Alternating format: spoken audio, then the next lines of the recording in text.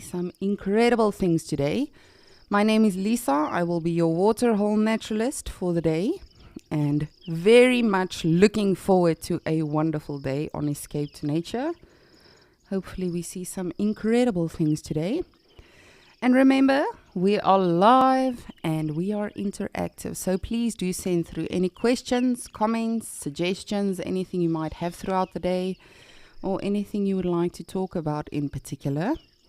As you can see right now, we've got some impalas as well as a wildebeest, a blue wildebeest. And they are just starting their day and taking it easy, as are we going to be doing today. No expectations. Ooh, just look at that cloud cover coming over. But we are just going to take it easy today. As I say, I am hoping to see some incredible things. But this already is amazing. So please let me know what you would like to see today.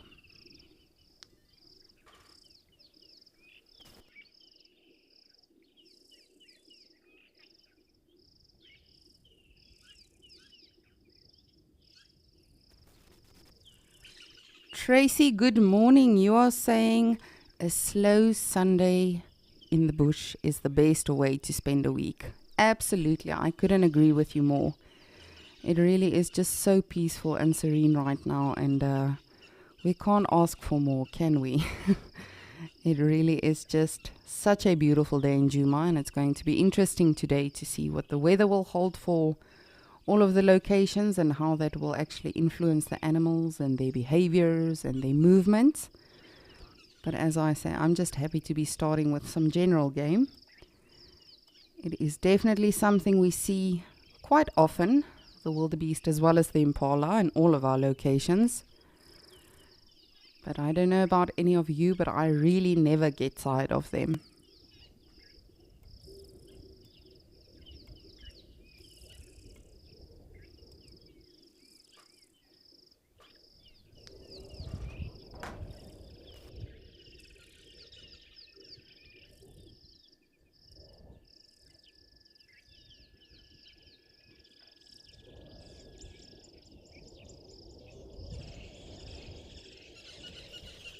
Darcy Miller, good morning. So good to hear from you. Thank you so much for your comment.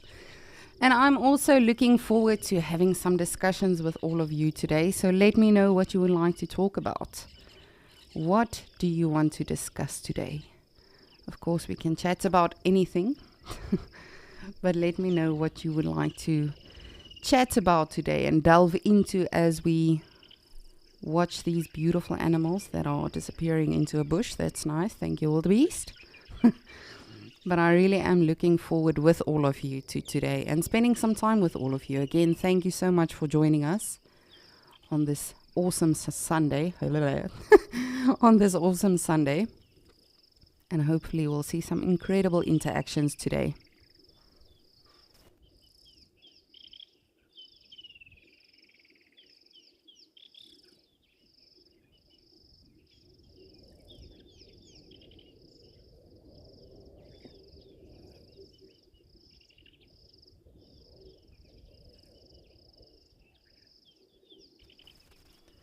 Alrighty, wildebeest. Since you did not receive the script, we shall watch the impalas for now.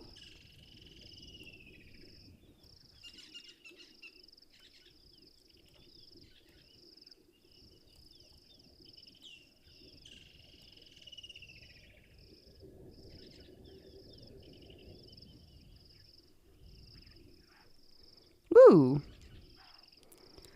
Some early morning chasing already. I always wonder when the rams do that to the females. Of course, you know, this harem does belong to that male that we just saw. I wonder if it's sort of just a respectful thing the lady's getting out of his way, or if it's sort of like an annoying thing. Do they think, ugh, not now, I'm not in the mood, or what is happening? Or is he just feeling, you know, like keeping them in line, reminding them that you do belong to me, you're in my harem. But of course, he is the protector. He is, for the most part, the father of most of the lambs as well. And I say most of the lambs because many of you may not know this, but generally, like November, December, January, depending on the rain season, of course, in whichever of our locations, we often have Jerry Springer coming to South Africa for quite some time. And then we actually do some revelations to the impala harems with the rams and tell them, "You are not the father!" Because during mating season, a lot of the younger males from the bachelor herds will actually sneak in, and they will they will actually have some time with the ladies, because the male is so busy having his fun with the other females. And they actually, it's interesting when you watch mating season with impala in particular, because they go into such a, I don't know, I want to say hypnosis, and they almost forget to eat and to function normally, and they lose a lot of condition. Of course, they are exerting a lot of energy as well. But it's always interesting to watch the process of the mating, and then the lambing season, and then of course this time we're currently going into, which is coming up to rutting season as well, when the males will start to challenge one another again, when another male might even challenge this male for his harem. So even something as general and simple as impala that we see almost every day is super fascinating when you delve into their behavior, their movements.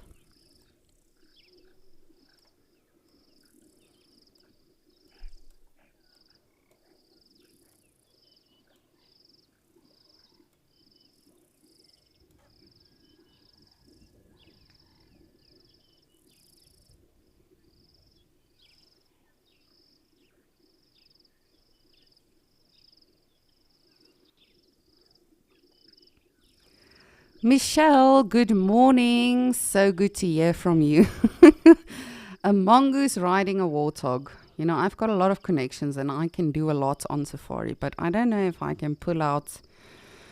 I don't know if I can pull off that, hey? But I will see what I can do. Let's just go with that. I'm not going to make you any promises, but I will definitely chat to the animals. Sometimes they really do listen to us, and they really go along with what we ask them and request from them. But I'll see what I can do for you, Michelle. That would be... Did you have a particular mongoose, a dwarf mongoose, banded, white-tailed? Just let me know. Or if you are fine with anyone, I will definitely chat to the first one I get to see, hopefully. But that would be interesting. A mongoose riding a warthog. I just quickly want to check out the water hole, just to make sure we are not missing anyone.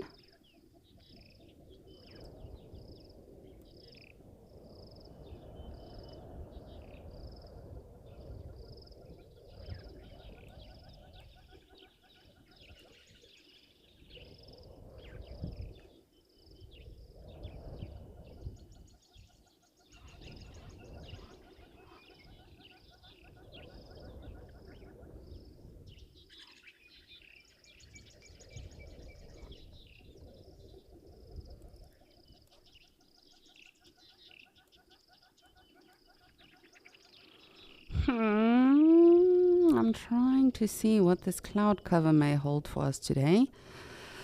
But what do I know? I'm a mere naturalist. I am not the weatherman. So let's see what the weatherman says for today.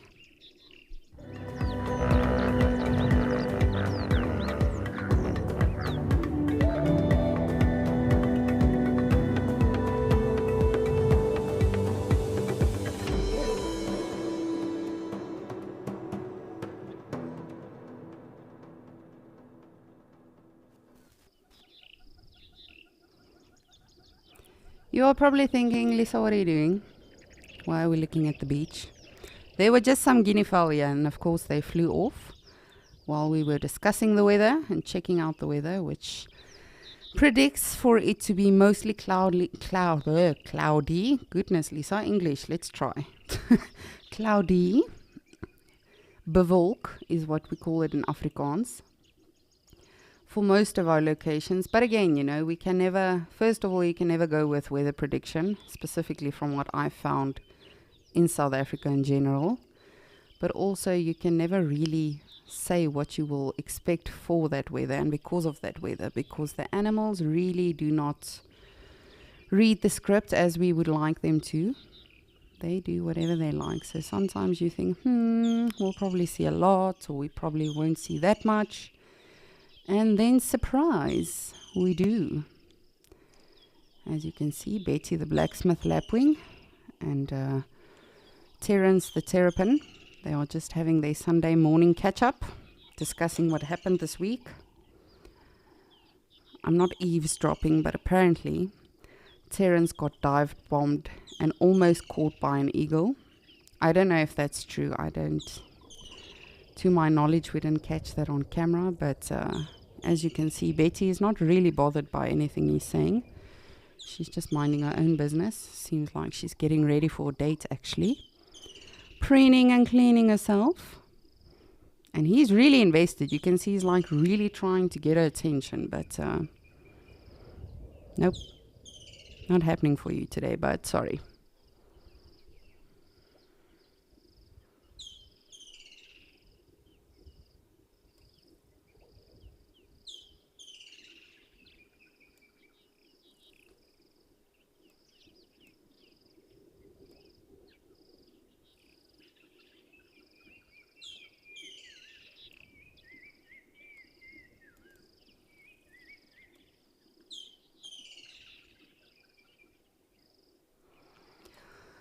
Let us have a look-see around, and then we shall get back to our Impala and our one wildebeest.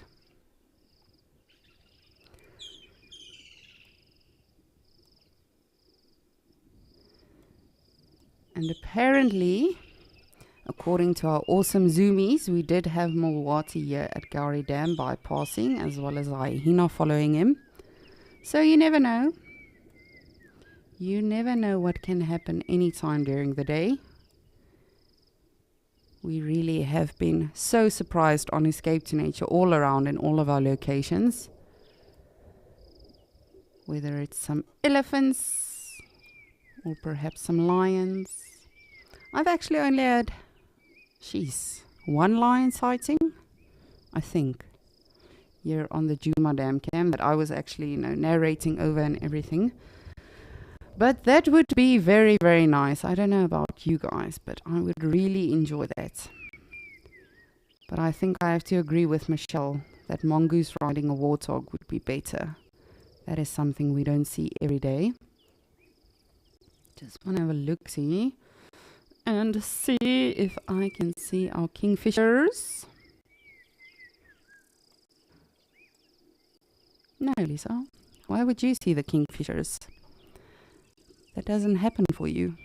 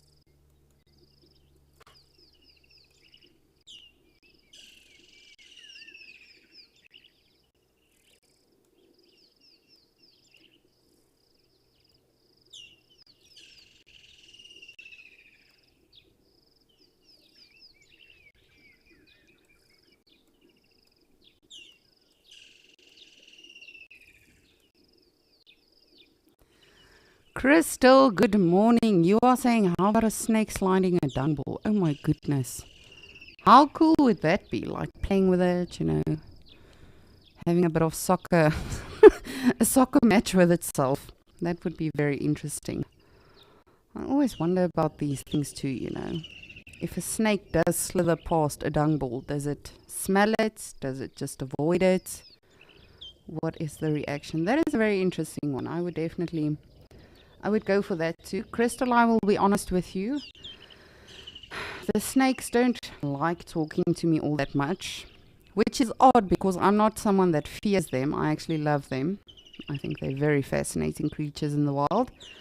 But I don't know, somehow they are not fond of me, you know. I don't tend to see them all that much on safari. But I'll try. How's that?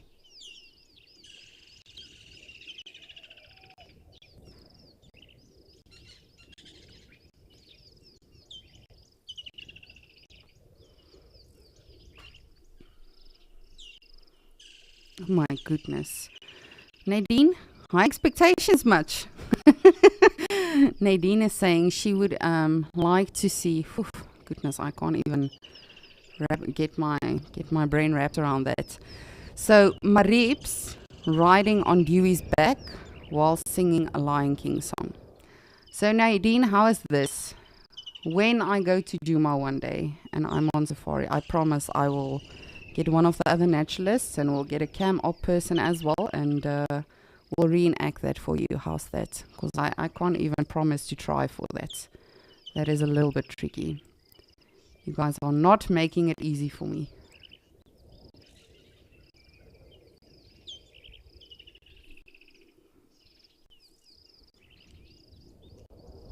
Oof, I'm just loving the impalas all around. Again, I know it's something we see almost every safari, but it really is. There's always something interesting to observe about them. And they're just pretty. I mean, come on. Why do you think we call them dashing impalas on our bingo boards? Not because they were always running, just because they are these dashingly beautiful animals. Just look at that. Oh, man. What a ram.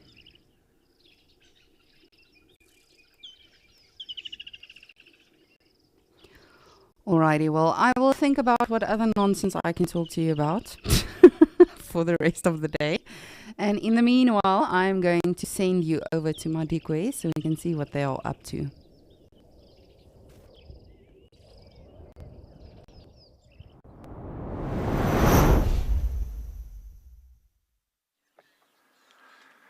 And good morning, everybody, from Madikwe. And what a morning it has just turned out to be. We have literally just bumped into this male lion. In fact, there are two male lions. The other one has just disappeared in the direction of this one. We're going to try and just follow him a little bit and see what their plans are. We had a report earlier this morning that they were seen in this area and then they disappeared. We've just been sort of doing circles, and we have been lucky enough to find them for you, which is very exciting. Whilst we move, my name is Ben, and on camera I have Igor with me. And as I said, we are in Madikwe, up in the northwest of South Africa, or the northwest province of South Africa. And if anybody knows their geography, we're very close to the border with Botswana, and Gaborone is not very far away, just a stone's throw across the border. Oh, they're going to go into a thicket of, looks like blackthorn. Hope we can find you a view. He's just watching us carefully through the bushes here, so I just want to wait for him to settle, and then we'll try and relocate. But I think he's just figuring out what our plans are. Our plans are somewhat dependent on your plans, Boyki. So if it's one of the two that we saw yesterday, there are two brothers in this area, a dark mane and a blonde mane. And he's just standing behind those bushes, so you probably can't see much, just be able to see a bit of movement. Alright, he's going to carry on going. I think he's going to settle, so we're going to try and see if we can find... I just worry, Igor, if we go in here... Oh, there's another one that's just over here. Can you get that one there, Igor? On the right, as I say, it's been moving. Just realised we're being watched by one over here. Fern, I heard your comment, but I only got as far as wow. I assume that you are referring to this sighting, and yeah, what a great start to Escape to Nature. We've actually had a very, very quiet morning in terms of our sunrise safari, we haven't even seen an elephant this morning, which is very unusual for Madikwe.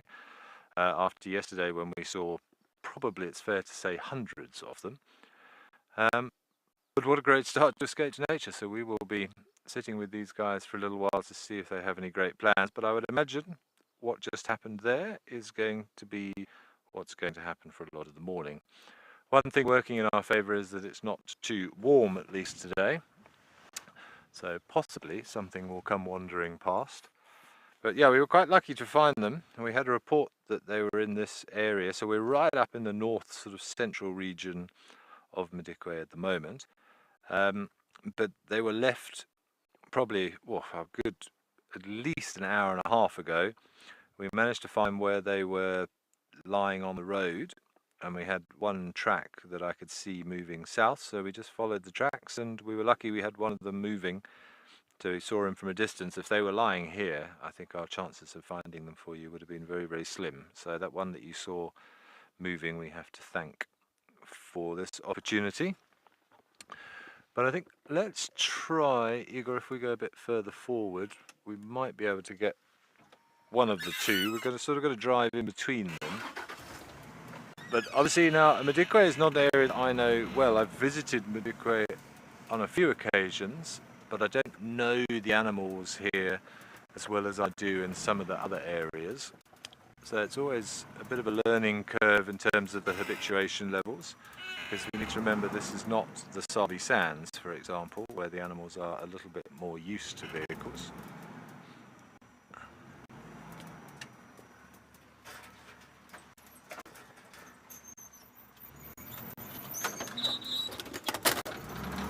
Hello boy, sorry, is that a bit close for you? I'm very sorry. If we go static here, let's just see if we turn off, if you relax.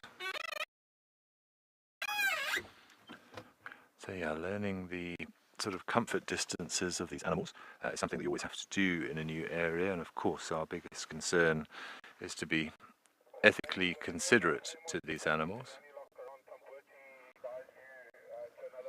Oh, we may have just caused him to move to the other side of this. There's a thicket of what's called blackthorn, which can be really quite thick, but it's quite open actually where he's going. So again, I'm just going to let him settle. And unfortunately, the only path to get anywhere close to him was this little track, which apparently that was a bit too close for him. So, but if he settles on the other side of the thicket there, we'll be able to go around. It looks to be a lot more open. Okay, let's try and move again. I don't want to lose him in there.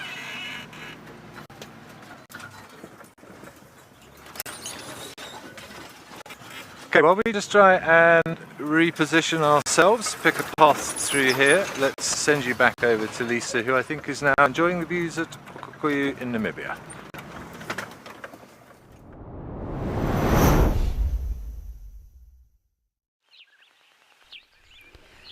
Thank you, Ben, and good morning.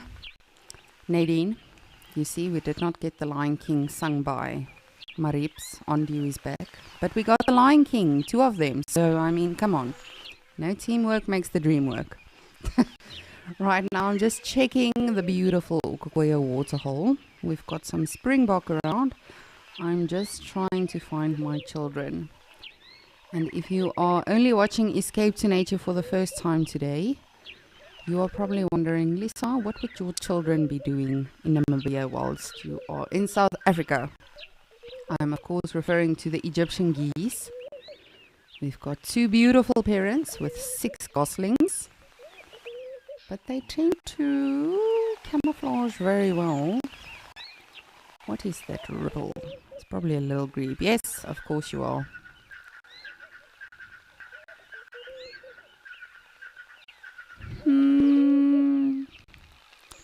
Is that them? Just give me a second. For I need to do roll call. It is very, very important for me to know that all of the goslings are safe. I do it every time we are on Escape to Nature, just to make sure all of them are still alright. But they are actually fairly big now. It's getting to a point where it's actually making me sad because they are not cute fluffy bums anymore. They are growing up, they can fend for themselves. So we've got, I can see the two parents, but furthermore,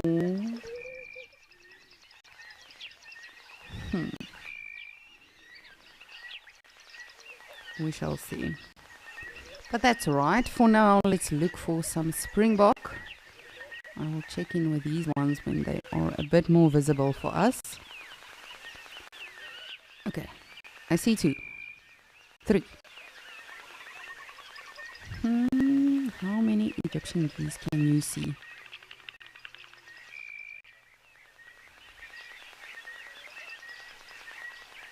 One, two, oh my goodness, they are becoming so big. I can't handle this. You see, this is why I don't have children. They just grow up too fast.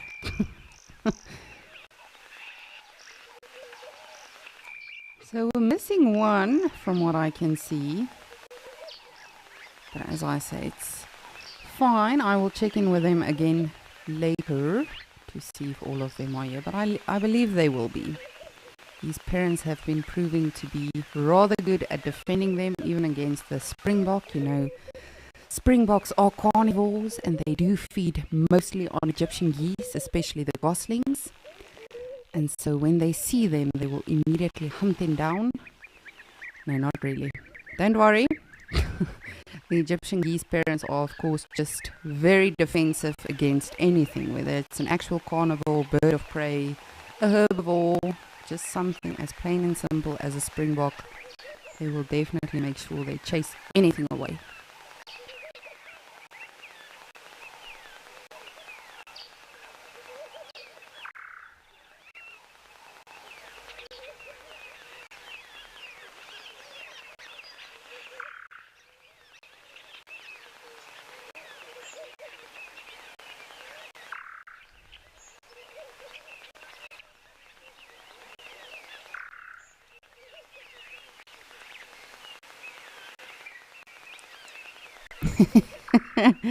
Darcy Malay, you would like to know when's the next Afrikaans test going to be?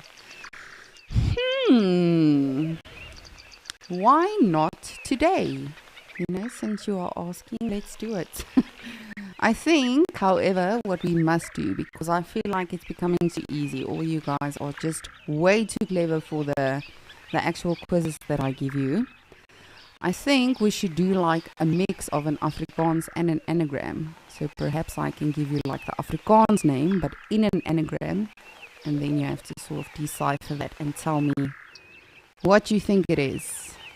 Let me know what you think. If you guys are keen for that, we can definitely do that. I will definitely sharpen up my own knowledge again. Because I definitely I have forgotten some of it. It was always the funniest thing when I was working in the United States. So my role was basically a cultural representative. And when you would explain not just myself, you know, my fellow Africans from Uganda and Botswana and all of these amazing places as well, Namibia, when we would actually explain our culture and our languages and things to people, they would be, of course, super interested. But I realized there and then, oh my goodness, Afrikaans is such a strange language. You know, of course, as your mother tongue, you just speak it. But then as soon as you start to explain it to someone, then you're like, that doesn't really make sense. But all right, that's what you know, so you just go with it. But yes, let me know if you are keen for that, for an Afrikaans anagram.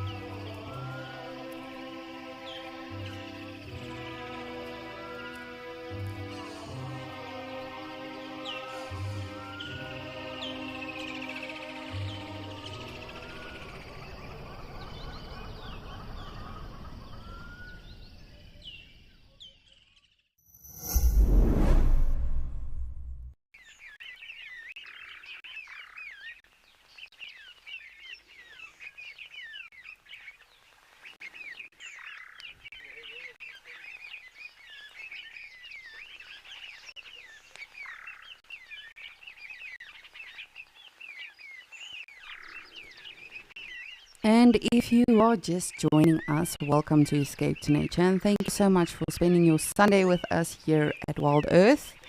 We are currently, just look at the baby. Sorry. We are currently in the beautiful Okukuyo in Namibia, which is just a little bit north of South Africa. And we are watching some beautiful springbok. Here and there you will see some tiny movements. Those are actually the lambs. And it really is so incredible to see them as well.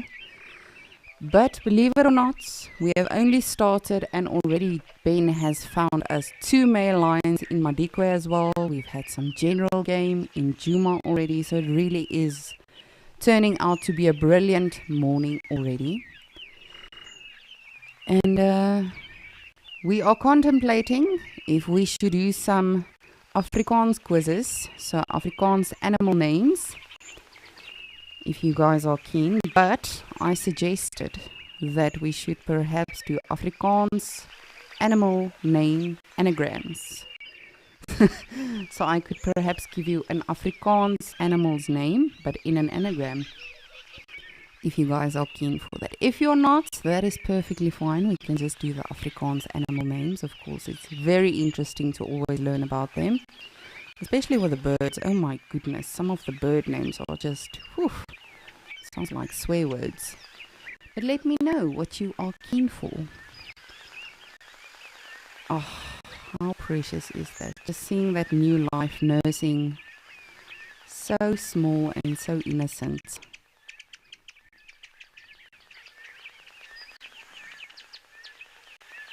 It really is, it's amazing. I cannot wait to visit this location. Of course, ever since working for Wild Earth, it's just been so incredible to watch all of these animals and the different locations, and specifically here, how it's transformed with just a little bit of rain. But especially with the springbok, I've actually never guided on a reserve where they've had springbok. I've seen them in my life, but never actually guided where I got to see them on a daily basis. So it's been so surreal to watch them every single day at Okukuyo, especially the new little ones. Oh, just look at that tiny one. You almost can't make it out. They camouflage brilliantly, even if there's green grass. They really do blend in so well.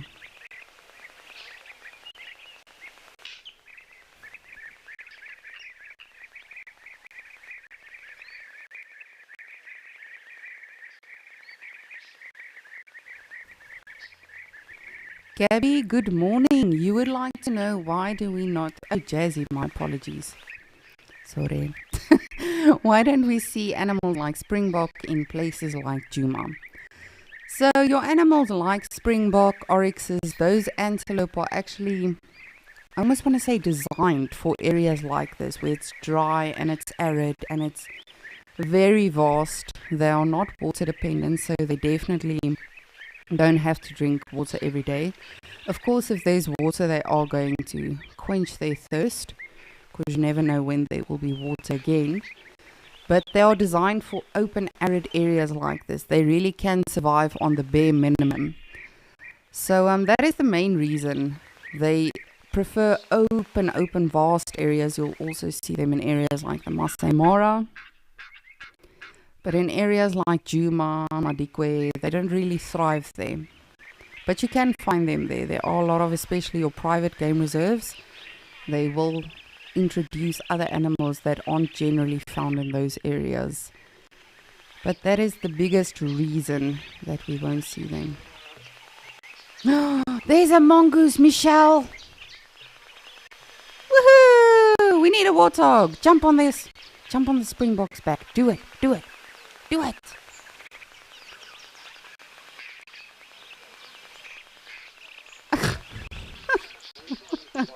Oh, look at that tiny one.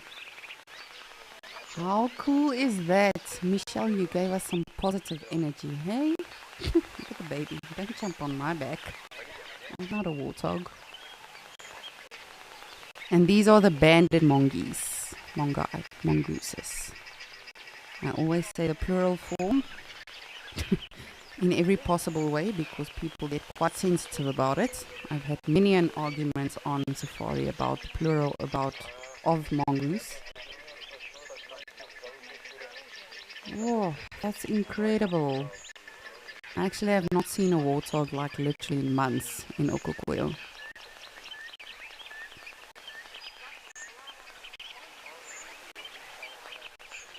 Alright, for now I'm gonna see if I can get us a warthog and hopefully one of the mongooses will jump on its back. But for now I'm gonna send you back to Ben so we can see what they are up to.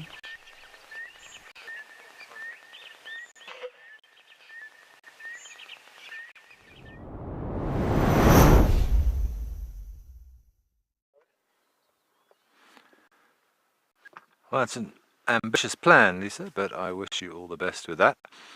We've managed to move a little bit and get a pretty decent visual of this one beautiful male lion here. To be quite honest, where the other one is, I'm not 100% sure of now. I think possibly in front of us from the direction that we're pointing, so off to the right of this one. But hard to know for sure. In here, everything kind of looks the same. This vegetation in Madikwe, lots of sort of acacia scrub. This Kalahari thornfelt area that we are in is quite difficult to get a point of reference. However, that is irrelevant. What is relevant is that we can bring you visuals of a stunning male lion, one of two brothers. Well, we assume that they are brothers. Normally, if you just find two lions in a coalition, which is what this seems to be, there is around a sort of a 90% chance that they are directly related. Only about a 50% chance that they are directly related. If you find a coalition of three or more, then chances are that they are all related. But with two, quite simply because it's easier to hold a territory and better chance of mating rights if there is more than one of you, then it is not uncommon at all. About half the time those individual male lions may meet up, form a bond, as sort of a brotherhood, if you will, and then they will work together to hold a territory, and the bond between them will be as strong as it would be between genetically linked brothers as well. They lean on one another because two heads are better than one, and two lions can defend a territory far better than one can. But he's a beautiful boy. We had him, he just sort of moved a little bit into the shade. We did reposition slightly and he decided he was lying in the sun, and now he's found another one of these little acacia thickets and looks like he's going to bed down for the day. Oh, I wonder if that's... He's looking in the direction of where I think the other one is. They are separated by probably a good sort of 50 meters if my geography is correct, which is unusual. You often expect them to be lying almost on top of one another, but Vicky, good question. They will always associate together, but they do split up sometimes. Less likely if there is just two of them, but certainly in bigger groups it is normal for them to split up because there's a lot of territory to cover, and you'll often find that one lion will almost sort of take it upon himself to be the one who does the territorial patrols and the one who does the scent marking. But you never know for sure. I mean, I can only tell you what I know or what I've seen. I was lucky enough sort of 15, 17 years ago when I started doing this to work with the very famous Mapocho lions in the Sabi Sands. I didn't get to spend a huge amount of time with them, but obviously their story is one of the most well documented stories of lion territoriality and their sort of the iron paw that they reigned in the Sabi Sands for 5 or 6 years. They were 6, and then they split into sort of a 4 and a 2, and they pretty much had no contact with each other, that 4 and that 2, for a couple of years. And then of the 2, one of them got killed and the one went back and sort of rejoined the other 4. I think there were probably only 3 left by that point because they did lose some members in territorial disputes. And he was accepted very readily and then actually pretty much came in and took over that group again, because that was the one rather amusingly known as Mr. T, because he had a sort of a short spiky mane. And then he became again the enforcer, but the oldest one of that group, his name was Mukulu, which means old in Shangaan.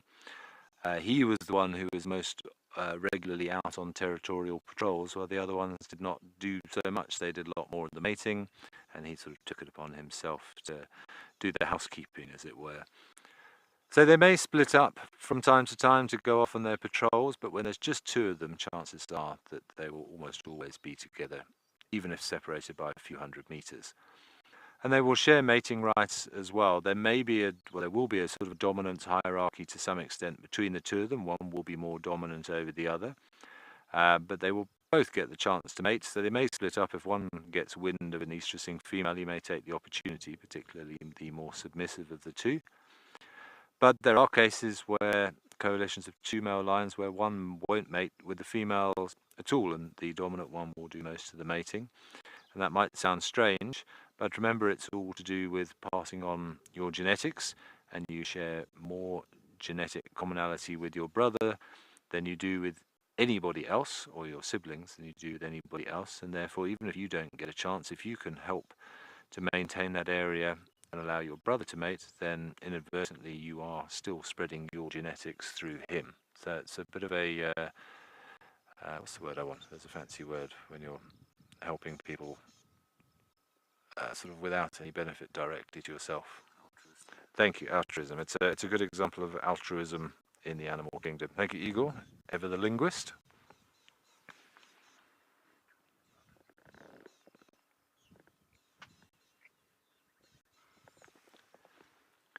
He hasn't quite settled yet. You can see his head's popped up from time to time, but there is a bit of a breeze now, and where we're sitting, we're in some quite long area of grass. You can see the grass in the foreground waving around. That's turpentine grass, and it's very tall. It's probably 1.5 meters tall, and with that rustling around with the wind, possibly thinks, oh, it's just checking there isn't something approaching, but he will get used to the sounds of this particular area and relax very shortly, I'm sure.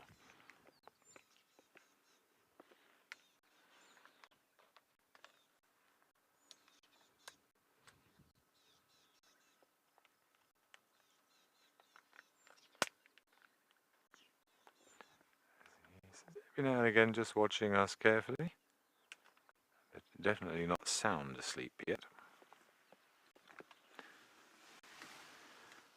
But lions sleep better than pretty much anything that I've ever come across.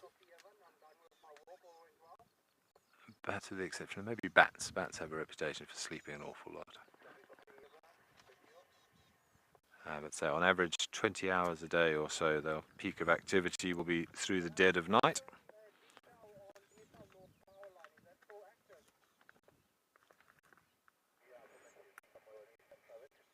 But he's a beautiful boy, probably pushing a good 200 and something, maybe about 210 kilograms. So that's closing in on, what would that be in pounds? 210, 400, about 350, 400 pounds. This is an expensive lion, yeah. Especially if you're converting rand to pounds, which I know all too well is very expensive. Head up again. The other thing that's possibly distracting him is that over in the direction he's looking, although in fairness it's probably a couple of 100 meters away, is a sort of a ranger station where there will be people moving around, going around their daily duties. So maybe he's hearing some funny sounds from over there that he's not quite used to.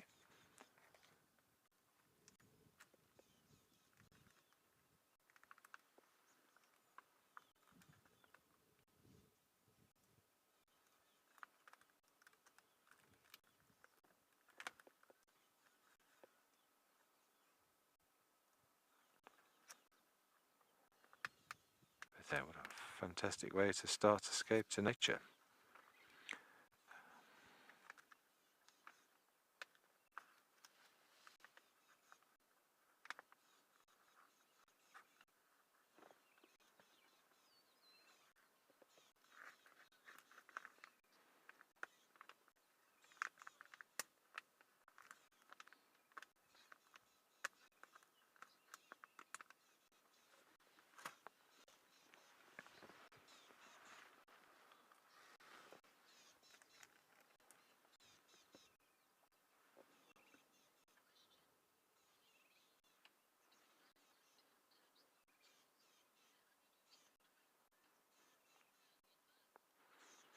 Morning, Lillian B. Thank you for that.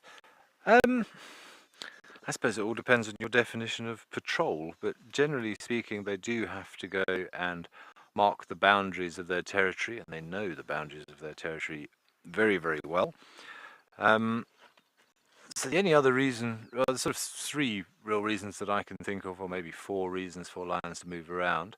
Number one is to patrol that territory, and you have to go and scent mark occasionally. Yes, we all know lions roar, and they have a very good sense of perspective of sound. They will know if another lion is roaring sort of on their boundary, inside their territory, or outside their territory, and there have been various experiments done that have proved that they can be accurate to within sort of less than 100 meters, obviously depending on how close they are.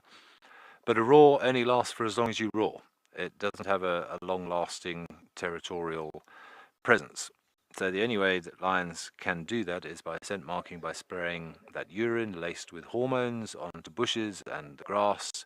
So every so often, particularly after rain, they will have to do a patrol of the boundaries of their territory, just to tell any other nomadic lions that that you're crossing the fence line into our territory now. So you need to be careful. If we find you, we will remove you by force if necessary.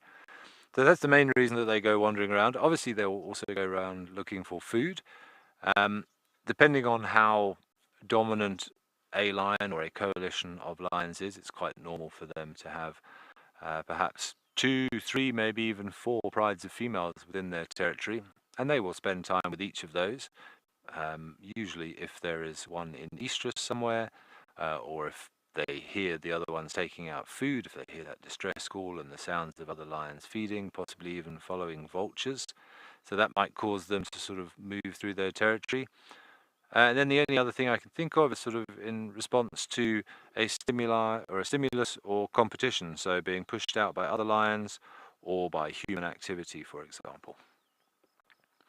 But for me, the definition of a territorial patrol or a patrol is to do a territorial check. And it's not just the boundaries, they will sort of crisscross through their territories, scent marking throughout. And you'll normally find the closer to their core territory, the area in which they spend the majority of their time, will be the most heavily scent marked.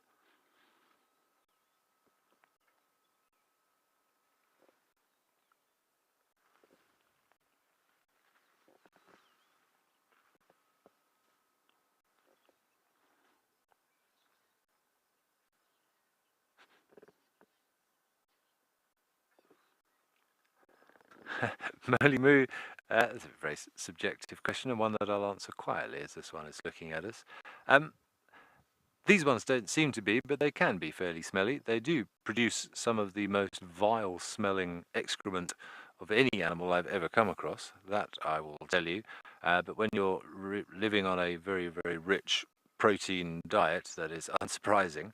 But yes, when a lion passes wind or deposits a very large, how shall I put it politely? I suppose we use the proper word, a nutrient deposit. That's very politically correct. Thank you, Igor.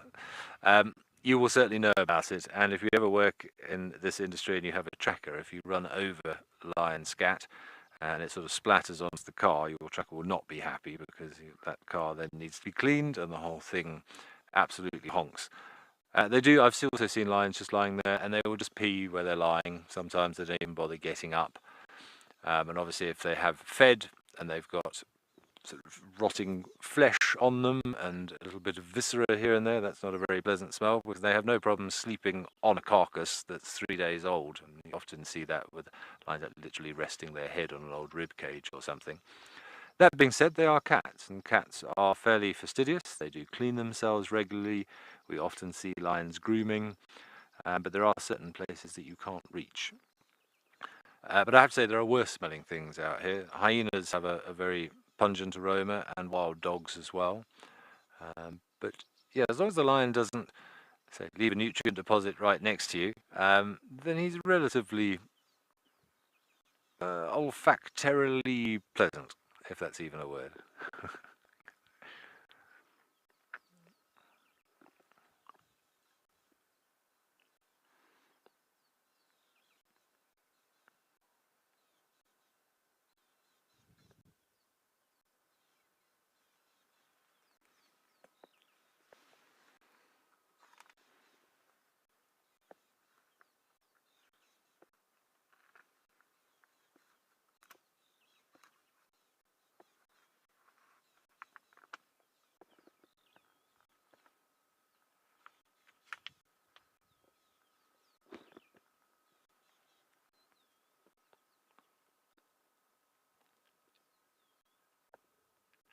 Still hasn't quite totally settled yet. You can see his eyes getting heavy. It is bedtime for him.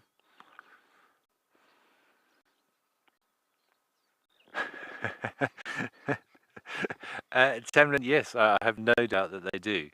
And they probably wake up sometimes with a numb arm. It's like when sometimes you wake up in the morning and you literally cannot move your arm at all. You have to use your other arm to reposition your one arm. And it's quite scary until the blood flow comes back. So I would think they do. You often see, particularly with an older lion or one that's had a few injuries, if they've been lying down for a long time and they stand up, you can see they're visibly very stiff and it takes them a while to sort of shake it off. I don't know if they purposely, I have to say myself, sometimes if you know you're in a position where you're going to get pins and needles, it's sometimes kind of fun to let the pins and needles come because it's an interesting sensation. Whether or not they go to that extent, I don't know. But I would think that they do sleep in some very unusual positions sometimes. So I would think so.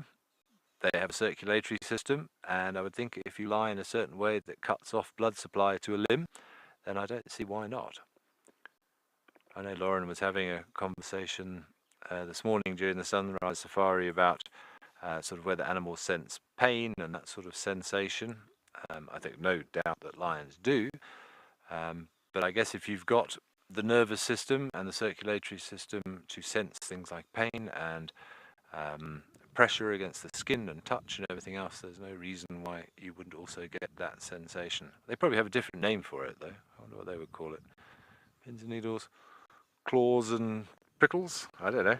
If you have any great suggestions as what lions, pins and needles would be called, we are very open to suggestions. Maybe we can put it into the dictionary. Called by humans or called by lions? What lions would call pins and needles, yeah. Probably something along the lines of... Igor's just suggested. If you think you could bet it, Igor, which I imagine you could, please do so.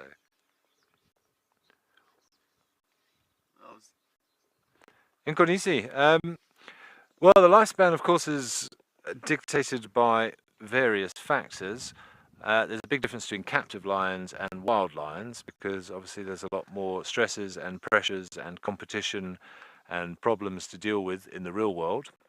In captivity, lions can reach up to around about 20 or so, but that's very unusual out here in the wild. So generally speaking, statistically, we say that on average a lioness will live to around about the age of 14, 15, and a male lion, believe it or not, will only get to around about 10. Now there are exceptions. There's Mapocho that I was just talking about earlier. Makulu, the oldest one of the lot, he got to about 16, I think. But when you've got 5 brothers supporting you, then say that the issues you're going to face in terms of competition and finding enough food are much, much less. As long as you can hold your territory, as long as you can find access to food, then theoretically you will live longer. Because you've got to remember there's always a younger, stronger lion. There's only so much territory, particularly as urbanization spreads. It's one of the biggest threats to the lion population is the lack of available territory for them. There's always a young, pushy, cocky teenager who wants to come in and fight you and take over your territory. And if that does happen and you lose that fight, if you're not killed, you're sort of outcasted then. And without the support of a pride or your brother, if you've lost him as well, perhaps in that exchange, your ability to find food and deal with the ever-present menace of things like hyenas does become a problem. Also, look what happened for regular viewers. I'm sorry to bring it up, but it was a sort of an incredible story of what happened to poor Dark Mane a couple of months ago on Djuma. Had an altercation with buffalo, got very, very badly injured, tried very hard, but just didn't have the support around him, and eventually succumbed to those injuries. So an animal in captivity doesn't have to worry about dangers like that.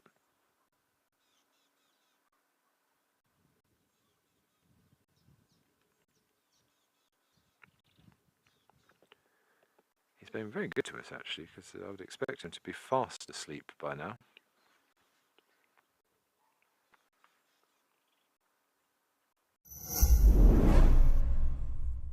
Wild Earth is looking for unique wildlife sightings filmed by you.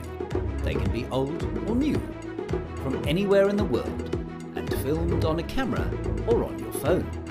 In return, we will give you cash, an opportunity to win a prize, and a chance to see your clip on TV with your name in the credits. It's easy. Head over to wildearth.tv/content to find out more.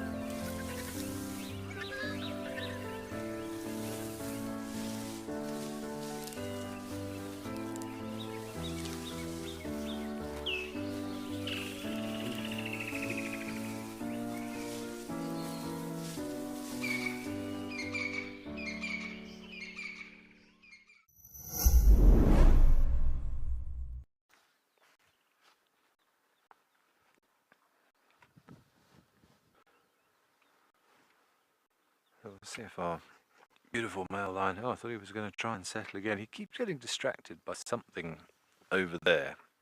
I don't know what, but don't forget his earring. His earrings are lovely, by the way. He prefers a bangle, I think, as a rule.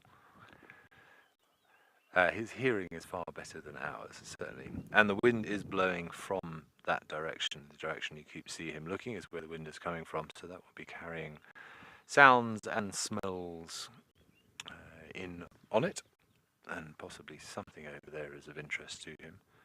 See it head up again there.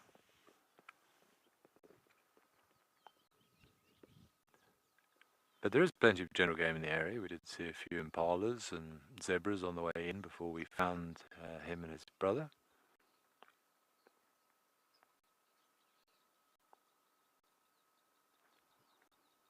Okay, we're going to sit and enjoy this spectacular sighting up here in Madikwe Private Game Reserve for as long as we can. But let's send you back over to Lisa on the waterhole cameras.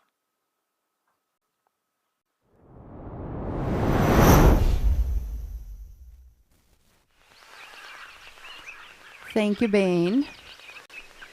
Sadly, our monkeys have taken off. Before I could even ask them to just stick around, I'm just trying to find a warthog, they just took off. So self-absorbed, these animals, you know, they don't really even care about what we want. They just do whatever they want. But brilliant sighting of your lions, Ben. I'm super jealous. I need to see a male lion. I know Alex has seen a male lion in the history of Okukoyo on Escape to Nature, but I myself have not yet. So that would be nice for us too, but I mean for me already the monkeys have been a win. We don't often see them. And of course it's always special to see them. They are very, very funny animals, especially the banded monkeys. They can be very playful but also very aggressive with one another. But as you can see, the springbok have settled again. They are just taking it easy. There's a lot of cloud cover coming in now actually at Okukoyo. So I do suspect we might get some rain, if not this morning, probably later this afternoon. which of course is a good thing for this very, very lovely location. I'm just falling in love more and more with this beautiful place every day.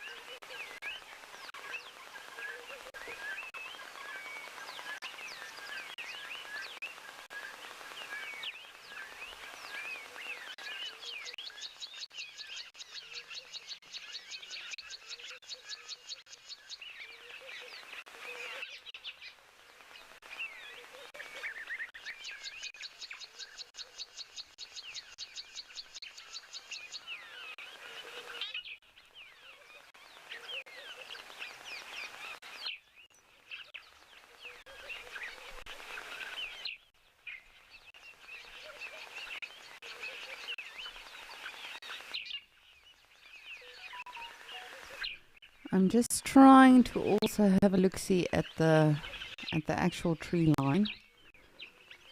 Often, Corey bustard, secretary birds, they prefer to actually walk there as opposed to coming to the actual waterhole. But it's good to just always have a look around, even if it's not necessarily for birds, just to keep an eye on as much area as you can at one time. Just to make sure we are not missing anyone. If I'm being 100% honest, I'm actually also just trying to see if the if the monkeys don't come out again. But they took off into the tree line, so I think they're probably going to have their fun in there today.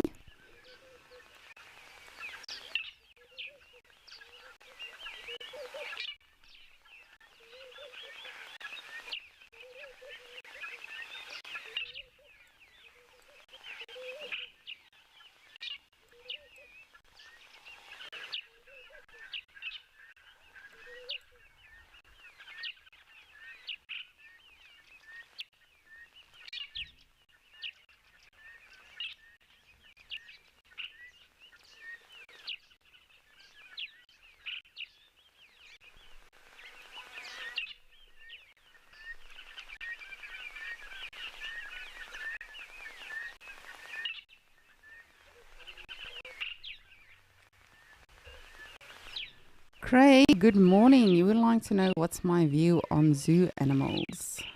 How much time do you have? Goodness, this is going to open a new can of worms. It's a difficult thing because I do believe that education is very important. Of course, animals in captivity is always a difficult thing to talk about because there's a very fine line between exploiting animals, for human gratification and for, of course, making money off animals. And then there is also, of course, actual rehabilitation centers that do it for the right reasons.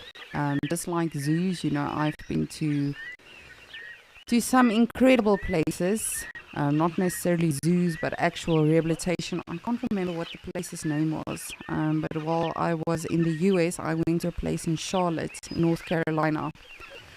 And actually got to see my first mountain lion there and everything. And it was also a rehabilitation center. But I have to say the spaces for the animals were so big and just fresh. I know it sounds weird, but like fresh and well kept. And when you look at something like the Joburg Zoo, which is in South Africa, The last time I was there, I have not been in a couple of years, so I do apologize if it's changed in the meanwhile. But the last time, oh, there's the monkeys. Yes, there they go. You see, just in the background, you can see some movement. Those are the monkeys. The last time I went there, I actually vowed to never go to a zoo again because I was just so upset about how it was kept. The spaces for the animals were vulgar. It was really disgusting and dirty and just super unhygienic. And I mean, that's for animals. And really small as well. That was the other thing. But as I say, there are places that are really doing it for the better reasons about it and around it. It's a difficult thing, Craig. It really is a difficult thing. I myself have worked with animals in captivity. Looking at these monkeys now, I actually have been on a safari, and I had a couple, just 2 guests on my vehicle. And we came around this one corner, and there was actually was it a dwarf mongoose? I can't even remember what mongoose it was. But this thing was, I promise you, standing on the soil and hugging a tree. And I was super, super confused. And I thought, what is happening right now? And so what had happened was, like, as soon as we figured everything out eventually, by the next day, what had happened was a rehabilitation center not too far from our lodge had released one of the monkeys that they had kept in captivity. But obviously this thing wasn't ready to be released yet, because when I got out of the vehicle on safari, this thing ran up to my leg, jumped on me and sat on my shoulder just hugging my neck. I was like, I told my guest, I have no idea what's happening right now. And as I say, we then found out, from this center that they had released it and everything. But of course, if it does that, it wasn't ready to be released yet. And they also didn't tell anyone. So it's difficult. It's for me personally, if I had all the power and the money in the world, I would release all of the animals that are held in captivity back into the wild, as far as we can. Because again, sometimes you have those animals and they become so habituated to people, they become so bonded with people, and I almost want to say dependent on people, that they don't know how to survive in the wild. And specifically zoos, there are zoos, as I say, that do it brilliantly. And then there are your worst case scenarios that really are not taking care of the animals, that are just exploiting the animals for their own benefit. Excuse me. And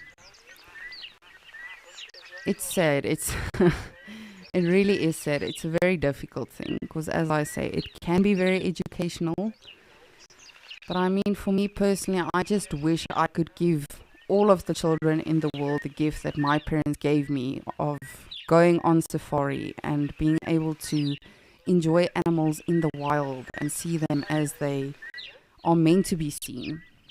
I remember when I was younger as well, I think my brother and I were 8. Oh goodness, can you calm down? My brother and I were around 8 to 9, and we went to a rhino and lion park. And thinking back on it now, I'm so sad that we did it. But, back then it was amazing. And even as adults, a lot of people go and they get to feed a baby lion some milk, and they get to take a photo with it, and etc., etc., etc. Without delving into it too much and getting too emotional about it. I think it's sad that we as humans feel that we have the right and the authority to exert power over animals. Because we are not at all powerful, not one bit. It's our money, our technology, our weaponry that gives us this stupid mindset of, we can just decide what happens to these animals and how it happens to them and when it happens to them. So for me, if I could, Craig, I would I would ban zoos. And again, that is, if we lived in a perfect and ideal world and I had all of the money and all of the power in the world, I would literally just ban all of it, release all of those animals, and just get to take as many people on safari as I can and educate them. But it's, of course, not possible. We don't live in an ideal world, and at the end of the day, there will always be people that are just chasing money, and they will just do so in exploiting animals. Doesn't matter in what way they do that. It happens. But yes, what are your views, Craig? You can let me know. What do you guys think about animals in zoos and captivity? And again, it is really a fine line, a very, very fine line. Again, I myself have been able to assist in raising a Veru eagle owl. And it really also got to a point where when he heard our specific vehicles, because we used to, at our lodge, we used to drive Land Rovers, and the rest of the reserve drove Land Cruisers. So he exactly knew which was our vehicles. And so you would be on safari, and the next thing you have this huge Veru eagle owl coming in for landing on your shoulder and just chilling. And eventually we also had to, sort of scold him off. And again, it's not his fault. He actually fell out of the nest as a chick. And my colleagues picked him up and raised him and everything. But it's a difficult thing. It really is a very difficult thing. But if it's for the right reasons, if it's for educational reasons, if the animals are being taken care of, and there is an actual plan to release those animals into the wild, I definitely think it can be for the better good, or for the better of the animal. But it's difficult. It's difficult. Let me know what you think, Craig.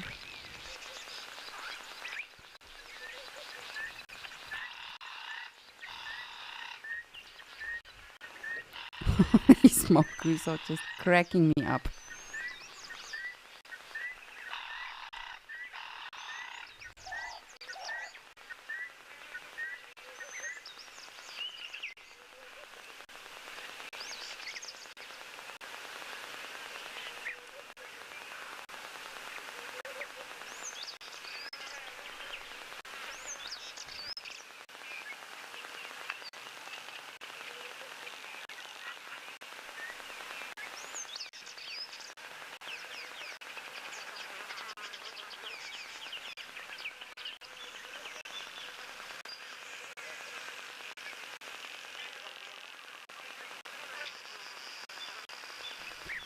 Michelle, thank you so much as always for your beautiful comments. I really appreciate it. And I really appreciate that you guys share your views with me on, conservation and the well-being of animals.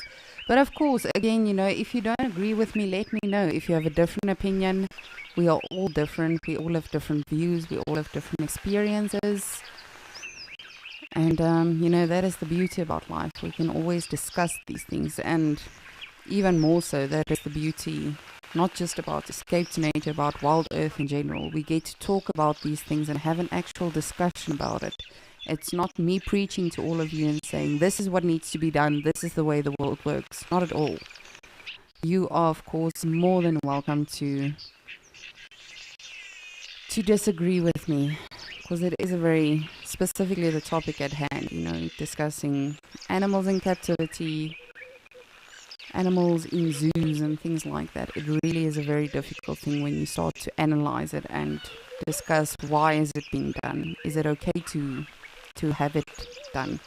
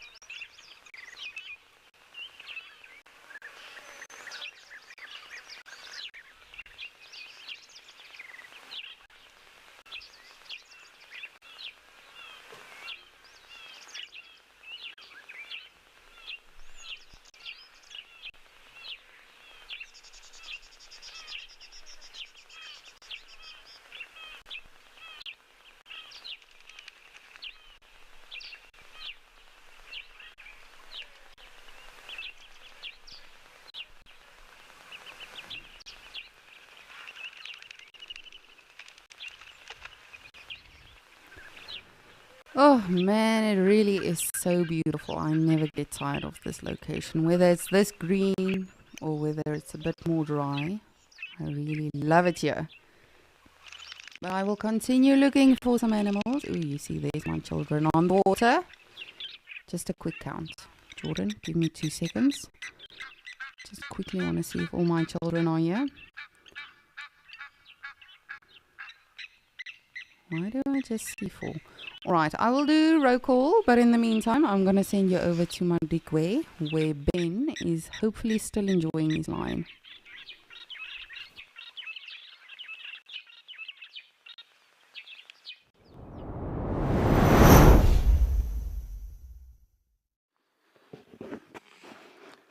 Thanks, Lisa. I'm glad, well, I hope all of your ducks are in a row rather than scattered randomly across the waterhole. But I agree with you. Namibia is an absolutely spectacular place to be. It is one of my favourite places that I've ever visited. I'm lucky enough to go there a couple of times a year with my astronomy work that I do. It is one of the best places in the world to view the stars, to practice astrophotography, particularly down in the Sossusvlei area, up in Damaraland. There are some unprecedentedly gorgeous places in Namibia, and the people are really nice, and it's safe. Yeah, one of my favourite places I've ever visited, and the landscape, just as you said, Lisa, just never ever gets old. It reminds me of kind of what I imagine the surface of Venus or something would look like. It is so.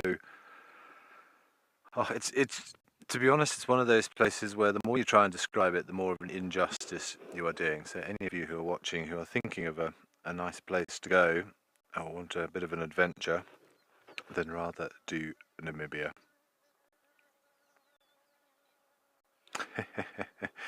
Well, one day you'll get there. One day you'll get there. It is really special. And there are still areas of Namibia that I haven't been to, like Etosha, for example, which is very well known for its wildlife. I've not been up there, but I have spent some time in Damaraland. I've seen the desert elephants there, and yeah, I've been to the Sossusvlei area 3 or 4 times for work. I go and do astronomy training at a couple of the lodges down there, and occasionally some photographic trips over there. And I've ducked over there myself just for a week or so, just to get away from it all, because it's such a nice place to be. So yeah, if you haven't gone, go to Namibia. Well, actually, no, don't go to Namibia, because then they'll be full of people. So it's a catch-22. One of the most beautiful and spectacular places to be if you don't mind remote. And of course, you've got the Skeleton Coast on the west. I was lucky enough to do a helicopter flip from one of those lodges where we flew across the Namib Desert and then up the coast, saw shipwrecks or great colonies of seals. And there's a surprising amount of wildlife even in the desert areas. Lots of gemsbok or oryx. Amazing how they can survive in those sorts of places. Jackals. I think my bird list for Namibia is around closing in on 100, and so many other places and areas to which will provide more opportunities. And of course, there are lions out in Namibia as well. I know there's a lodge up on the Skeleton Coast. I think it's called Shipwreck Lodge. And I had some guests who were to go and stay there, and they were saying they had to be restricted to their room for a while because there were lions roaming through the lodge grounds, which of course is commonplace over here.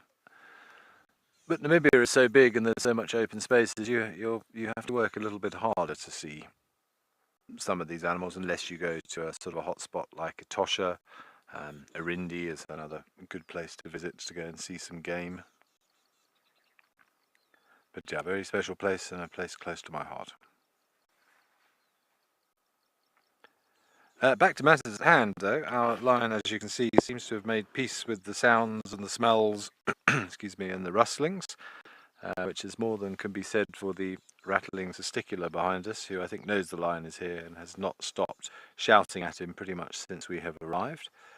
But he looks as if he's settled in for a well-earned sleep. We'll see if we get any activity over the next however long, but I really don't think we're going to see much more happening here. Of course, this is lion slumber time now, and we've been fortunate that he's had his head up quite a few times since we've been with him. But it is not warm by any stretch of the imagination today, or not by African standards. It's very pleasant, actually, without being oppressive and humid and uncomfortable, which is a nice change, to be honest. Especially if you're sporting that great big mane and carrying it around with you the whole time. But it's a lot fluffier than it may look. It's actually not particularly heavy. It's not thick hair. It's very wiry, but not particularly dense.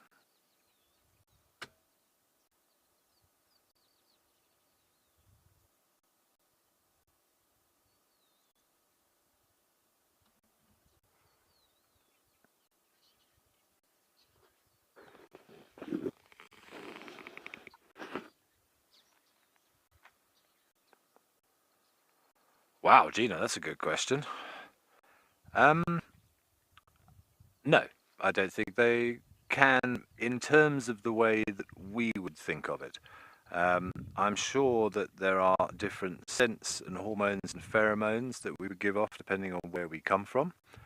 So there may possibly be something in there. Remember, with most animals, it's all done through smell. So they could potentially sort of smell somebody who comes from the same area as somebody else if you've grown up in that area, and you all have that sort of residual scent of the area that you are from, be that a town, a city, or a particular brand of aftershave or something like that. They won't really know what it is, but they should be able to pick up subtle nuances. So their sense of smell is far, far, far, far more specialized than us. They can decode much more subtle differences, just like birds can hear far better than we can, and as can lions for that matter. But their sense of smell, along with most animals out here, is something we can never really comprehend, and therefore it's very difficult to sort of discuss in any depth, because we will be guessing the whole time. Whereas we smell a flower and we might say, ooh, that smells nice, it smells a bit like jasmine. They would probably pick up 10 individual scents that combined give off the scent that we smell. So I really don't know, is the answer to that. But I would think, as I said, they would probably be able to smell the difference between somebody who has lived all their life, for example, in Johannesburg versus Cape Town, or somebody who's lived in a rural area as opposed to somebody who's lived in an urban area. But in terms of ethnicities, maybe. But we'd have to ask him, and I'm not comfortable to go over there and whisper that question in his ear while he's sleeping, I'm afraid. Certainly they can recognise, I believe, individual scents, and certainly there's lots been sort of studies that have done to suggest that red is a good colour, that in the Maasai, for example, in elephants as well, they will sort of avoid red because, and I believe I'm correct in saying, it's sort of part of the traditional Maasai coming of age ceremony is to potentially go out and kill a lion, mano a mano, and I think they always wear red to do that, so lions potentially associate certain colours with danger, but that will be just in that area. That's very sort of specific to a region and the experience of that particular individual and those individuals that live there.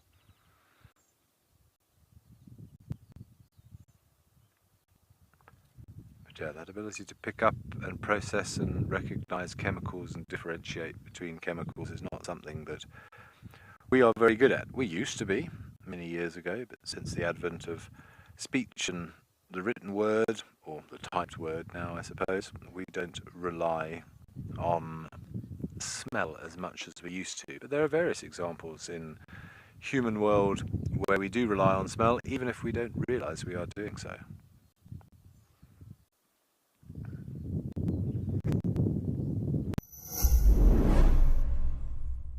Thank you for joining us and have a fantastic... Did you miss all?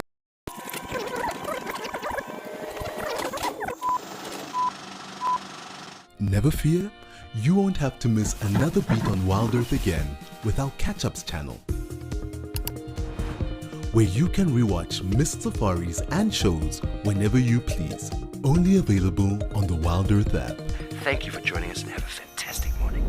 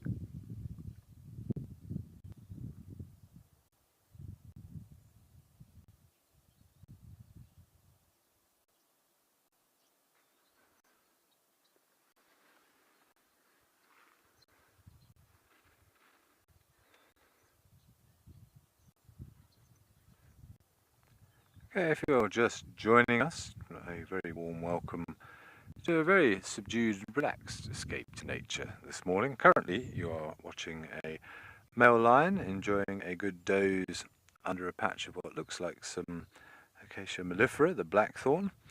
And some of the other highlights of the day so far have been some springbok down on the I can't say it, our waterhole in Namibia. We've had some impala and we've had some terrapins down in Djuma, and I'm sure we've got plenty more in store for you over the next few hours. And of course, we would love to hear from you. We'd love to hear any questions or comments that you may have. So please send those through to us, and we will do our absolute best to answer best we can.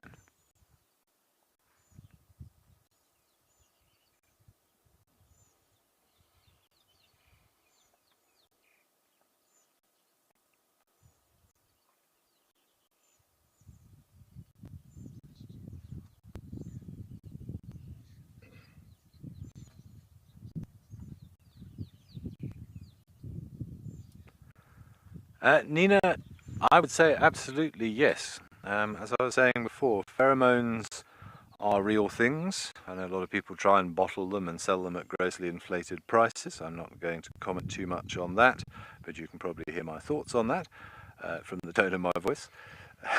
But yes, certainly, or perhaps not so much a good mate as in, you know, you're a great match and you're a Virgo and I'm a Leo, or however you want to put it.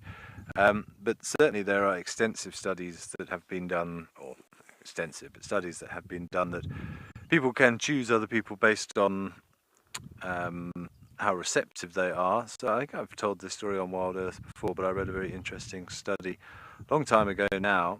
They did a study to see whether men would choose a woman based on her scent, based on the time of her cycle during the month. And the way they did that was they had a series of photos. I think it was sort of 6 or 8 photos of different women who had all been deemed by some sort of statistical analysis, or however they did it, to be sort of equally looking, not good looking, not bad looking, but everybody looked fairly similar. There was, no obvious one that stood out. And they got one other random woman who was on her cycle it's not a very nice story, I'm afraid, but took a cloth basically and wiped the sweat from her armpit and then wiped the sweat onto one of those photos. And then men were given those photos and asked to choose which of those pictures of women they deemed to be the most attractive. Obviously, one of those was sort of laced with the pheromones of a woman whose reproductive status suggested that she was ready to mate. Sorry, I tend to speak of everything in rather animal terminology these days. And the results were fairly statistically significant, that on average men would choose that photo that smelt like a woman in, dare I say, heat. I hope I don't get into trouble for saying that, but it's just the easiest way to describe it.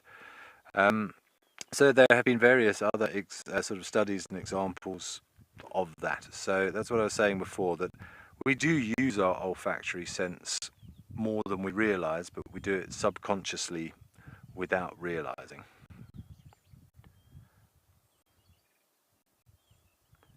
In terms of just sort of whether somebody is a good fit to our personalities, that I'm not sure about. That I mean, I did actually study psychology as a degree way back when, in Plymouth University on the south coast of England, but I don't remember covering anything along those lines.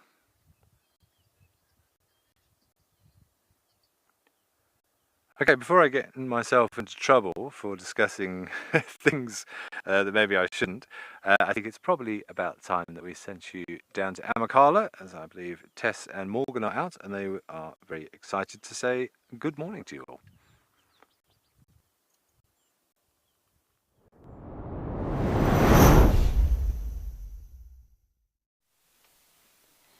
Good morning, good morning, good morning, everybody. What a ridiculously hot day out here in Amakhala.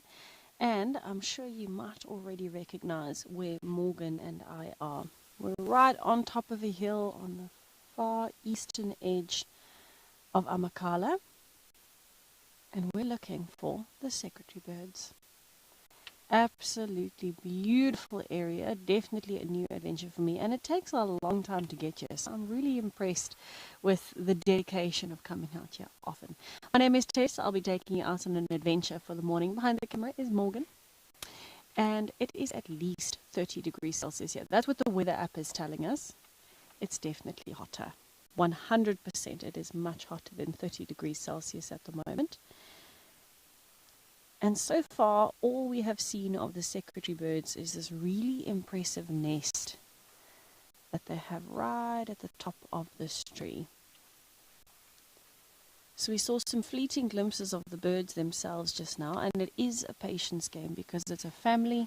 They are moving around looking for food in the heat of the day, particularly things like snakes and other reptiles, but they'll take anything: birds, eggs, frogs. I don't think there'll be many frogs up here. It's very dry.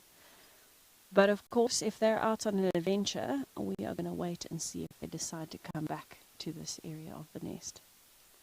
Now, super exciting to have been able to follow them for the last few months through Morgan and everybody else that's been spending time with them. But for me, it was my first time seeing and meeting these secretary birds, just the fleeting glimpses that we got.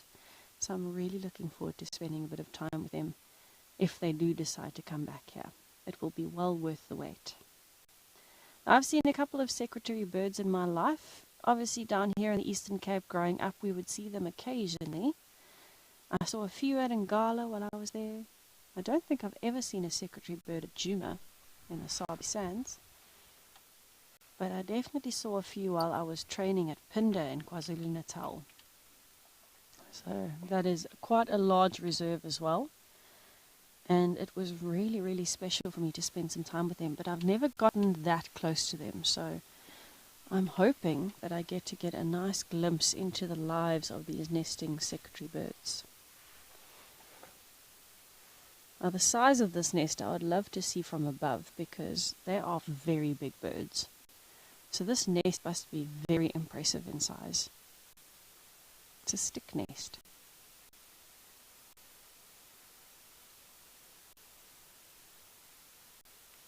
Ellie, good morning. Thank you for joining us on another adventure in the wild today. It is fascinating to see them out in the heat of the day, but I was thinking back and thinking pretty much every time I've seen secretary birds, they've been active in the heat of the day. So birds are a bit better adapted, I suppose, than the large mammals, things like elephants, to kind of feed throughout the day. So yes, when it gets really hot, they might find some shade or roost or kind of just rest a bit. But secretary birds in particular, I think because of the habitats they've chosen, you actually find them across the entirety of southern Africa, but rare to actually spend time with. They can survive in almost any habitat, but they seem to prefer these hotter, more arid environments in particular, and it probably has a lot to do with their diet. They're specialized at eating anything small, but particularly enjoy snakes. And this kind of weather is really good for reptiles because they get their temperature from the environment. So this is when snakes might be active, and if that's part of their staple diet, that's definitely something that they will have adapted to do. I will tell you though that I'm sure you can see heat emanating. It is so hot that they are walking around with their beaks open, they are gaping a bit, which means they're just trying to cool themselves down as they are moving and hunting, trying to get some air into those thin layers of skin inside of the mouth, and that'll at least help them cool down a bit as they are moving around and hunting. But these valleys up here are just absolutely gorgeous. I can't even begin to tell you how blown away I am. Every single place we go to, there is a different habitat. There's completely different plants and just valleys and hills everywhere. It is gorgeous. Now out that way into the valley is where we were looking for the lions yesterday and found that beautiful big elephant bull. And I believe the lions have been around in that same area. So at some point later today when it starts cooling off, we're probably going to head down towards.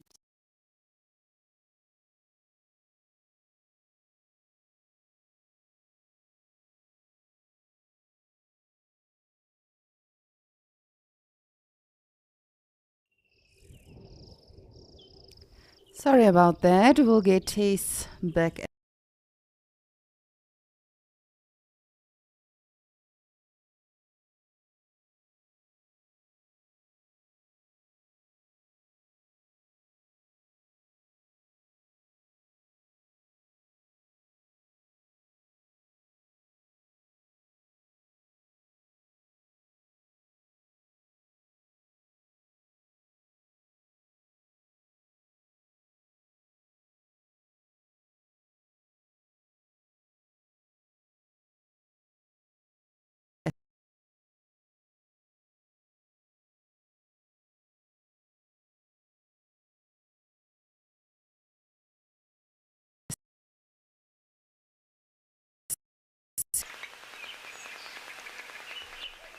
Ooh, sorry about that. My skink did not like the idea of me mentioning him becoming food for Tess's birds, but that's alright. Won't make that joke again. And I'm just trying to find some birds for us here in the lovely Okokoyo. All 6 goslings are accounted for, if you were worried. Stop worrying, everything is alright. They are all still safe and sound and accounted for. And we've got an impala with an identity crisis. I wanna be a springbokkie.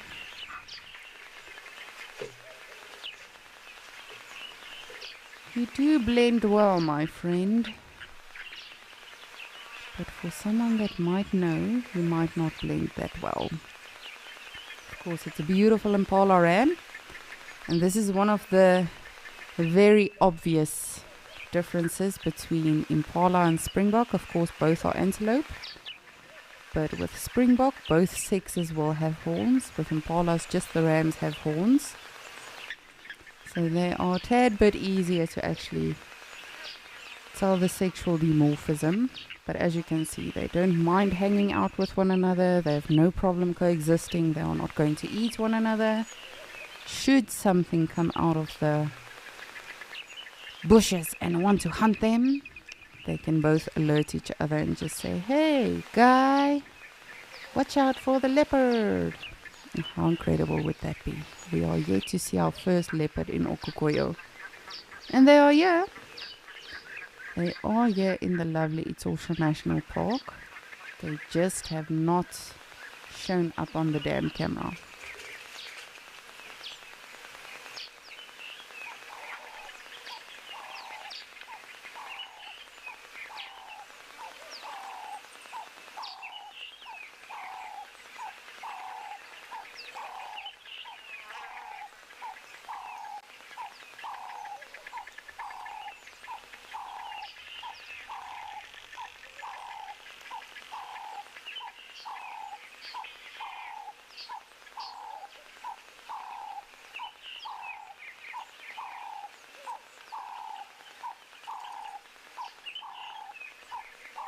It's just so peaceful. We'll just take a minute or two and take all of this in. It is really so therapeutic and so serene.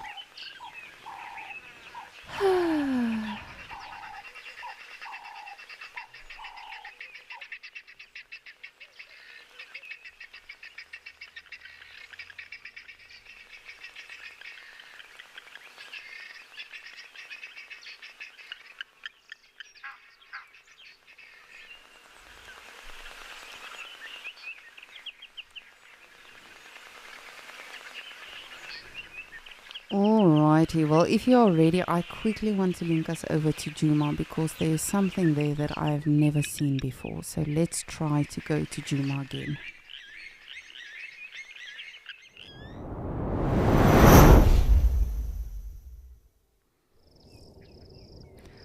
It's a baby skink! Just look at it! It's so adorable. I've never seen one that tiny.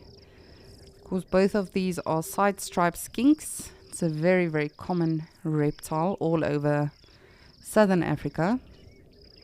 You'll find them in your house, buildings. They pretty much adapt everywhere. But how cute is that? I've never seen one that tiny. You're probably wondering, shameless, huh? You need to get out more. No, I honestly have never seen one that small. Not a side-striped skink.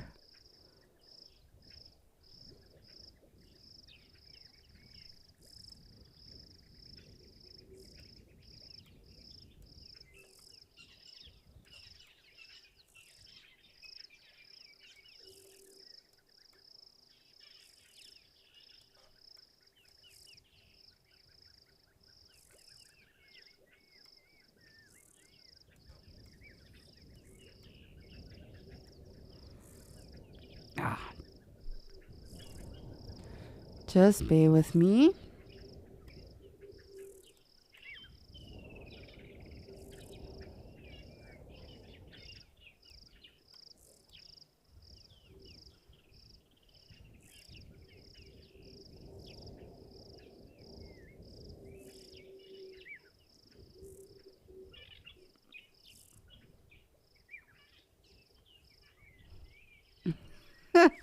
This really has made my day.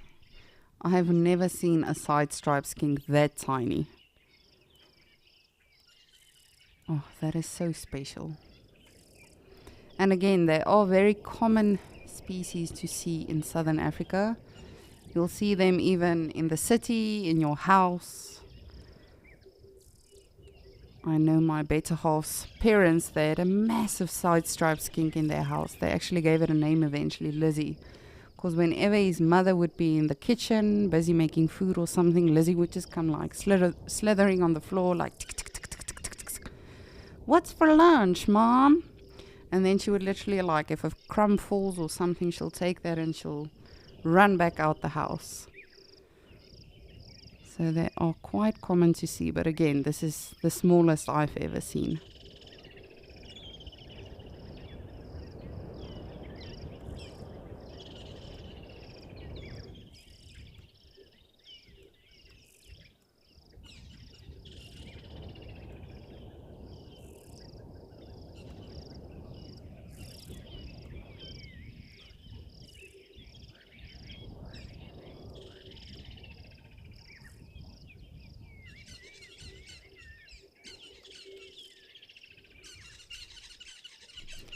Just pardon the cables. That is, of course, just for our dam cam. That allows it to actually work and have us operate it. Hi, little one.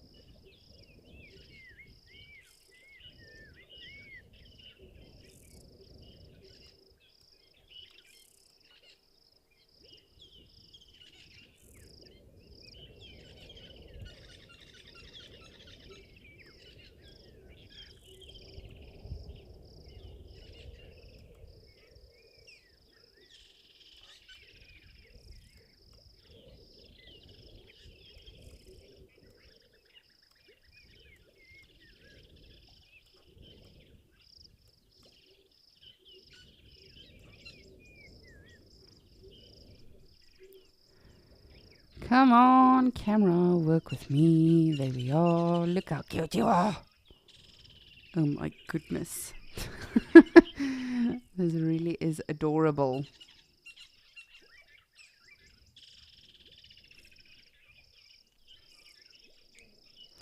And just like Tess mentioned, you know, reptiles, she was talking about the snakes and everything that secretary birds will actually catch and feed on. So just like a snake, the skinks belong to the reptiles. And so they rely on outer resources just to eat themselves up. Often you'll see them sunbasking, just like we see the terrapins do. Like in Mashatu, we often see our crocodile, saw our crocodile doing that. Just getting as much heat as possible as they can. Ooh, jiggy jiggy. You'll actually think it's a snake if you don't see the legs.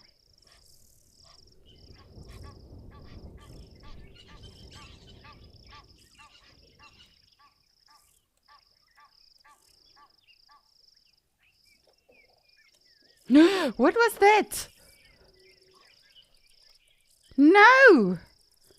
Where is it? Was that a bird? I think... No. No, I think a bird just caught it. No. I'm about to cry, people. No. I've literally got tears in my eyes. Where's this silly baby skink?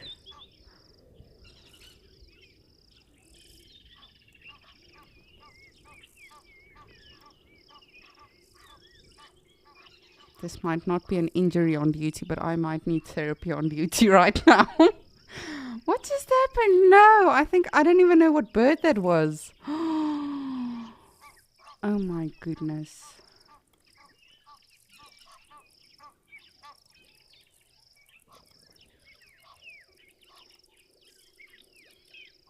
Oh.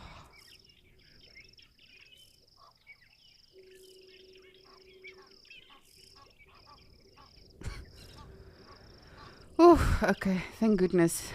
MC is checking into it. They just replayed it and they say it might have been a branch that may have smacked it off. I'm hoping that was it. I'm really emotional right now. Let's just go with that. Yes, it was a branch. I'm hoping so. Oh my goodness.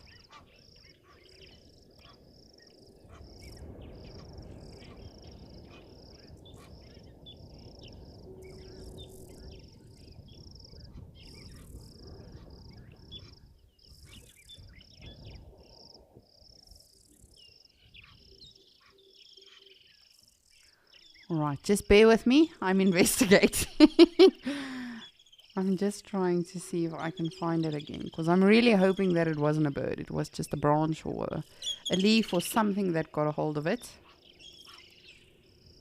It might be the weavers that are above us, and you know, they may have let one of their branches or twigs or something fall. Let's just hope for that.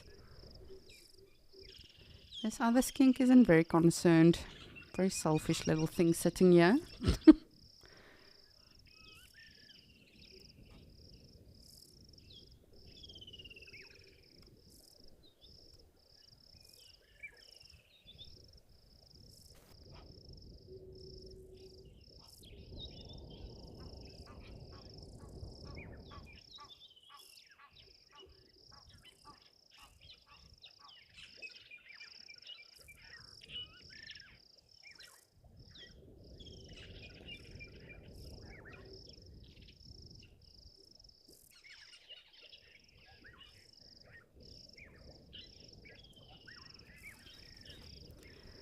Crystal, you are saying that little babe escaped nature.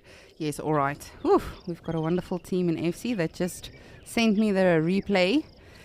It was only a branch, like with a few leaves on it. Thank goodness. Whew. My heart. I'm not made for these things, you know. Can't invest that much in an animal and then just have it been caught by something. But I wonder where it fell now. Hopefully it's alright. Might be because of the wind that is blowing profusely now in Djuma. You see? There we go. That is what we are sticking with. It was twigs. And if you think about it now, it's quite funny, but not really. As soon as you get over the trauma of it,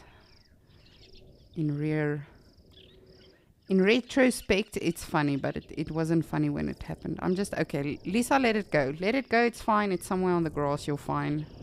The skink is fine, everybody is fine. Otherwise, we will spend the whole day looking for the skink. Whew.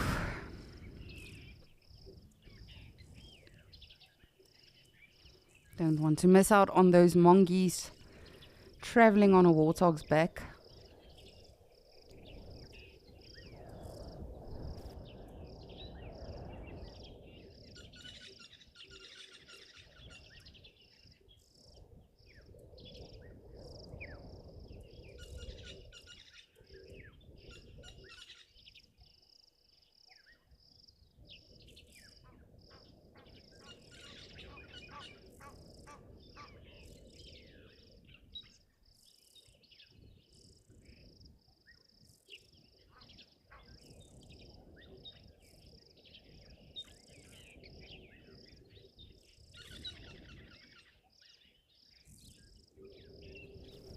Oh, thank goodness. You see, at least I pleased one request. Nadine is saying that was way more interesting than it would have been to see Marips riding Dewey, singing a Lion King song. Alright, well, there's no other animals around, so let's look for the skink.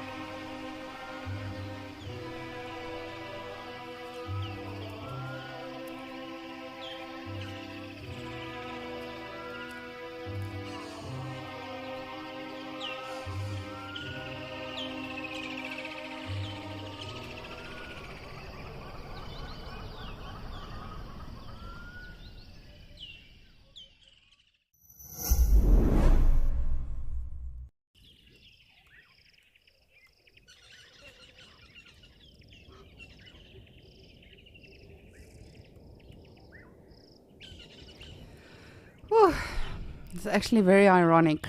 You know, I used to, used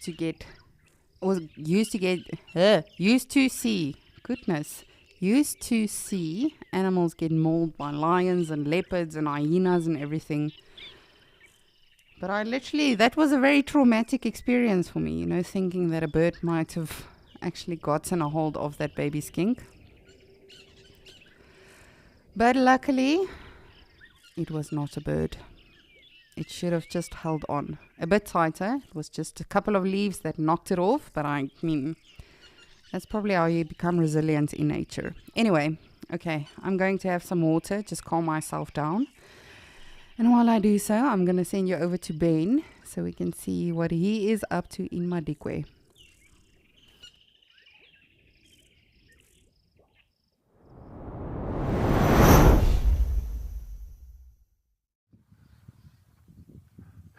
Oh, thanks, Lisa. It sounds like you've had a couple of traumatic moments there. I hope you recover sufficiently, and I, of course, hope your little skink is fine. Absolutely nothing has happened since you've been away. This lion is fast asleep, as we would expect. And if we sit here very quietly, we can actually hear his breathing. We're probably parked about 15, 20 meters away from him, but he's breathing so heavily that we can indeed hear him.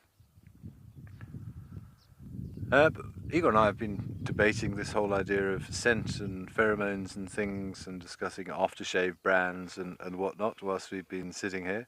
I've also done a little bit of reading. There's actually some very interesting research that has been done, and nobody really still knows exactly what's going on. But certainly in terms of just friendships, we are attracted to people who have similar body odours to ourselves. I don't mean that in a bad way, but just the pheromones that we give off. It seems that relationships are often forged on the basis of that, but it's not just smell. There are other scents, as in senses, I should say, sorry, at work, getting senses and scents confused. And also little things can make a difference in terms of our diets, and there have been lots of studies to suggest that those people who do lead a more healthy lifestyle have a more perceived attractive scent than others. What else? So yes, also that there seems to be some innate ability to us that if somebody is not well, that can be picked up in pheromones, that there is an odour. But again, a lot of these things are done subconsciously because we just don't have the necessary ability to decode these things the way that perhaps we used to, and certainly the animals do. But also voice as well apparently plays quite a big role in that as well. I read a little article that suggested that back in ancient times, before the advent of electricity, it was dark at night time, and people would talk to one another without being able to see their faces, and we still have sort of learnt from that as well. And again, there's various statistical correlations that certain voices seem to be deemed more attractive, and they often are then aligned to what, shall we say, society considers a more attractive person. So lots of interesting things going on there, certainly, but we will never fully understand it. So I just thought I'd share with you some of the research that we've been doing. But no sign of the other male lion here. He is no doubt doing exactly what this one is doing, fast asleep under a bush somewhere in the background. And I think, to be honest, we'll finish this little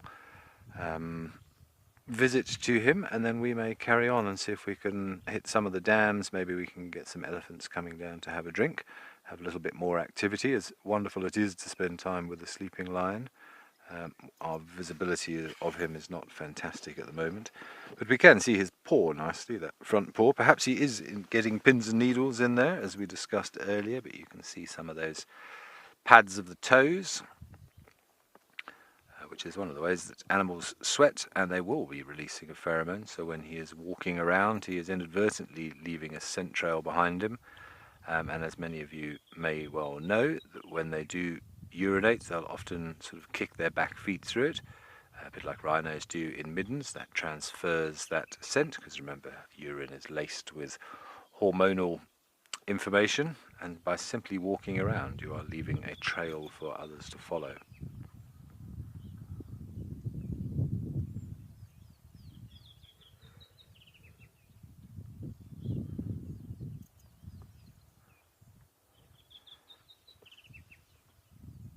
bird cheeping somewhere in front of us, Igor. I don't know if you can spot him from there. I'd like to know, possibly a Kalahari scrub robin. There's a noise from somewhere. We haven't seen much bird activity. I was hoping to be able to show you something different in the camera, but maybe because of the presence of the lions, there's really nothing else in the area at the moment. Keep an eye out to see the occasional fluttering movement. Did hear what sounded like an olive tree warbler a little bit earlier. Oh, that looked like a bee eater. I wonder if that was the swallowtail bee eater that I've been searching for. I must check if we get little bee eaters in this area. If we don't, then that definitely was a swallowtail bee eater. Now that grass that you can see in the foreground, I did mention earlier, is known as turpentine grass.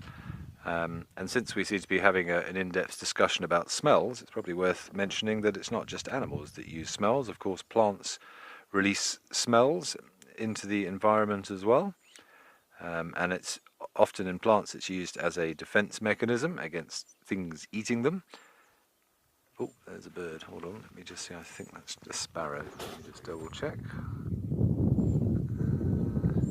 Oh, he just disappeared. Oh, no, it's a Morrigo flycatcher, but he's disappeared from view. Yeah, so turpentine grass, as the name suggests, does have a rather chemically smell, like turpentine that you clean your paintbrushes in. And that's why you can see that it's so long, nothing really wants to eat it, because it doesn't taste very nice, and if it doesn't smell very nice, chances are it doesn't taste very nice. But it has been used traditionally by local people. One of the things that it has been used for is for weaving baskets in which grain and other foodstuffs are kept, because it's potent enough, or pungent enough perhaps we should say, to keep things like rats and mice and other rodents out of it. They won't gnaw their way through it because it smells and tastes rather unpleasant. So we always do forget about the plant world. The floral kingdom, I always say, is potentially even more complex than the animal kingdom, purely because those things cannot move. So they have to do everything from a stationary position, including defend themselves and find food and everything else. Okay, I think we're going to send you back to Lisa on the waterhole to Okukuyu, and I think we are going to continue on and see if we can find some animals coming down to drink at one of the waterholes not too far from here.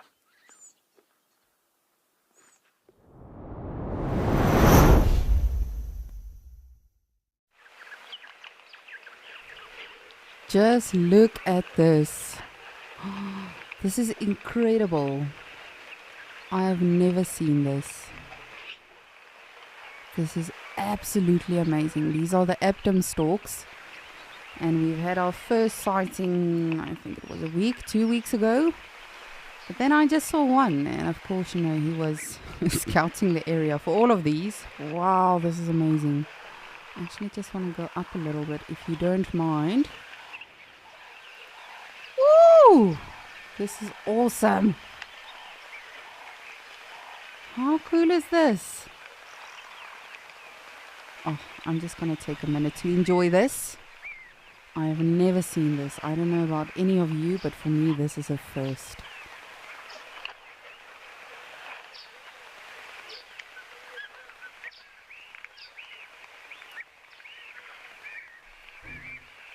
Oh man, this is incredible. Jordan is saying it's a first for her too. I don't know if any of you have seen this, but this is absolutely amazing. Actually looks like vultures coming down on a kill.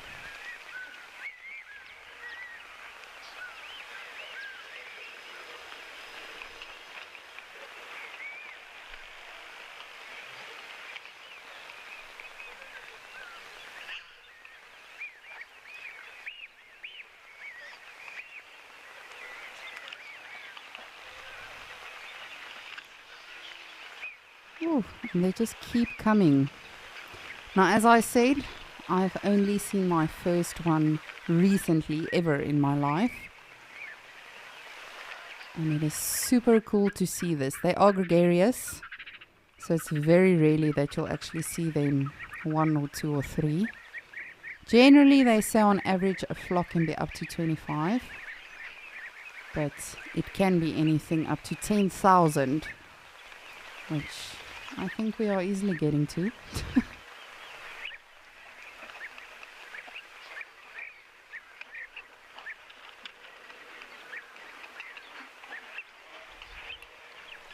Crystal, I know. How amazing is this? It is absolutely incredible. As I say, it's a first for me. Woo! And they just keep lining up.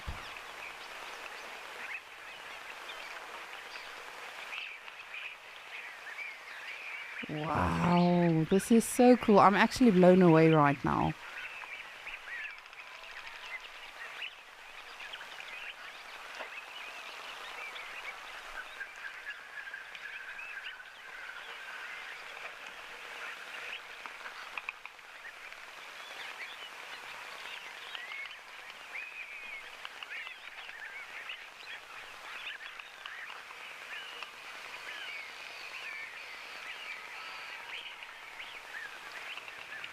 So these guys feed on pretty much anything, you know, that they can get their bills on, from amphibians to insects, beetles, really anything they can get a hold of. They love grasshoppers, crickets, locusts.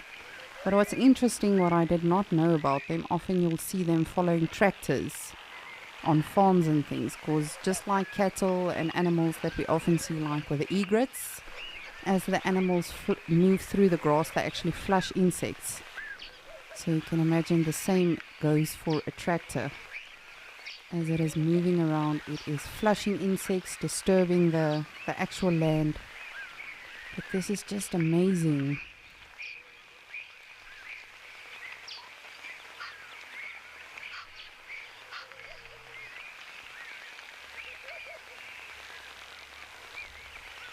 Alrighty, shall we do a count? How much time do you guys have? No, this would be impossible to actually count.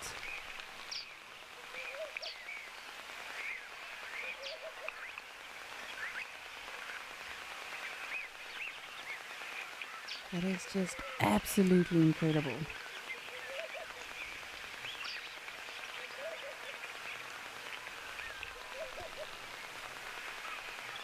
So as I say, I myself am also learning about Aptom storks. You know, as naturalists, we read everything in the books, we study everything, but for me personally, I believe that knowledge comes with experience. So this is where I'm really learning about these guys. As I mentioned, they are gregarious, so you'll see them in massive flocks like this. And they are non-breeding visitors. So they'll move with the rainfall, just like a lot of our other migrators. They'll come and go as the rain comes and goes in various areas. And it's very interesting. I've actually never seen one in South Africa. Of course, they do occur here. But this is wonderful. And this again just shows you the diversity of Africa. You know, how many different animals we have, how different they all are. Imagine a herd of elephants were to come right now and just sort of rush them all away. How incredible that would be to see.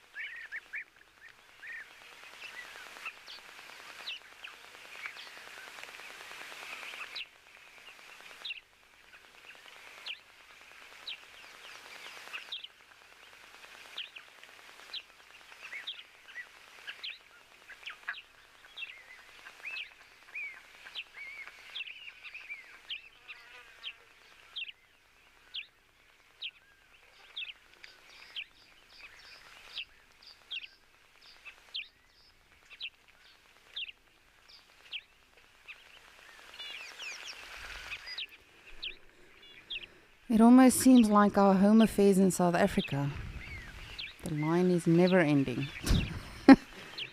There's just so many of them, and they keep coming in. This is absolutely amazing. I really am so blown away by this right now. And in terms of their conservation, so my app tells me the population thought to be stable or decreasing, but urban development and agricultural activities have reduced availability of natural grassland habitat. But clearing of woodland for arable land has provided new feeding grounds. In Namibia, which of course we are right now, probably negatively impacted by overgrazing and subsequent bush encroachment. They seem pretty happy to me, but of course it's going to be very interesting to see, what the rest of the rainfall for the season is going to give us in terms of the animal movement, in terms of how long this grass is actually going to last, which again just goes to show how incredible rain is. I absolutely love rain season because it brings forth so many new things, new life for general game, a lot of different bird species because of the insects coming out, and of course water availability.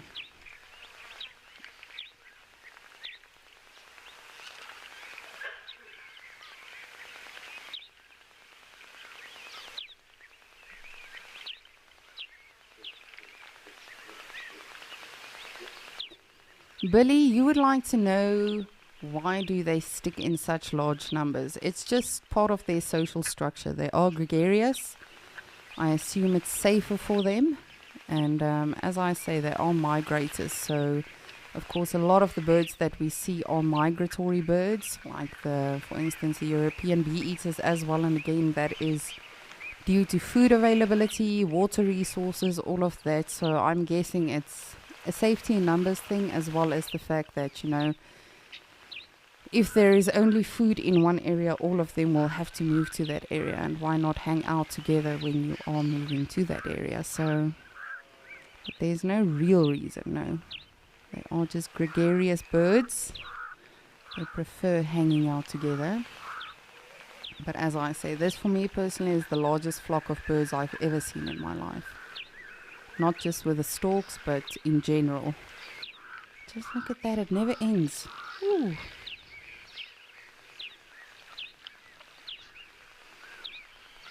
And it was actually because I was I was still stuck on looking for a baby skink in Djuma.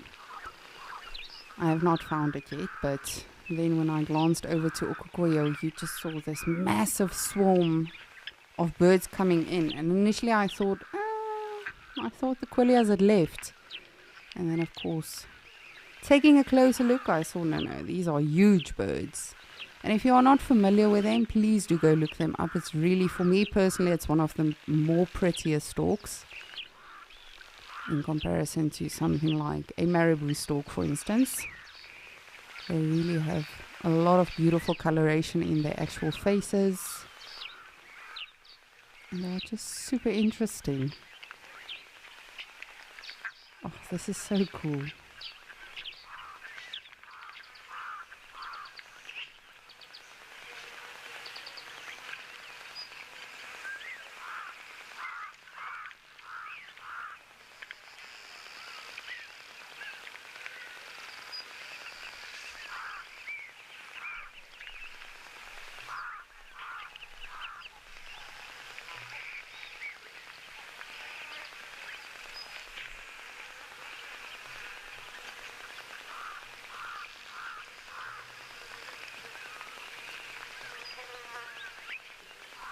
Starbuck, you are saying that this is very cool.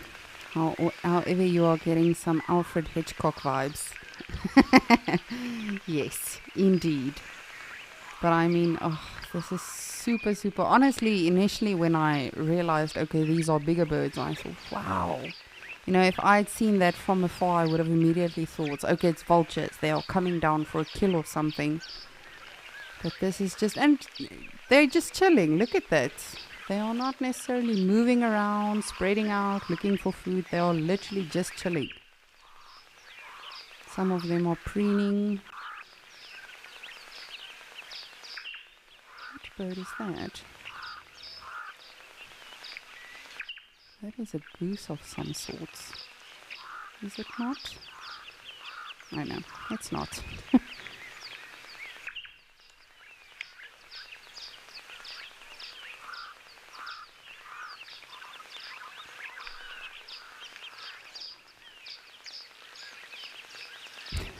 This is really so weird.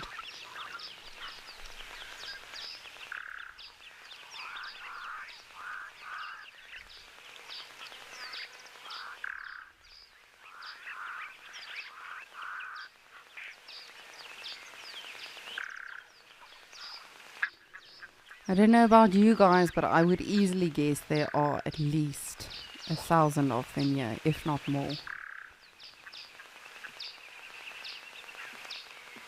Ooh.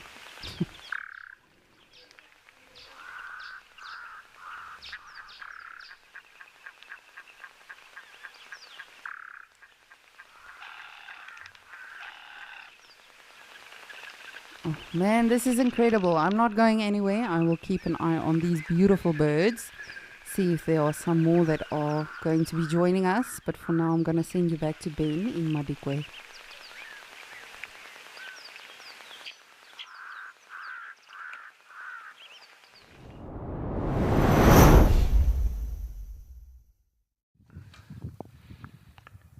Very cool, Lisa, to see so many storks. That's very impressive. We've got a lovely little family of ground squirrels who are busy foraging and grooming and generally doing their bit to be as cute as absolutely possible. Lovely little things these. Of course, don't get to see these over in the east in the Lowveld. They're much more of a western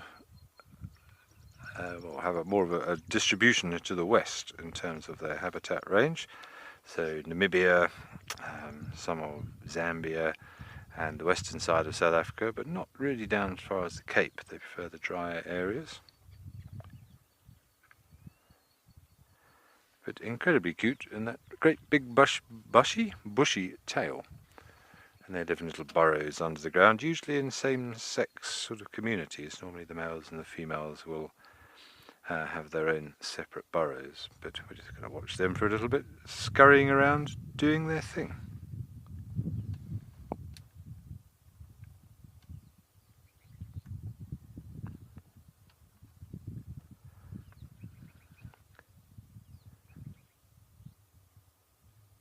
Looks like he's disappearing into his burrow there. So there's quite a big sort of a network of burrows interconnected with various different entrances and exits. Exits. But they'll be looking for food in the form of little arthropods, insects, but they also do eat bulbs and fruits and some grasses, so a nice varied diet.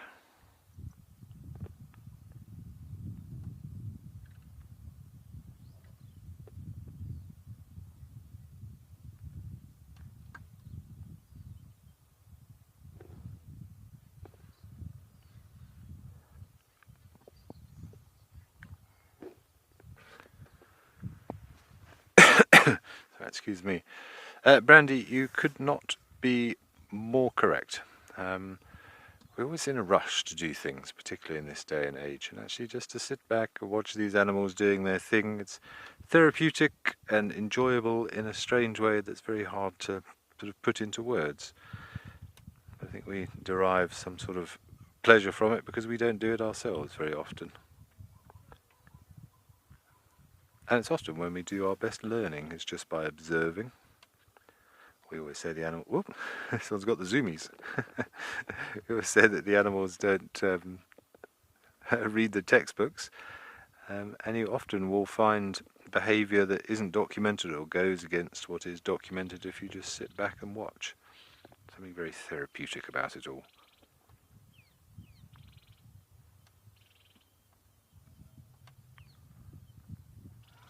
Excavating there. Whether he's just, I can't really see if that's actually the entrance to a burrow or potentially he's making a little tributary tunnel, or perhaps there's a really tasty morsel down there that he's trying to get to.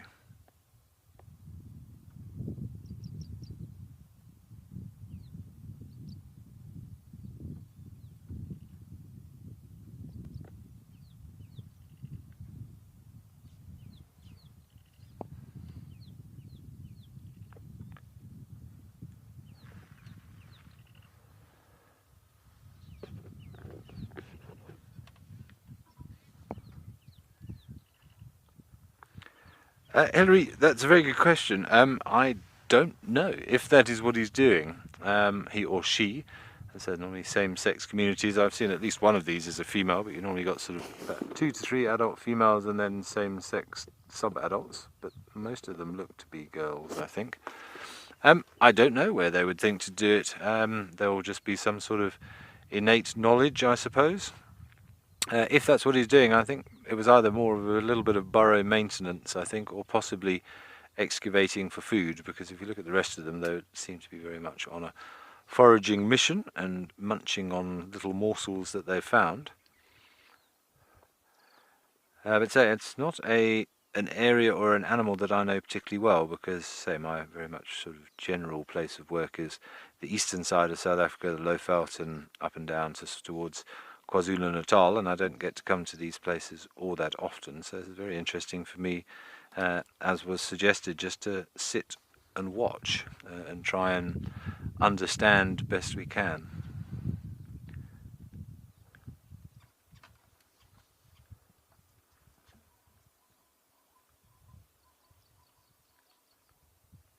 But they are funny little things. I love the way they sit there with their tail arched over them like a little umbrella from the sun.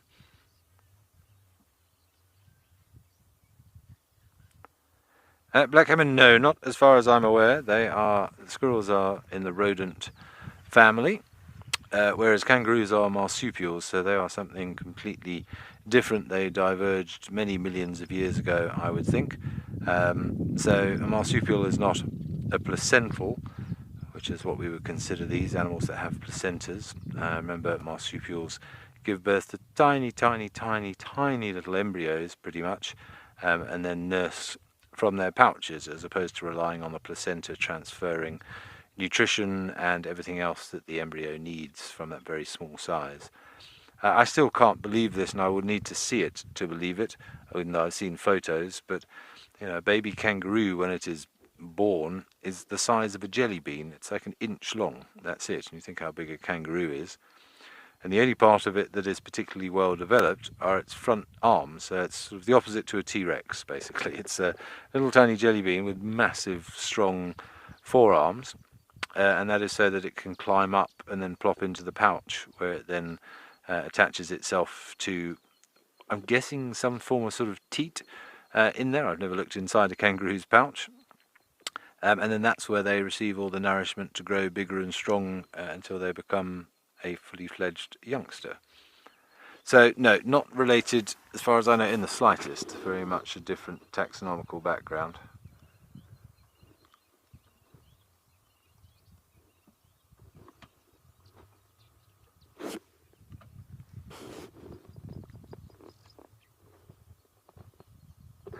They are funny little things to watch, though. The thing that just make you smile. Even though there's no particular reason to smile, they just put a smile on your face. Like little chipmunks.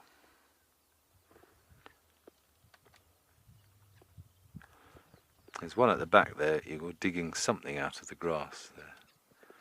A little bit back and right. Yes, he's found something in there that very much attracted his attention.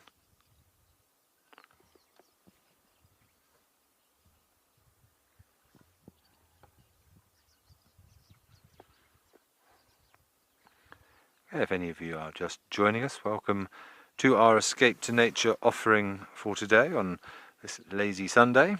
We've had some... Oh, what did you get? What did you get? Sorry, Yvonne, I'll be with you now. Trying to see what he dug up there. He's got it clasped tightly in those hands. I can't see what it was. But yes, so in terms of what you've missed, well, we had some sleepy male lions a little bit earlier who we have left because they really are fast asleep and didn't move for about an hour and a half. We've had a huge flock of Abdim storks in Kikuyu. We've had a couple of skinks at, I think it was at Djuma. And now we are enjoying this little family group of ground squirrels foraging around looking for who knows what in the grass here. Generally delighting us with their antics. And if you have any questions or comments or want to share any insights with us, please do so.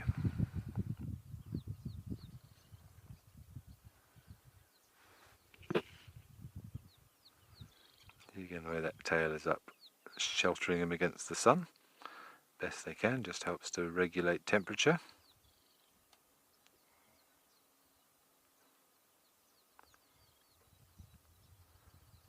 Okay, we're going to send you back over to Lisa at the Ukakoyu waterhole.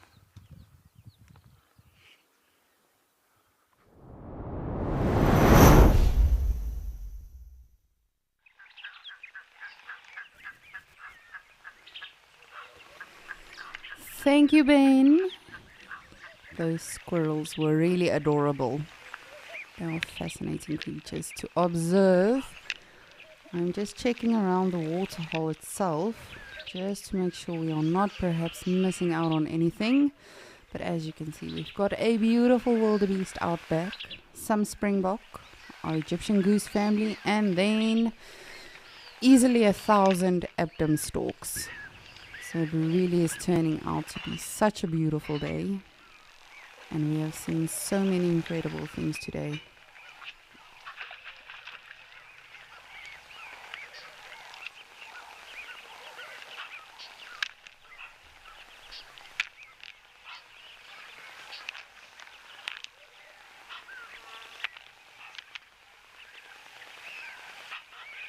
It's very interesting. I mean, the Egyptian geese are now on the water with their goslings. But it's very interesting. They didn't make a fuss or anything. Generally, they are very tenacious and they don't care about anyone or any size. But I'm guessing a flock of this size would definitely be intimidating. So rather just retreat to the water for safety. But as you can see, these storks are literally just taking it easy. They haven't been moving around and looking for food. They've mostly just been preening and cleaning themselves. Here and there you'll see one drinking water. But again, if you are not familiar with them, definitely do go look them up. It's an Abdom stork. And they are very fascinating. Darcy Miller, just to get back to you, tomorrow we will, I promise, we'll do our Afrikaans anagram tomorrow. So I can also give you guys some time to prepare and study. But this really has been such an eventful day.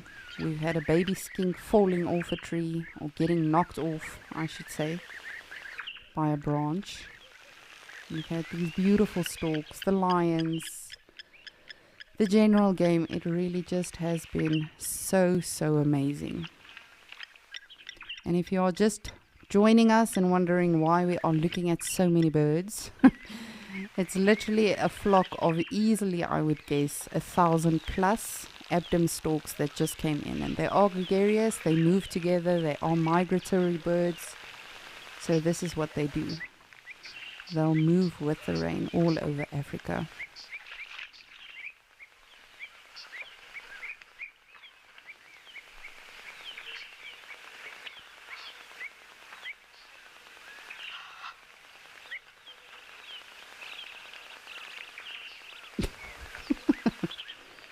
This is my rock. I sit here.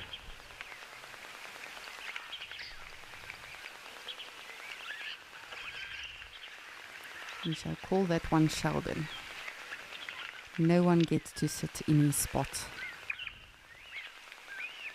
Just trying to see if I can show you the actual coloration. It's just a little bit difficult with the light right now, but you can see they've got a beautiful blue in there, just below their eye as well. And they've got this red coloration to their eyes. And then of course that bill or beak that you see, that is just like a Harida ibis or an egret. They'll actually probe that into the ground, and they are looking for insects, creepy crawlies. Even in the water they'll eat mollusks. Goodness, I don't know why I struggle with that word. But they really do eat anything pretty much that they can get a hold of. But they love grasshoppers, locusts, and again, that is what the rain brings forth. Insects and all sorts of new life that they can feed on. Which is what I absolutely love about the rain season in any of our locations. Everything just completely changes from the actual from the actual landscape to, you know, the movement of animals to the different animals that you get to see.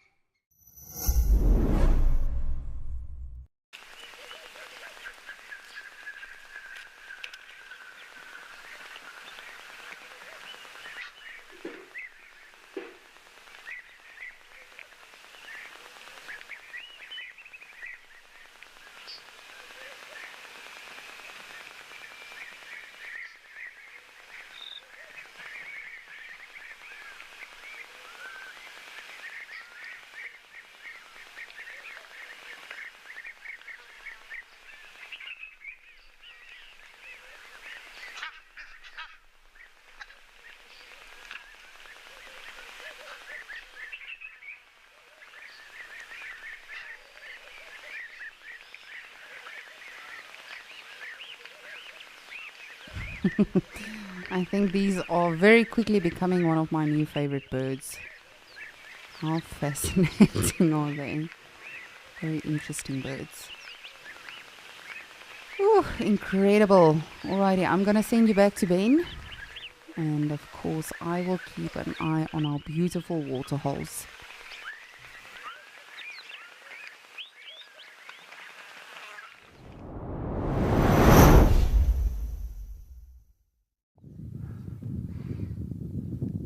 Thank you, Lisa. I have some storks. I'm hoping to see some up here. We do occasionally see some up here at Madikwe, but it's again not a bird that I know well. We don't get them at all in the Lowveld. But neither do we get these little ground squirrels, and they are delighting us with hopping around and scratching at stuff and interacting with each other. And so a couple of them have these little bursts of energy and run around in circles for a little bit, and then go back to doing whatever it is that they're doing. So highly entertaining, these little things.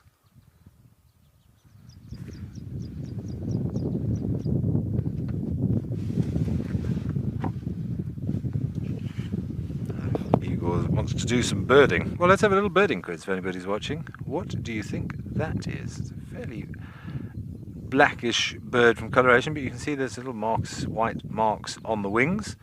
You can see munching some little insects down there on the ground, and when they fly you can see quite a sort of a white wing panel in flight. So if we have any avid birders amongst us, see if you can identify this one. Again, not something you would really expect to see in the Lowveld, although they have been sighted over there, but up in these more open grasslands and sort of no, try again, semi-arid habitats. We do see them quite often up here in the north of Madikwe. So if you think you know what that is, let us know. You can see them, you can see those little white wing bars or those white wing panels in flight. There he is. A little bit harder to identify from that now.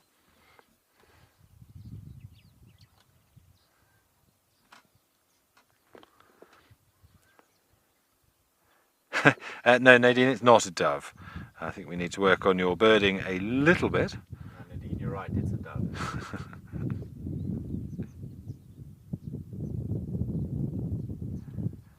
I'll give you a clue if you're struggling for it. The favourite food source is very much recognised in their name.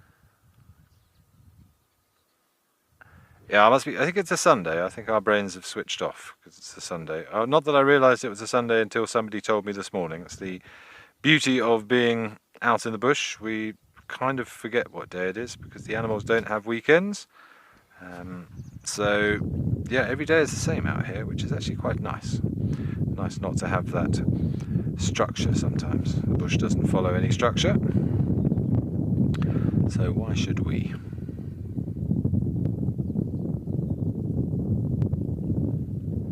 Oh, what have you got there? Have you found another one? Let's have a look. You found a bird. Okay, well that is one of the same, but that looks like a juvenile. But not much to work with there. You might have just seen where you clean the wings. You can just see that sort of white patch, but a little bit less drab in colour.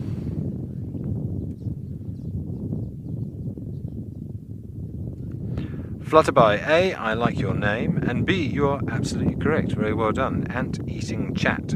So, does enjoy ants. That's its main source of food, and that's actually what we saw that one pecking at, I would imagine.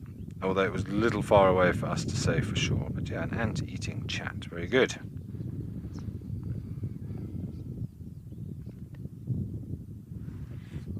A nice special bird to see out here as well. Endemic to southern Africa.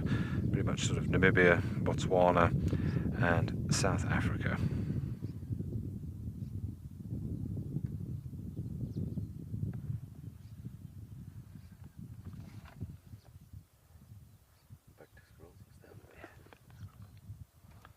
But very well done, Flutterby. I thought that might challenge people a little bit. There wasn't much to work with there, but good birding knowledge.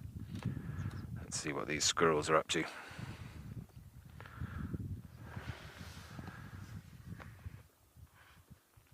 Maybe a good spot in there to look for some insects sheltering from, well, not exactly the heat. It's not exactly warm today, which is nice. But finding some interesting things in those little creepers, I'm sure.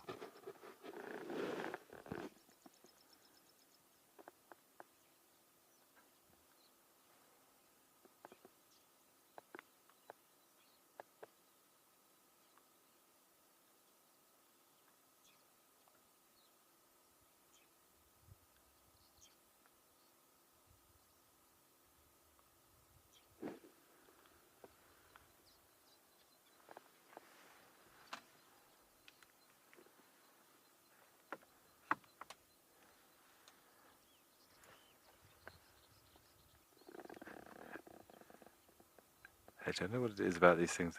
They make me smile. I've just caught myself now just because they're a little bit far away from me, but the camera's obviously making them a little larger than life on screen, and I'm sitting here watching the screen with a big smile on my face for no apparent reason. I'm not sure if that's everybody, or maybe I just have a thing for ground squirrels, I've discovered.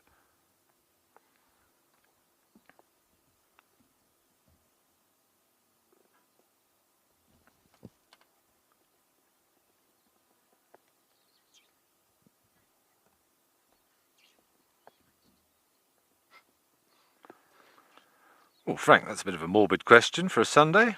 I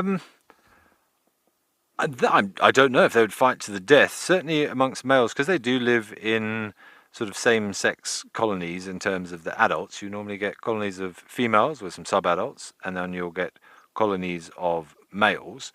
And there is a pecking order, and I believe it is sort of regularly enforced, and there are probably leapfroggings in terms of who is top dog or top squirrel. Whether or not they become severely aggressive, I'm not 100% sure. I don't know of it happening particularly, but most animals will compete for the opportunity to mate, so I would think so. Well, I wouldn't think it would come to death, but I would think they would certainly compete with one another. I imagine a lot of it is done through posturing and body language rather than risking injury and death. There are probably enough to go around with various same-sex female colonies around. I would think if a male's not having much luck in one, or if he's bottom of that pecking order, he may migrate and join another group perhaps. Look at this one. Yo. Test of strength, boing. He's either found a little insect on there, or he's decided to go for more of a vegetarian diet for a moment. But say they are omnivorous, they do eat a little bit of everything.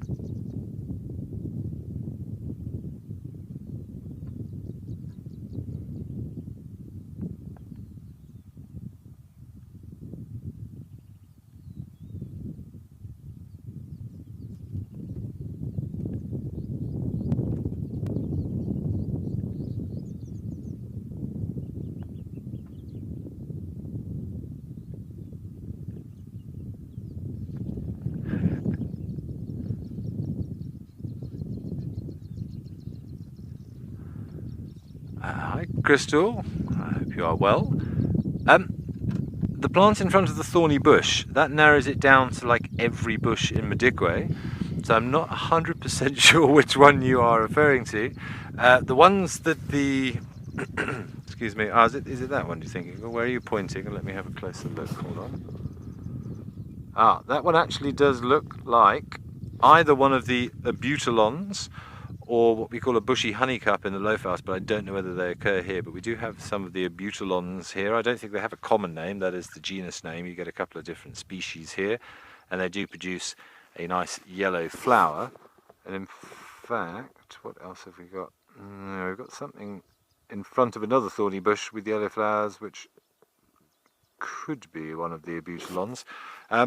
I'm not 100% sure, Crystal, if I want to say it, as much as it pains me to say it, this is not my normal area of operation, and generally speaking, when guides go to new areas, you kind of start with the animals, and then you move on to the birds, and onto the trees, and when we actually sort of come down to looking at little things like forbs and sort of wild flowers, I have to say, unless you have a particular interest in those sorts of things, they're sort of one of the latter things that you get to.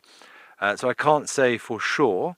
If you saw some of the purple flowers that are around, those are similar that we get in the loafelt. That is the same species. Those are called, it's one of the solanums. I'm trying to think. Poison apple is the English name for it. They do produce a sort of a yellow drupe fruit, which are highly, highly poisonous. And it is not impossible that one little fruit, which is about the size of a decent sized grape, potentially could be enough to cause you hospitalization, if not worse, slip into a coma if you're not lucky.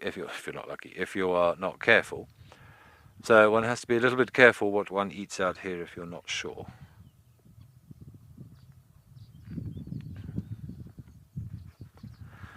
But I'm fairly confident that one that Eagle framed for us, at least, was one of the Abutylons, just based on the leaf structure, at least.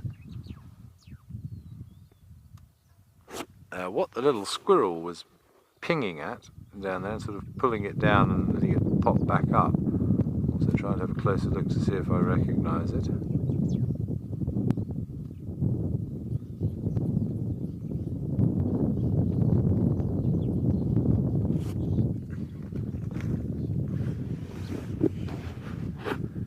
Absolutely, Flutterby. You play the hand you're dealt. If you've got a big bushy tail and you live in a hot, dry area, then why not use it like an umbrella? I did actually read a little thing about ground squirrels the other day. It says, yes, they do use it for an umbrella. It's more obviously just to protect them from the direct force of the sun and those sort of more unpleasant UV rays. In terms of actually reducing the core temperature of the animal, they don't think it makes a huge amount of difference. Look at this one. Nice. Well, this one just again piling after something. I don't know if he was chasing a little insect through the grass. He just sprinted across the open area there. But absolutely, why not? If you've got an umbrella, I mean, a lot of people do that out here in Africa. It's quite normal in summer to go anywhere, particularly in the more rural communities, and you will find people walking down the road with umbrellas because you just want to keep out of that oppressive heat. I mean, remember when you see the temperatures out here, and it hasn't been grossly hot, but in the middle of summer, I remember at Djuma on Christmas Day, I think it was about 40 or 41 degrees. Remember, that's the ambient temperature, so that's the temperature pretty much in the shade. When you're actually out in the direct sunlight, you can probably add another 15-20 degrees to that. Excuse me. And it really can be rather unpleasant. And you could literally fry an egg pretty much on like a car bonnet if it's left out in the sun all day. So you take any opportunity you can to shelter yourself.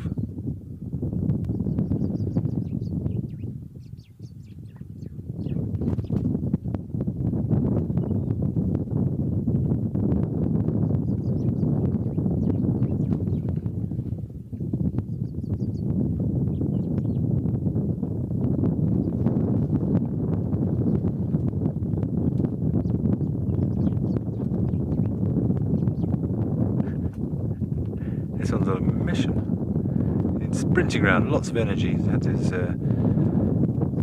dose of caffeine or something this morning. Maybe he ate an insect which has got some sort of chemical stimulant in it.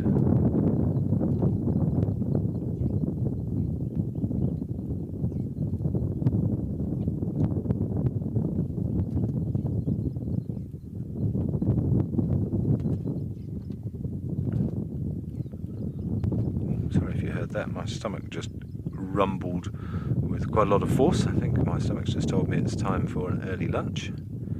Possibly it's watching all these squirrels eating everything here. But amazing to think how many, assuming they are eating arthropods, I mean there are so many insects and arthropods that live here that we just don't think about every day. You think how many insectivorous mammals there are, how many insectivorous birds there are, and how many just in terms of number of individual insects and arthropods that are consumed each day by species in Africa or worldwide really gives you a sort of an idea of just how many insects there are in the world and what we would do without all of these things and what would happen if we didn't have insects.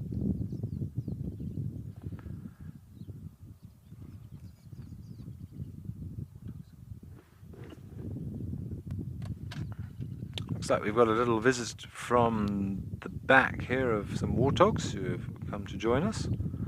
There are lots and lots and lots of warthogs here in Djuma. Sorry, Madikwe. Thank you, Igor.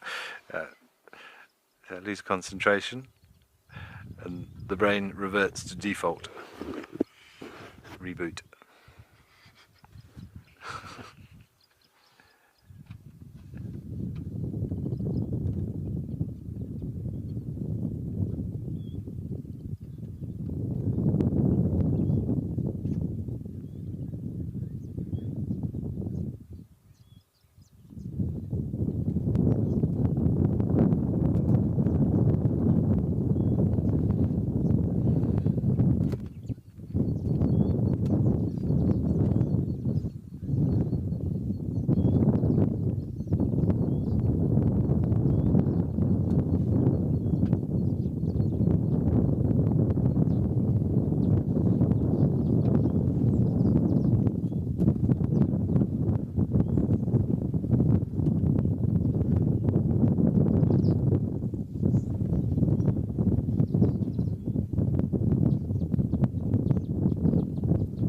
Well, Mandy, if you love seeing warthogs, then Madikwe is the place for you. I have said it a few times, but I've never seen so many warthogs as I have done over the last few days here. They're like around every corner. We scatter a little family of warthogs, lots of little piglets running around at the moment as well.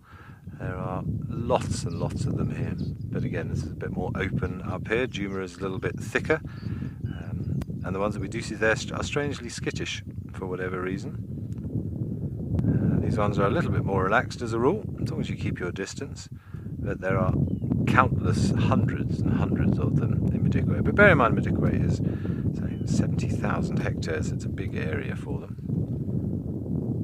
But a very, very healthy population.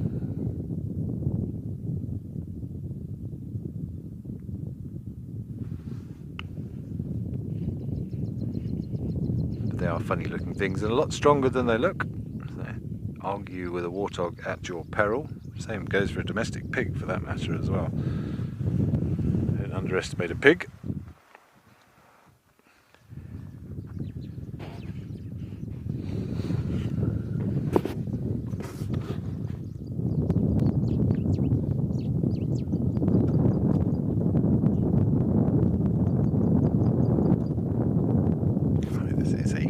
We're not seeing that second set of warts. Oh, there goes a ground squirrel. Run for cover. The pigs are coming. I'm not saying that seeing that second set of warts closer to the where you see the horns coming out. They're definitely a girl, but I don't see any piglets in this group. It looks like 3. Oh no, here comes a juvenile at the back, but not as small as some of the ones we've seen. There he goes.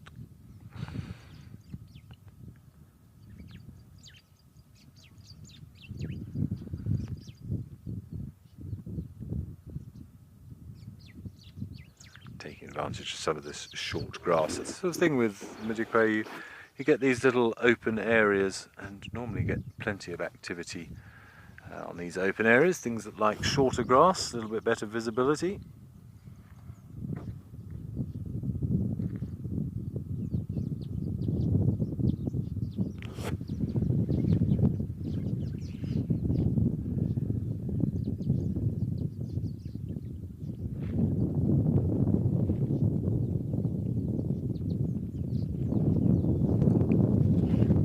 Note on this younger one, you can see from the size how much more hair he has there, is that sort of moustache, which is we think a way to dissuade a predator from having a go, because at first glance that white hair may look like big tusks, a form of sort of mimicry defence. But they are little tanks, these things.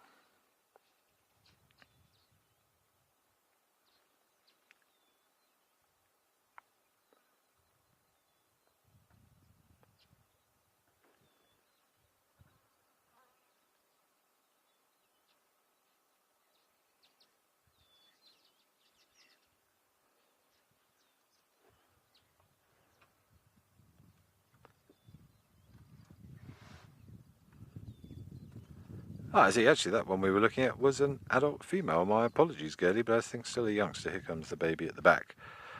Gemma, age 12. How lovely to hear a question from you, thank you. They will leave their parents, Nancy, I don't want to give you the incorrect information here, but generally the following year when the next sort of litter comes through is normally when youngsters will leave their parents, because mum needs to focus on the new ones that have just arrived. Normally you find that the females will stay together or in sort of vague association with one another, and then males in warthogs do tend to become a little bit more solitary, and they will then go and find themselves a lady when the time comes. But let me see if I can double check. I want to make absolutely sure if there is an official figure for you, although of course it will differ between individuals. Not every animal is the same, but let me see if I can double check exactly.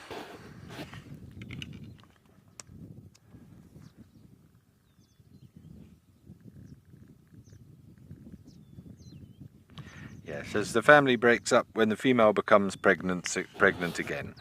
So yeah, once the new ones arrive, then quite simply, because as much as she would like to, the female's priority is then to look after the new ones that have arrived, and it was hoped by then that her previous offspring are pretty much independent by that point and can find their own food and look after themselves, and she has done a good job educating them in life. So I don't know if you have any brothers or sisters, but you can be glad that that's not the case for us, because you imagine especially if you have siblings that are very similar in age, you get booted out by the time you're sort of 1-2 years old, that would be a little harsh, I feel. But humans do things strangely. We say, I think having a child is a lifelong commitment. Certainly at the age of 44, I still rely on my parents from time to time. So normally in the animal kingdom, you invest everything you've got in your new ones, you get them to adulthood, and then once you reach sort of maturity, then you are on your own. Yes, welcome Max, welcome to Escape to Nature. Yep, we are enjoying these little ground squirrels. They've been entertaining us thoroughly for the last half an hour or so.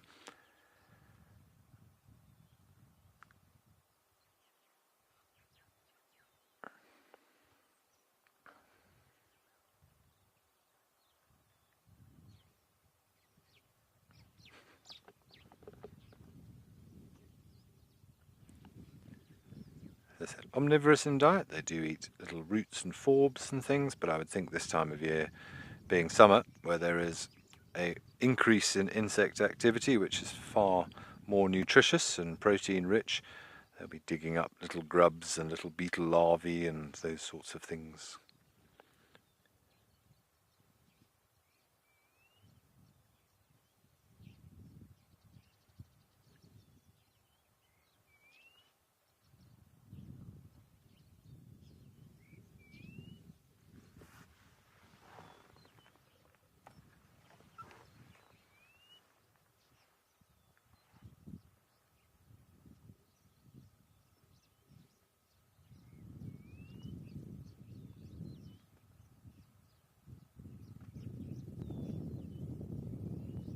Excuse me if you hear a strange noise. I can hear a bird in the background. It reminds me of something called an eastern clapper lark, but I want to play the call just to remind myself what that sounds like. In my mind it sounds like an old camera when it sort of rewinds the film. So excuse me if you hear a funny noise.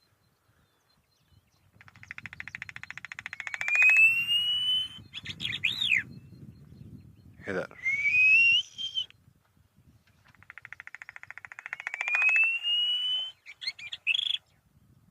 Pretty sure that's what I'm hearing. You hear it as well, Igor?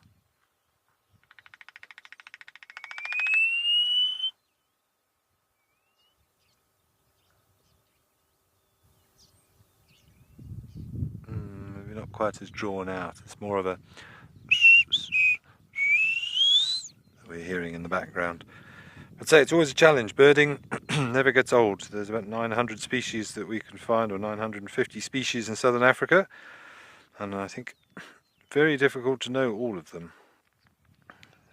Could be one of an eastern clapper lark. I shall have to investigate further.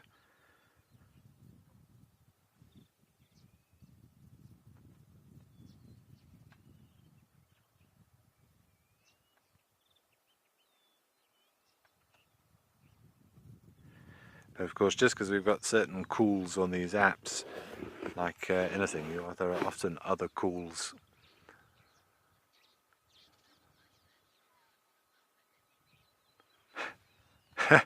Crystal, you mentioned that parents would love the nature rules. Well, perhaps. I mean, nobody's stopping you. Well, society may stop you, and I don't think you would be particularly well received amongst the community if you had another child 2 years later and ousted the first one. Might be a little bit harsh.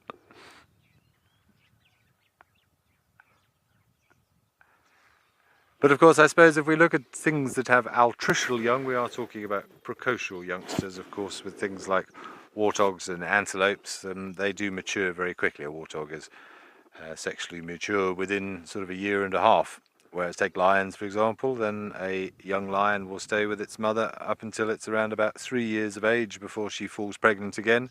So it is rather designed around the fact that it's how long until your youngster is capable of surviving on their own. Again, if I suppose we transfer that to humans, then you still have to be 10, 15, some would argue 40 more years before you were able to have a second one.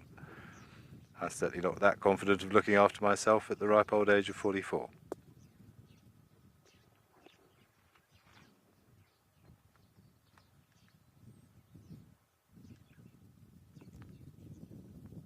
But so just going back to what I was saying about the birds, we do use these apps quite regularly because there are many different variations of bird in terms of colours and even different regions.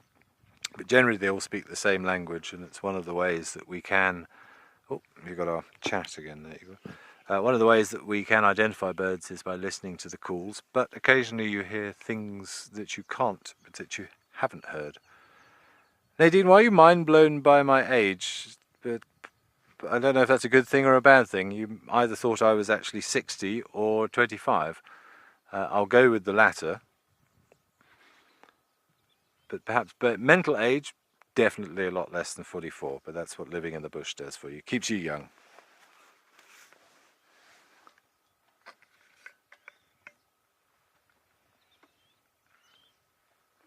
I'm having two different conversations now, but don't forget about mimicry as well. You get a lot of birds that mimic other birds, and that makes life very, very confusing.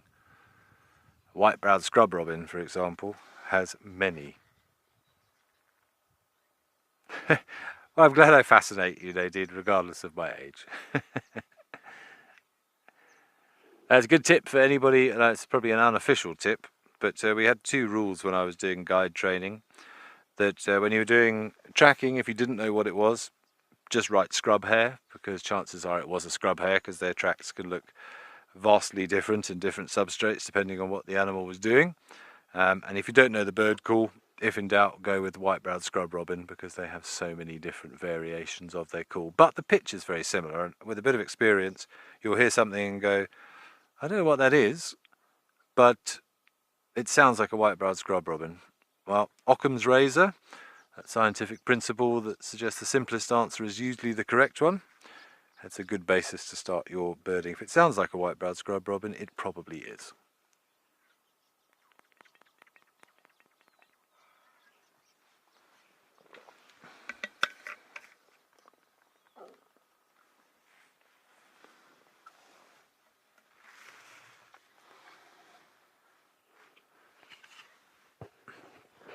There's our ant-eating chats again. Excellently identified by Flutterby. If you're still watching, congratulations again.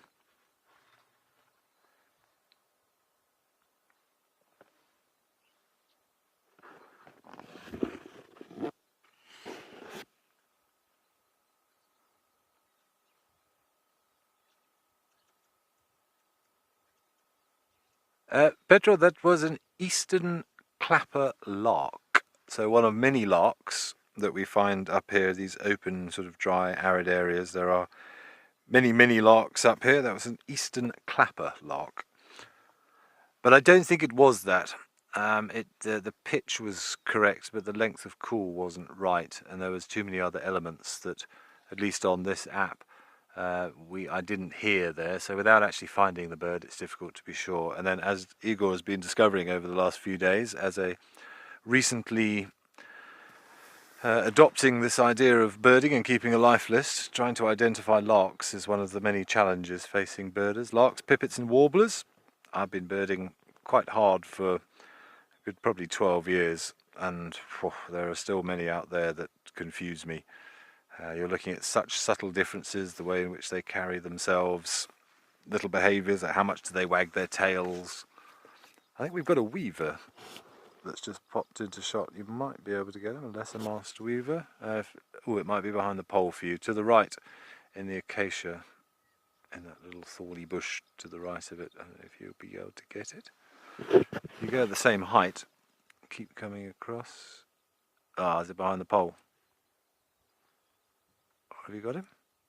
Oh, there he is. Now we've got him. One of our weavers. Let's double check which one. A male, because of that bright yellow coloration. I would think a southern mast, possibly lesser mast. I'd like to see his eye.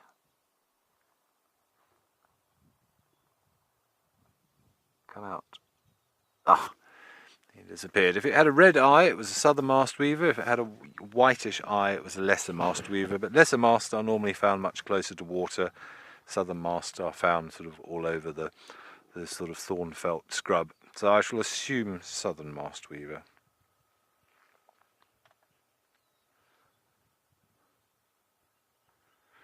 And speaking of weavers, in front of us at sort of 1 o'clock, we've got some, well, in fact there's some over there as well, some untidy nests of the white-browed sparrow weavers, which are also very common in this area.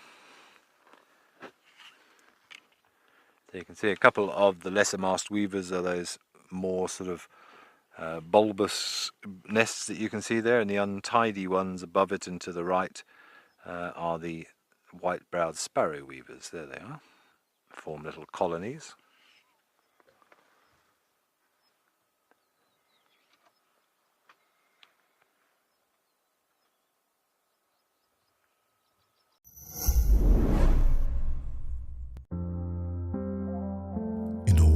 full of upheaval. We all need a quiet and safe place. A place where anxiety and stress don't exist. A place where life carries on. Slip away into a brand new show exclusively on Wild Earth. Just nature.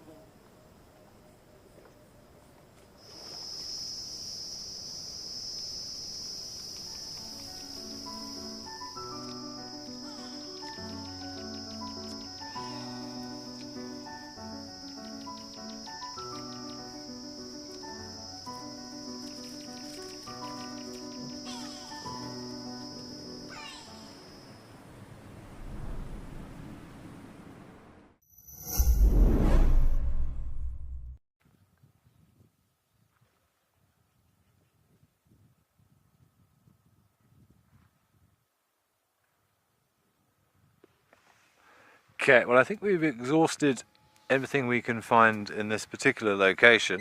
So as I said, we're going to move on towards Columbang Dam. In the meantime, let's send you back over to Lisa at Okakoya Waterhole and see what's happening in Namibia.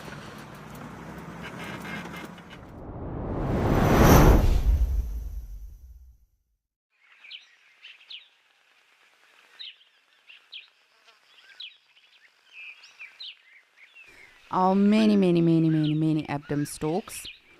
I've just been looking around to see if we perhaps have any zebras approaching or extra wildebeests or any oryxes, as I have not seen oryx in quite some time, which is actually a flagship species in this region.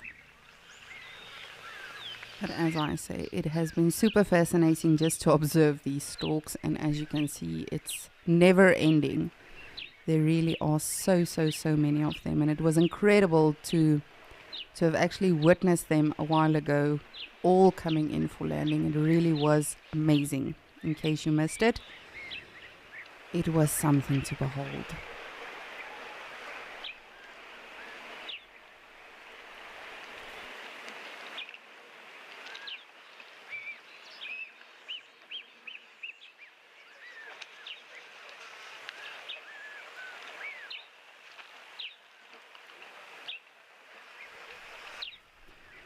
And what's been very interesting, every now and again, there'll be some coming in for landing again, but it's almost like they keep moving. The ones at the front will go to the back, and they almost like they are making turns, which is interesting because there's not a lot of them that are actually actively drinking. So it might perhaps be that there are more insects that they are able to dig up in and around the rocks. You can see some of them are actually just cooling off the legs. But they literally just come and go the whole time.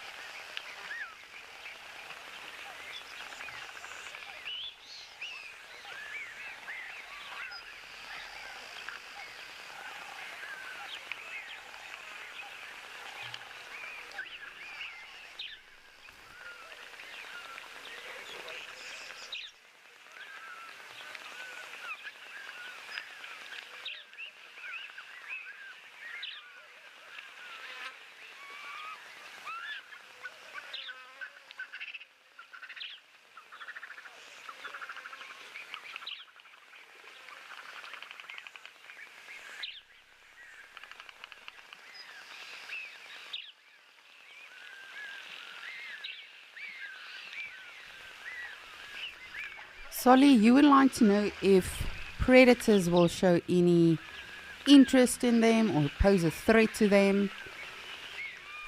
Not that I can think of. As I said, there are easily 1,000 of them here now, if not more. And that's just a wild guess, but there really is a massive flock of them here right now.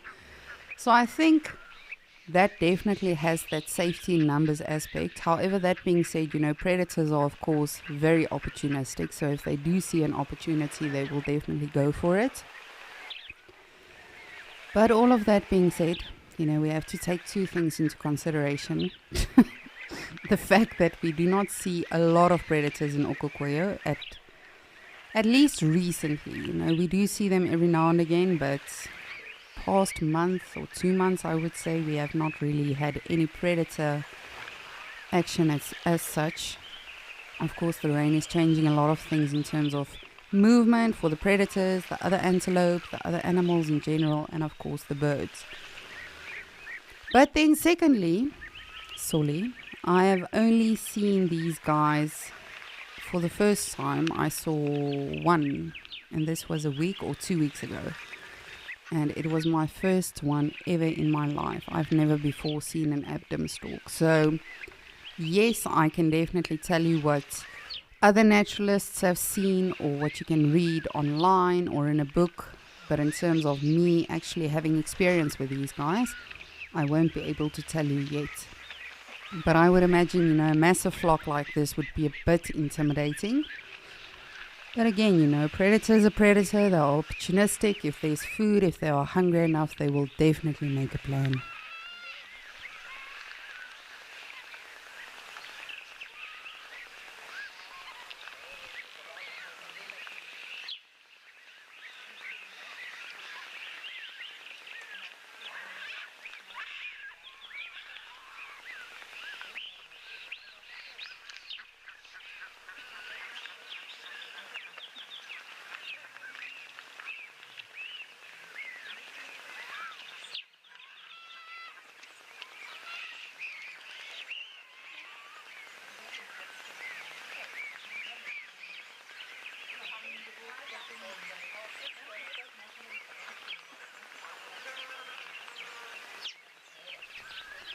Nam Juning, good morning. It is still morning.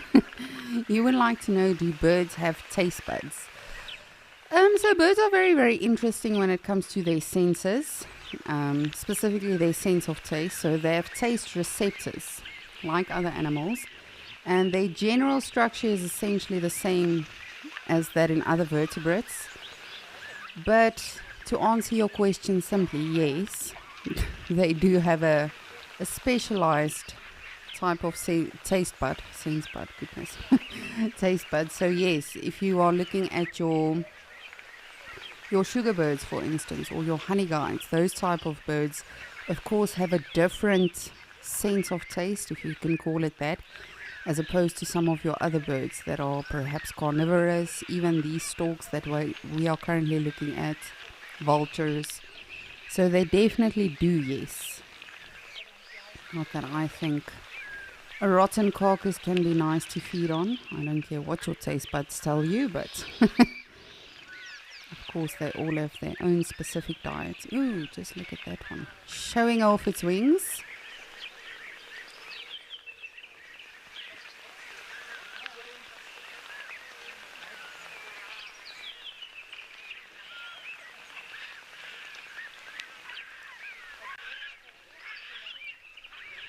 And when you are looking at them like that, they have a lot of similarities, especially when they flank the wings like that.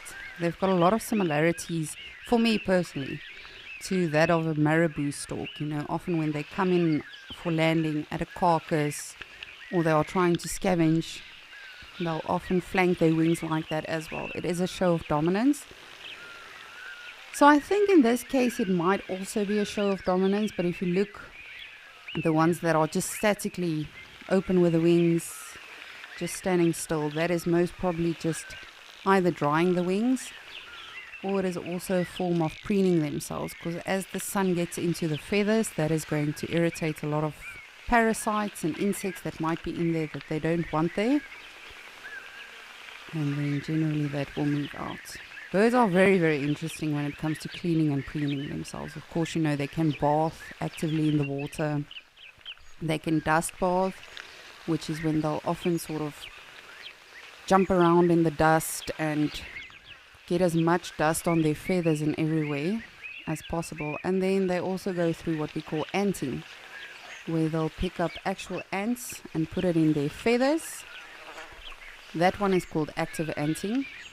And they'll have the ants sort of move around, get some oil on the feathers, make them look all pretty. And then passive anting is where they actually just go lie in the soil and wait for ants to creep and crawl all over their feathers. And like this, it might just be to actually excavate some heat, or either to dry the wings,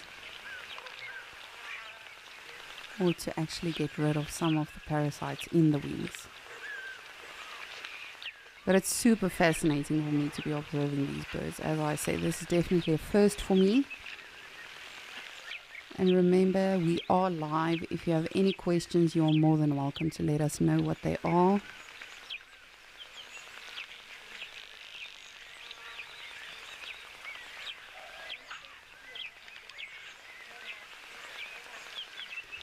Lenny, good morning. So good to hear from you. You would like to know how long will they stay. So it depends on the rainfall.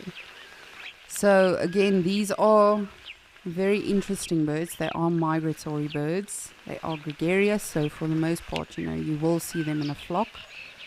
And sometimes it can be 25, 10,000 birds. But they go along with the rainfall. So, like we've seen here in Okokoyo, you know, it's been very odd because it's only now getting green, where our other places and locations like Madikwe, Djuma, Pridelands, all of those animals have had their young. All of the migratory birds have come and gone, or either still sticking around, where in Okokoyo it is only now becoming green. The antelope are only now having their offspring. The migratory birds are only now arriving, like we've been seeing the past few weeks with the European bee-eaters. So remember, animals that migrate, whether it's migrating, you know, vast distances like in the Masai Mara, or, you know, you can have mini migrations as well, just in one reserve, even if it's a fenced reserve where they go completely from the northern boundary to the southern boundary. Animals will move for three reasons: food, water, and reproduction purposes. So like the birds, these guys in particular, they are moving with the rainfall. So they'll sort of just hang around. As I say, it's been very odd. This is the most I've ever seen. And they've literally just been doing this. Preening, cleaning themselves. There hasn't been a lot of active feeding, so it's been very interesting.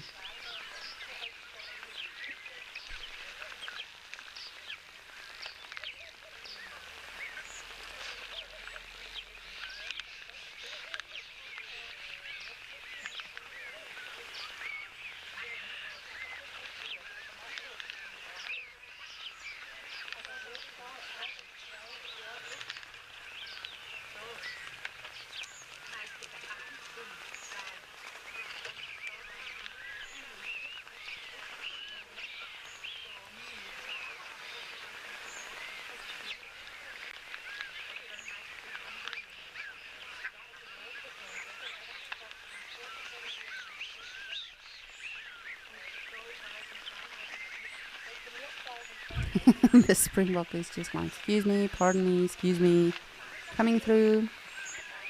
The springbok is not at all intimidated by them. They are not at all intimidated by the springbok.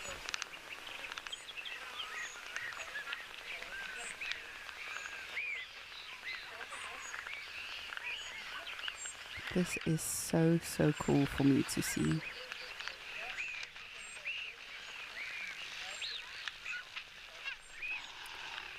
But I was saying, how incredible would it be to actually see a herd of elephants arriving? And, sort of have some youngsters that are a bit cheeky as well, chase off the storks, and just see this massive black flock of birds taking off.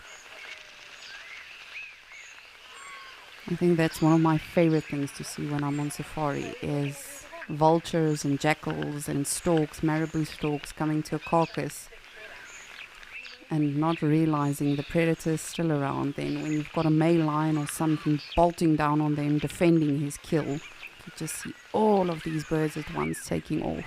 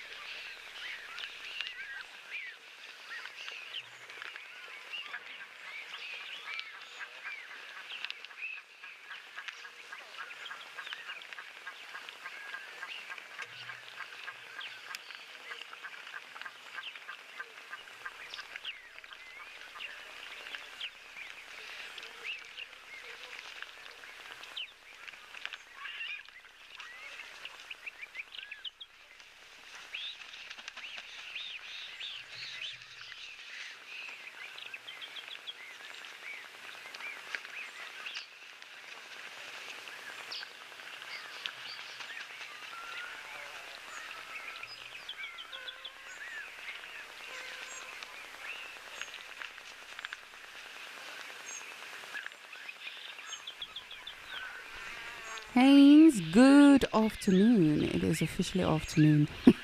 You would like to know if this waterhole belongs to any specific waterholes, to any specific lion prides or elephant herds. So no, from what I've seen in my time here, there are no animals that hold specific territory here. But that being said, remember, Okokweyo is in Etosha National Park, and this is not the only waterhole. This is one of 30 plus waterholes in this whole national park. So I mean, for us personally, we've seen the Umbika pride, which is a pride of 3 lions to my knowledge. If I'm incorrect, please do correct me. But they are between this region and then Umbika here in the national park. But no, I'm just trying to make sure that I'm not going to lie to you. No. In terms of elephants, we have had, to my knowledge, I've seen 3 different herds. And then 1 single bull that is generally by himself. But again, the animals come and go as they please. Elephants don't have territory. Elephants just move around as they please. They are the territory.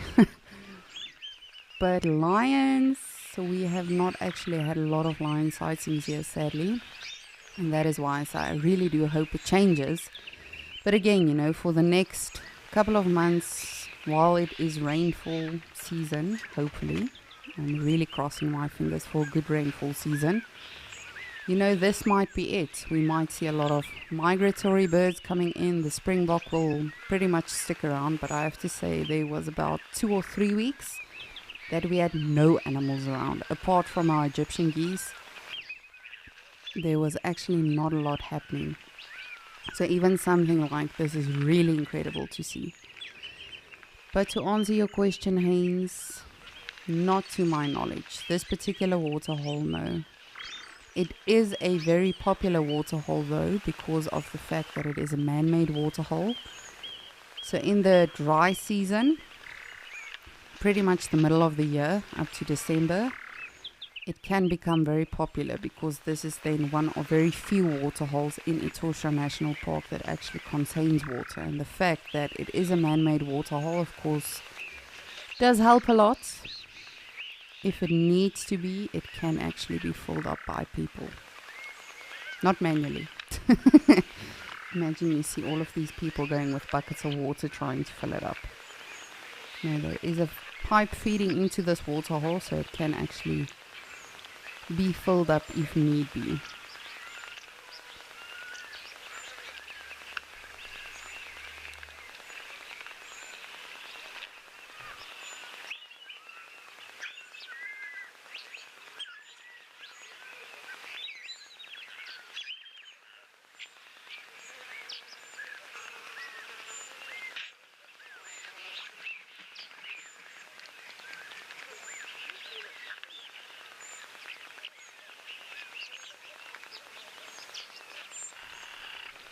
But again, as I say, this has been super fascinating. You can see here and there are birds that are actually probing into the soil. Of course, looking for insects.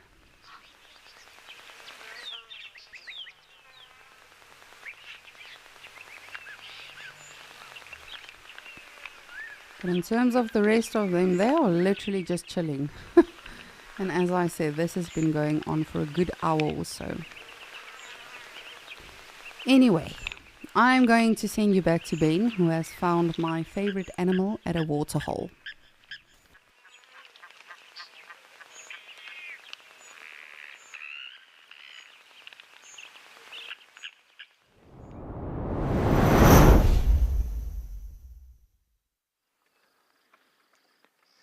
Thanks, Lisa. My favourite two, I have to say. This and the leopard, always top of the list for me.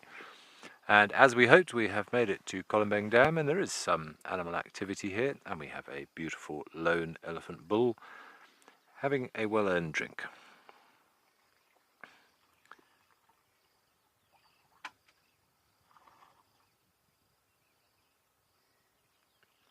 Igor and I were just saying that over in Djuma we see a lot more herds and a lot fewer elephant bulls, and over here we have seen predominantly elephant bulls and only a few herds dotted around. I'm sure there are plenty, and it's probably just luck of the draw. There's many, many, many elephants here, but particularly in this area up in the north seems to be populated by mostly individual bulls and little groups of bull elephants.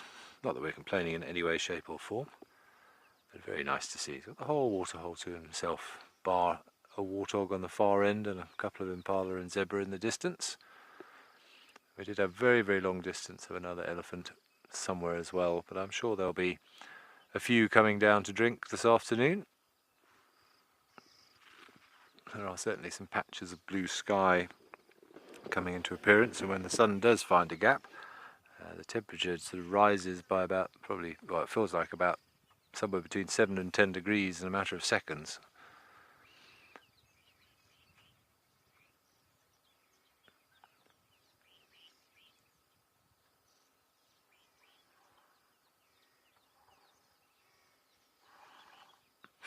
Blowing some bubbles.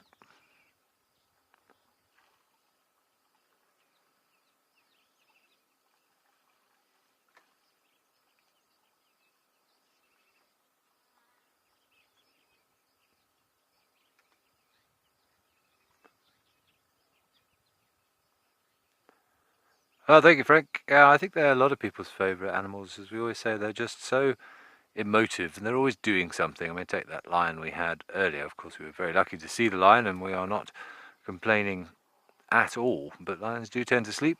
If you find them doing something, then they're of course great entertainment to watch, but particularly during the daytime when we do our escape to nature stints during the heat of the day, lions are sleeping and they are not known for their great bouts of activity, whereas elephants, I always say, you've got to continue putting fuel into that big engine all day long, otherwise it will stall. And their social interactions and the way they communicate with one another and their mannerisms and things, there is something almost human about them, but they are just fascinating to watch.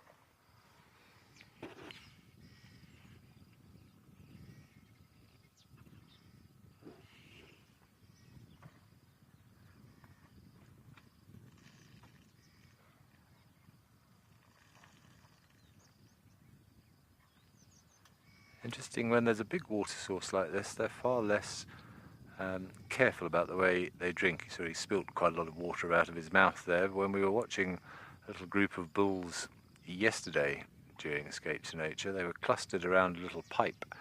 And I didn't even realise what they were doing. I actually thought they were eating earth when we saw them, we actually just saw a warthog eating earth a little bit earlier this morning, or well, about 10 minutes ago on our way to the dam here, because they do that quite a lot here, and I thought the elephants were doing the same, because we never saw a drop of water being spilt.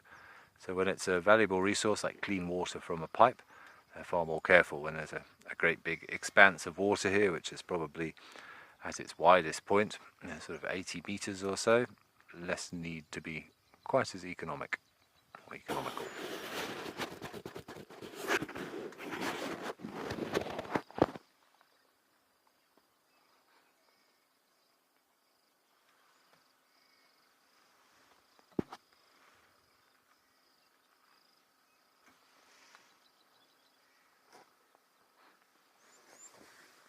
Afternoon, Dennis. Are we afternoon now? Yeah, it's just about afternoon, yes. Afternoon, Dennis. On average, on any given day out here, we're probably looking at between 120 to 150 litres of water for a big adult bull like this. So that is a lot of water. 75 2-litre bottles that you'd have to put down in one go. We were saying yesterday that even us as humans, we should be drinking around about 6 litres of water every day. That's what our sort of requirements. Obviously most of us do drink a lot less than that, but that is sort of the prescribed amount, and that will of course increase depending on the temperatures and how much you're sweating and how much moisture you're losing. But it's not just water. The animals can do it because they'll find other things from other places, but we also need salts and sugars as well. So if you do ever find yourself dehydrated, and I've done it before I remember when I worked at Sabi for a while, one of the sort of initiations you have to do is the boundary walk, which is about a 42-kilometre walk around the boundary of the property, and I had the unfortunate pleasure of doing that in February when it was exceptionally warm, and I was drinking water at a rapid rate, but it just wasn't doing anything. I still had a splitting headache, and I was having to stop and get rid of some of that water at alarmingly regular intervals because it was just going straight through. My body was saturated, but it was missing salts and sugars. And you can get, obviously, things from the shops that will help you to do that, but you can also make your own rehydrate. Normally we say for about 1 litre of water, and then 1 teaspoon of salt and a tablespoon of sugar. Mix them together, and that will also sort you out, because sometimes water isn't enough. The animals, that's why they eat the earth, and they'll get their minerals and extra things they need from the soil. But our elephant seems to be moving on, classic elephant style, have a drink and disappear, to be replaced by a few zebra, a little herd of zebra coming down to enjoy this oasis now.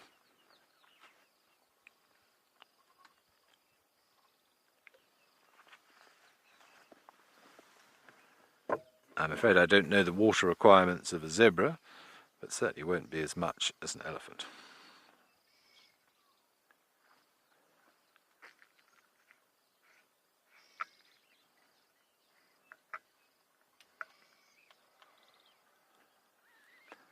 Mornay, good afternoon. Yes, well, yes and no, really. It's often stimulated by the smell of a female in estrus.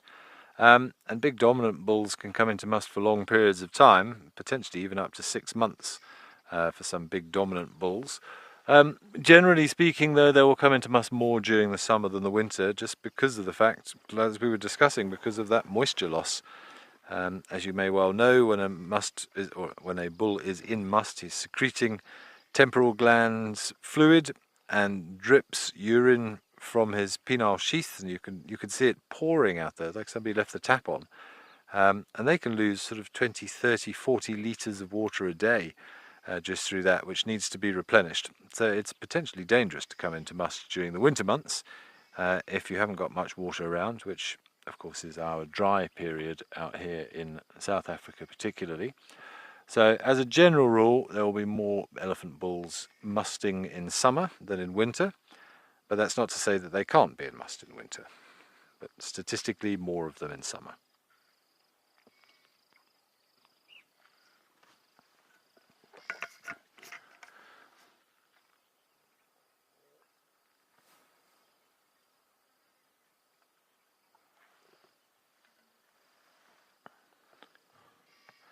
very African scene. A little waterhole, a dazzle of zebra, and an elephant bull in the background.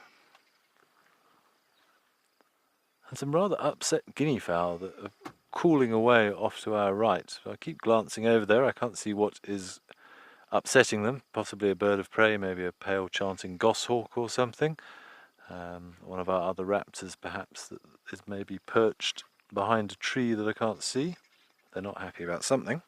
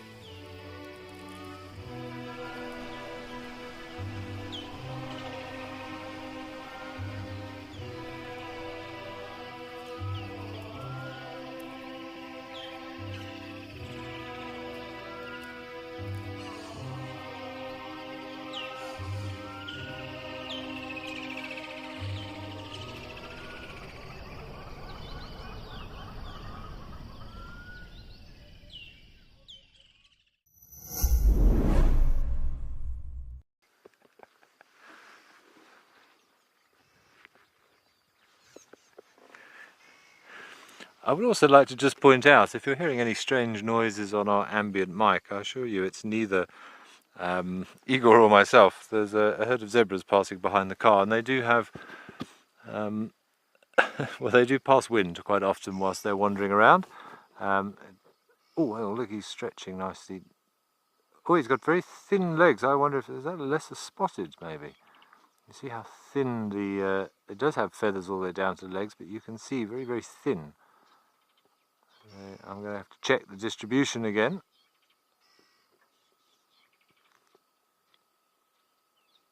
But he has got feathers all the way down to his legs. That makes it a little bit easier from an ID perspective. But quite pale, sort of almost Rufus-y leggings that he's got on.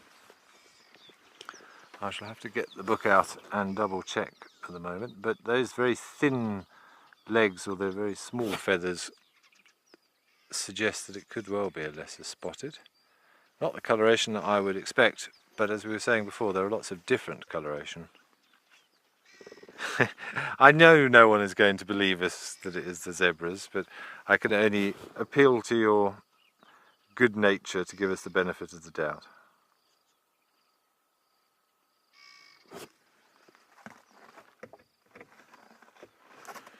Right, let me check that eagle, because that's going to bother me now, but it has a very sort of thinnish head as well.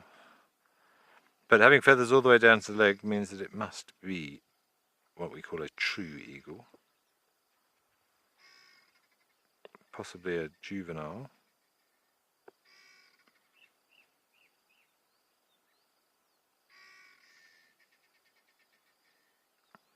Not convinced from the pictures. What else could it be?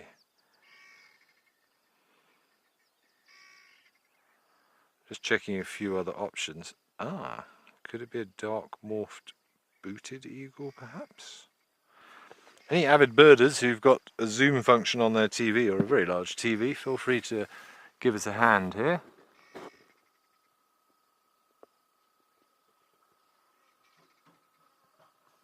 But there's something unusual about the shape of the head, and there's kind of some markings around the eye which do match a booted eagle.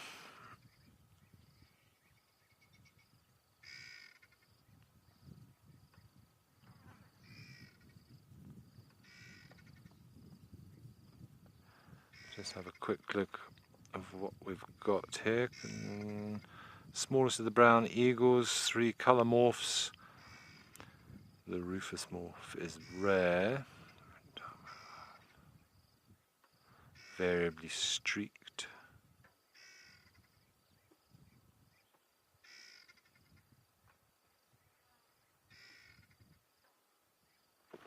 Let's see if he's got any markings on his shoulders. He's got sort of white markings on his shoulders.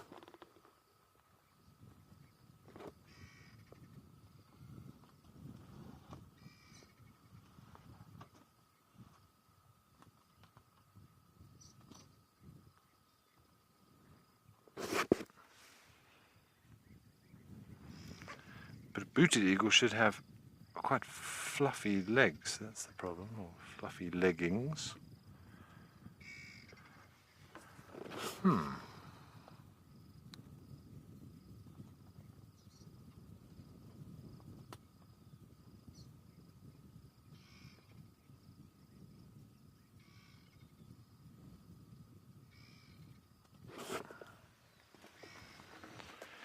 Check out my book. Sometimes it's good to check apps and books and as many different resources as you can, because they can be challenging, some of these dark eagles.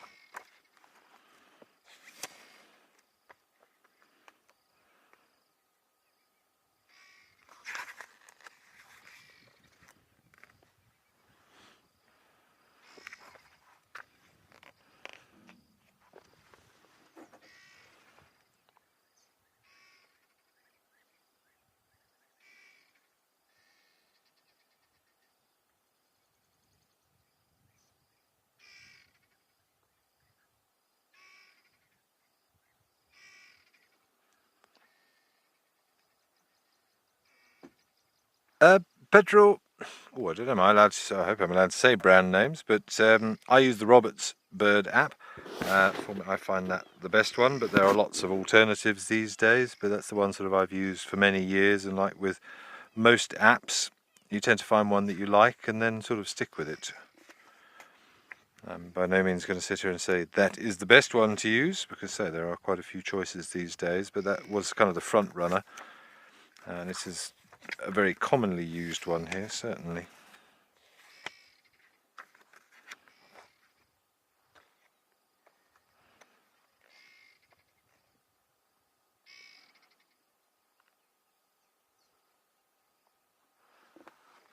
I see we've had a suggestion of a western banded snake eagle. Sorry, southern banded snake eagle, that is quite possible. Certainly have a good look and make a decision based on it. It's very slim. Snake eagles generally have quite a big head, which this one does not. So not dismissing any opportunities at the moment.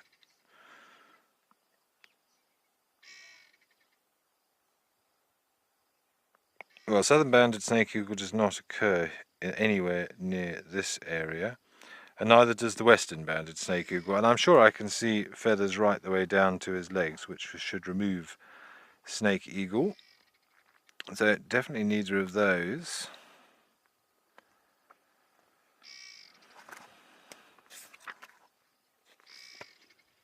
Some baboons barking way in the distance, but possibly even outside the reserve. We are very close to the northern boundary here.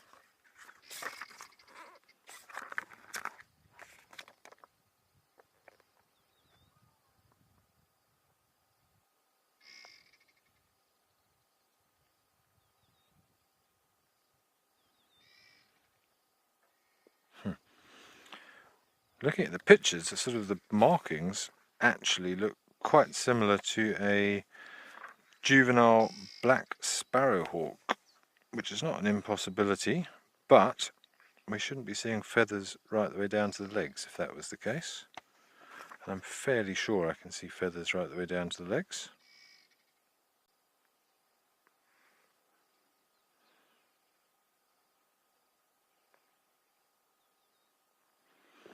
I'd be quite tempted to go back to my initial idea of lesser spotted eagle, just looking at some of the pictures of but a juvenile. Let me go back to my binos and try again.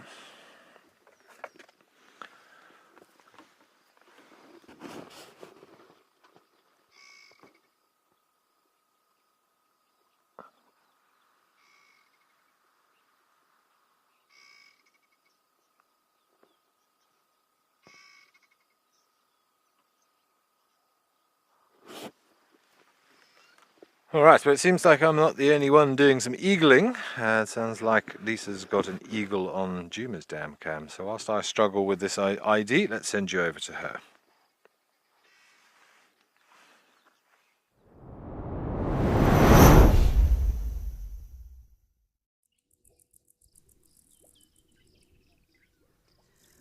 Ben, I would love to take credit for this one, but this was one of our awesome zoomies, Becky. She found us this beauty, and this is Cooey. Look at us. Of course. This is a juvenile martial eagle. And he has just been sitting here for a while. Not too long, though. Seems like it's scouting the area for some prey, potentially. And they really are also impressive hunters. I mean, we've seen on this dam cam alone, one with a monitor lizard, one with an actual catfish. So they really are very opportunistic and very successful hunters for the most part.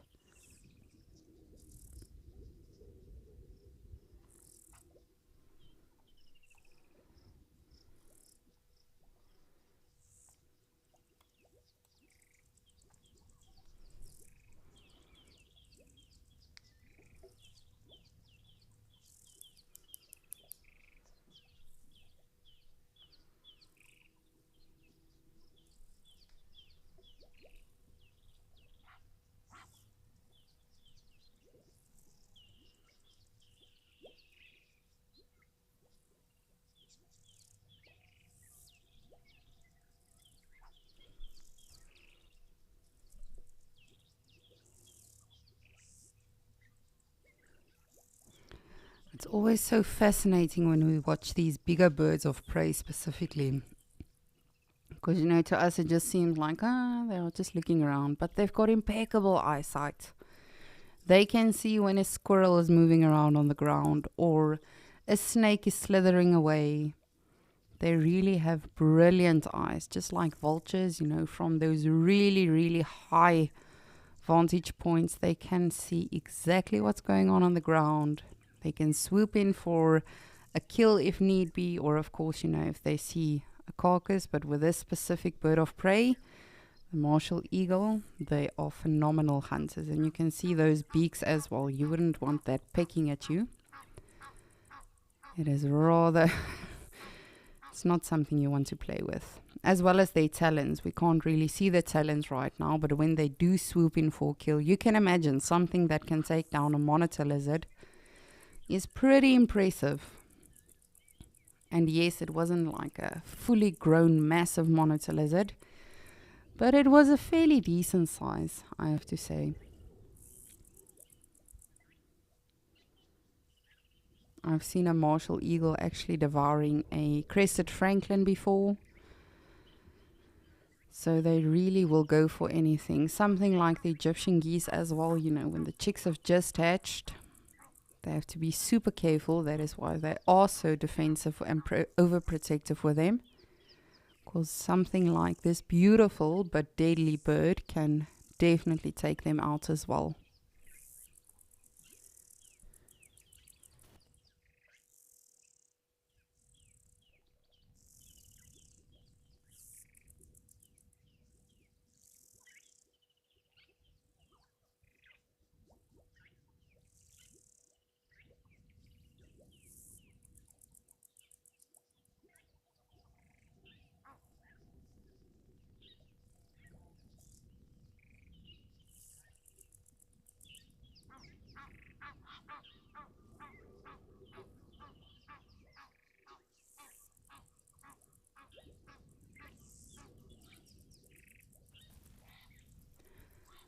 Our Zumi was actually mentioning that the Egyptian geese were making a racket again. And I made a joke and I said, yes, well, it doesn't take much for them to throw a tantrum about something, but I'm assuming it might be because of this guy. Just want to have a look-see and see if anything else is around.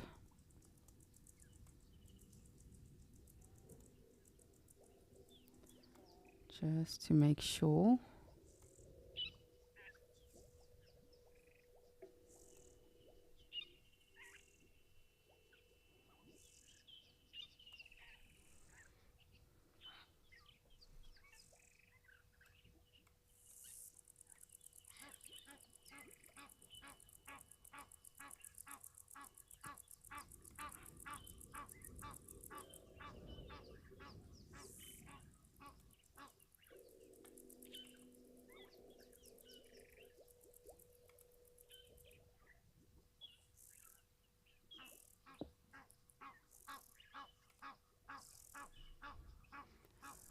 Oh, just beautiful. It's always incredible as well when, you know, you've got your smaller birds like drongos and other birds that sort of dive bomb the bigger birds. Just to let them know. It's pretty much the same as an impala making an alarm call as soon as it spots a lion or a leopard. It's just to let them know, listen, we've seen you. You are not as clever as you think you are.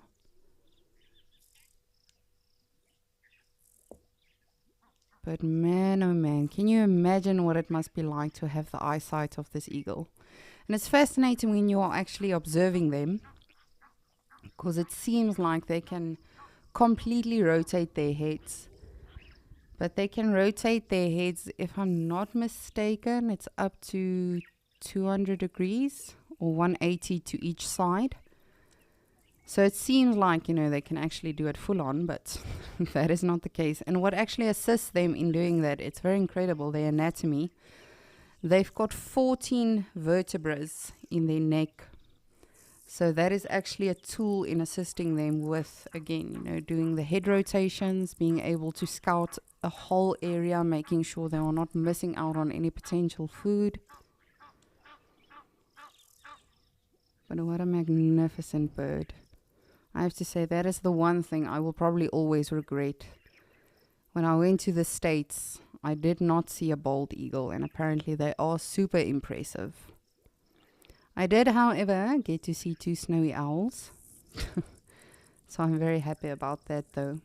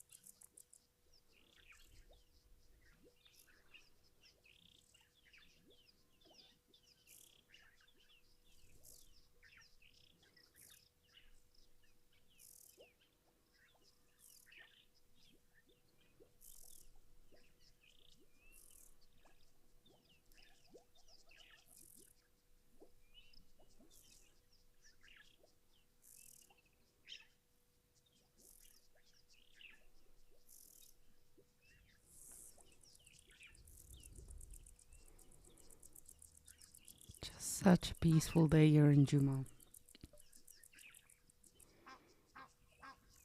Hi, beautiful.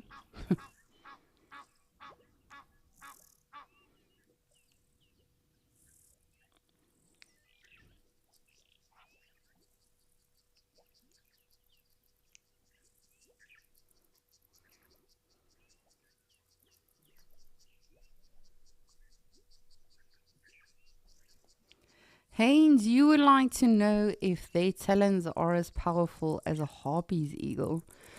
I'm not too familiar with a harpy's eagle. I will definitely go research that a bit.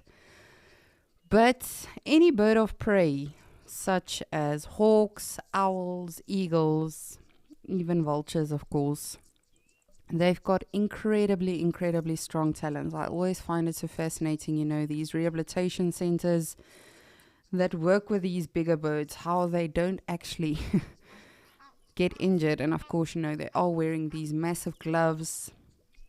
I remember I had a friend that actually worked it was between Dilstroom and Belfast, which are two very small towns in South Africa. And he worked with rehabilitated birds, birds that got hit by cars on the freeway and all of that.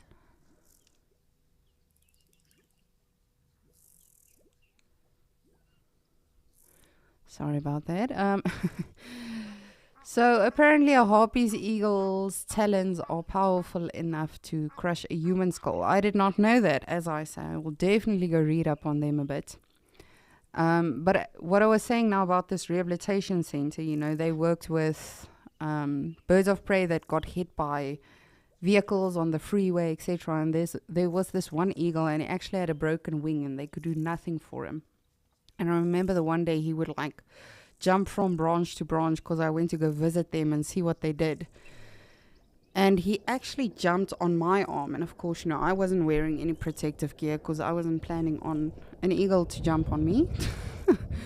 And I literally had these massive scars that probably stayed blue for, I think, 2 weeks or something. So they really are, any bird of prey, as I say, is really an incredible animal. Even something like the martial eagles, they can, if need be, they can take out a warthog, a baby warthog, if they have the opportunity. Of course, it will be a little bit difficult. But they really are lucky when it comes to ambushing their prey, because they can sit in the air, or not in the air, sit in an elevated area and then, of course, ambush the animal from a different angle. But Haynes, I am not familiar with a harpy's eagle. I promise to go research them a bit. It's always interesting to learn about new animals.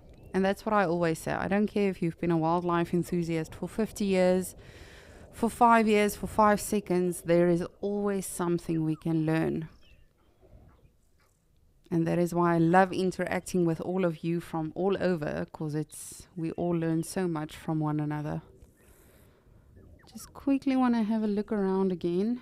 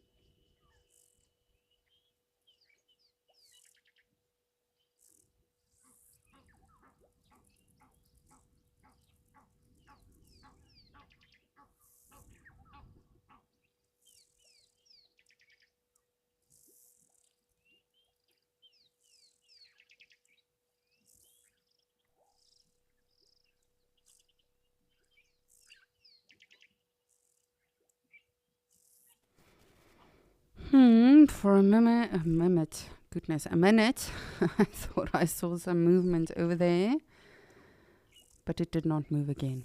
All right, we will keep an eye on our beautiful juvenile martial eagle, as well as anything else that might pop up here in the lovely Djuma. But for now, I'm going to send you over to Amakala.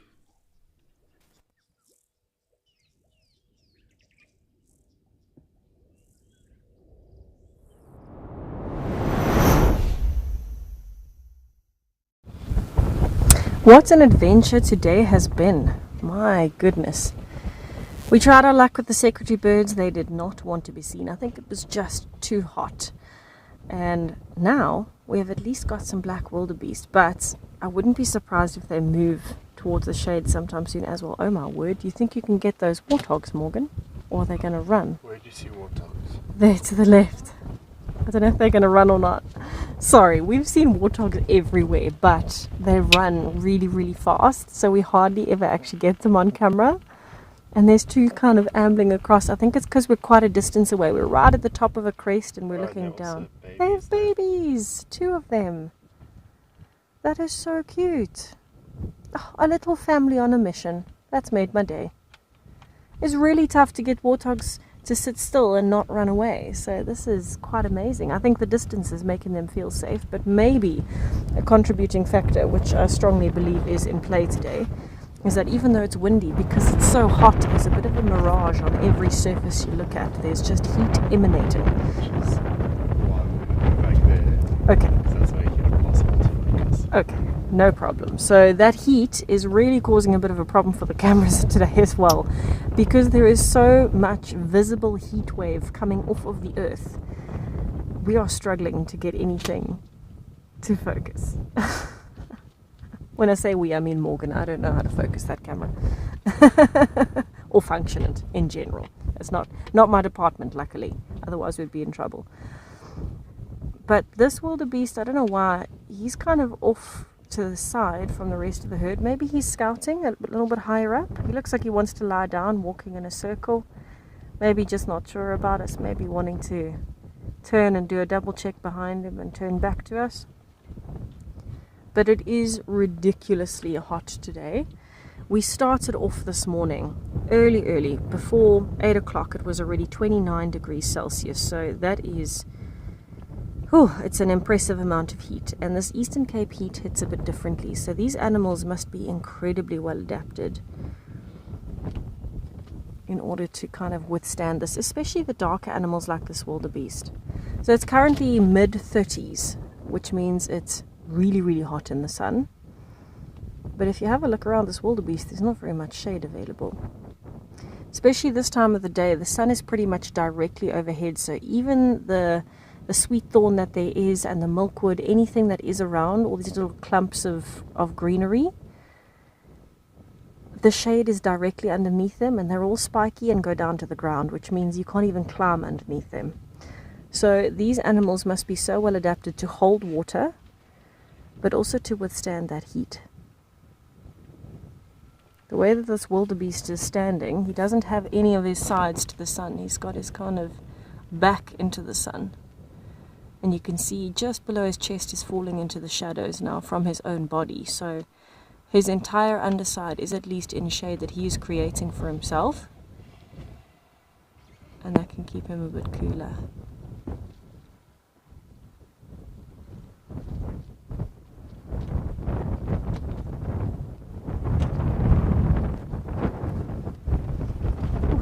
This wind is such a nice feeling.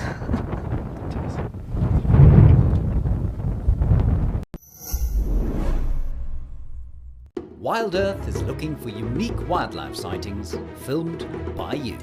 They can be old or new, from anywhere in the world, and filmed on a camera or on your phone. In return, we will give you cash, an opportunity to win a prize, and a chance to see your clip on TV with your name in the credits. It's easy. Head over to wildearth.tv/content to find out more.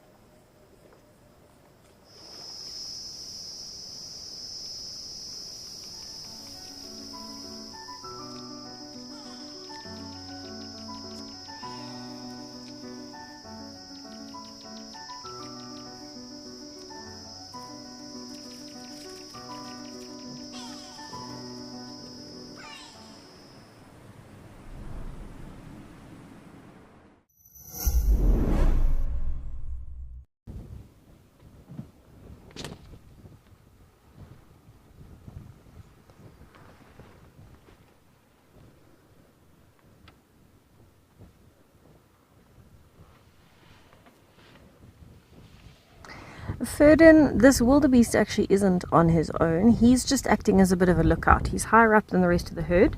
Just down the crest, the rest of the family is happily grazing, trying to keep themselves going on such a hot day, with all of the little ones kind of lying down and camouflaging so well we can't even see them. So I would imagine he is just higher up on the ridge, making sure there are no lions creeping up to the family, and especially the little calves.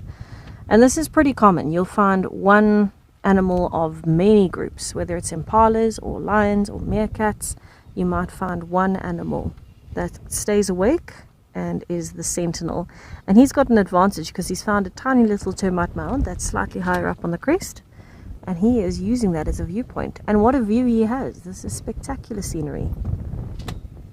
So you'll see he hasn't fed once, he hasn't groomed or anything like that. He is purely acting as a sentinel. So he's the lookout.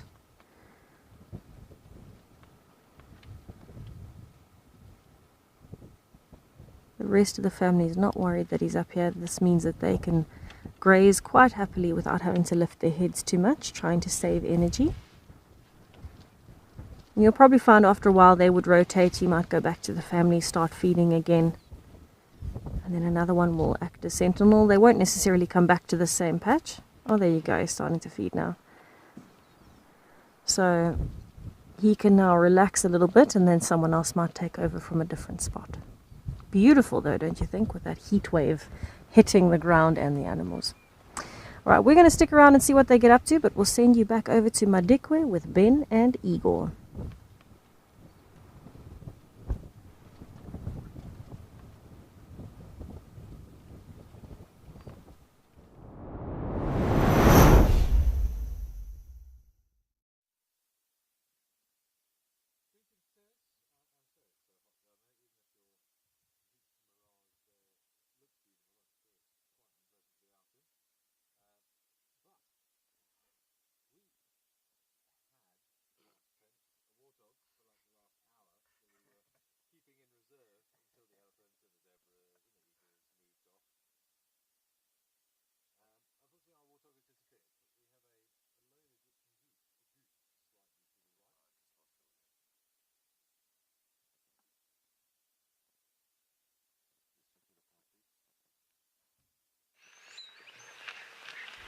Sorry about that. We'll get Ben back as soon as we can with his mud-wallowing warthog. But just look at this. The birds are arriving again.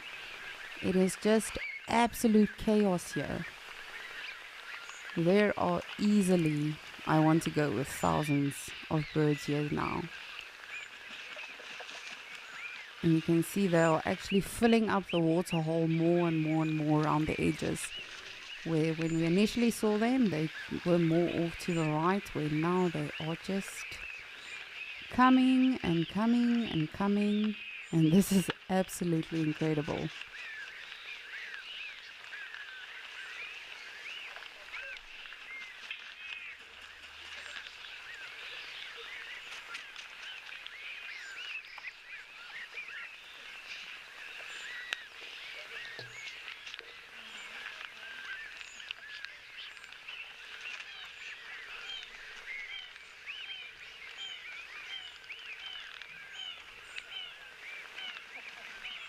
So again, if you missed it, these are the Abdom storks, and they are migratory birds. They follow the rain just like a lot of other animals, or the water we should say, but in this case it's the rain. So hopefully they'll stick around for a bit.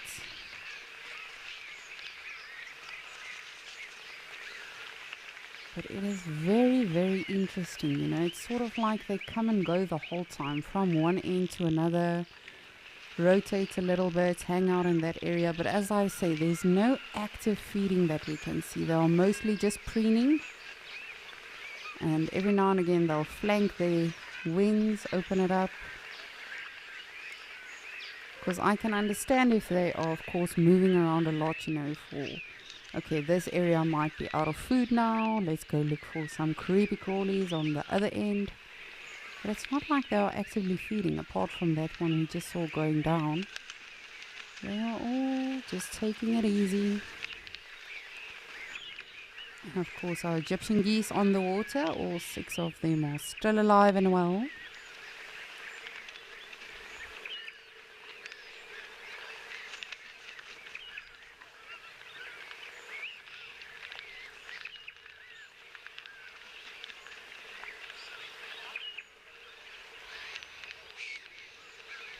And just coexisting with the springbok. You have to live in peace and harmony if you want to share a waterhole. Just amazing. Alright, I'm going to keep my eyes on this beautiful waterhole and see if there will be more coming in. But for now we're going to try to send you back to Ben in Madikwe.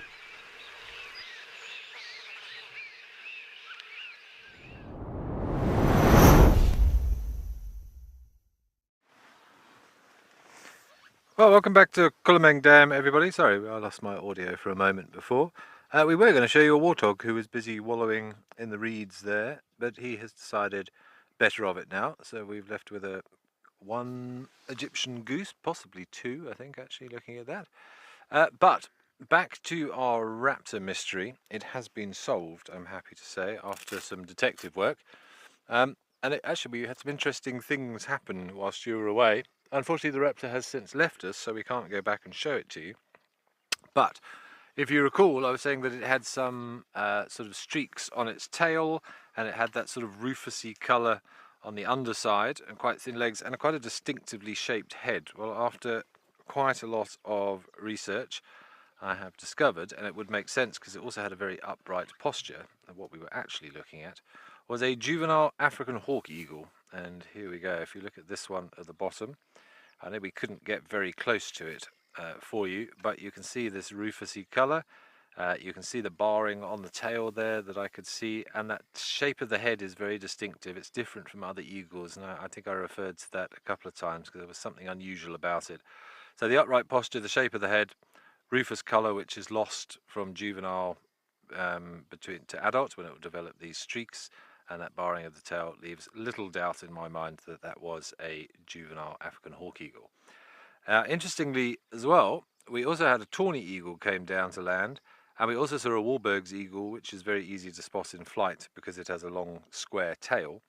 So that suggested there was something over there. Now we couldn't get close enough to see what it was that had attracted all this attention, but one of the eagles dropped down to the floor, and yesterday we saw a lone baby impala here, I'm sorry to say, that really didn't look in very good condition. It had lots of ticks and flies on it, and it was sort of hiding under a bush somewhere, just very close to where those eagles were. So I would think that unfortunately during the night that young impala has succumbed to whatever it was that was afflicting it, and I think the eagles are probably polishing off whatever was left there that the hyenas and the jackals perhaps didn't take last night. So I think that was mystery solved, but juvenile African hawk eagle was what we were looking at before. But we had quite a few suggestions from my fellow colleagues as well as to southern banded snake eagles and things, which we discovered don't occur here. European honey buzzard was suggested, which was a good call in light of the funny shaped head, because that has almost like a sort of like a dove-shaped, pigeony shaped head, but it was too big to be one of those. Excuse me, but yes, mystery solved. Juvenile African hawk eagle, which was another new one for me here, which now takes my Madikwe bird list to 195. So I've done quite well. I was at 184 when I arrived a few days ago, so I've added 11 to the list. Unfortunately, Egyptian goose is not a new one, unsurprisingly. But since our somewhat windy zebras have moved off, there are 2 Egyptian geese there. We haven't actually seen anything else, which surprises me because it is quite warm here, nothing like Amakhala by the sound of it. But I'm surprised we haven't seen more animals because there was plenty of general game sort of in the background that has chosen to not come down to drink. Got a few swallows circling the dam and dipping down and having a drink, look like barn swallows, and what I think was a white-rumped swift as well.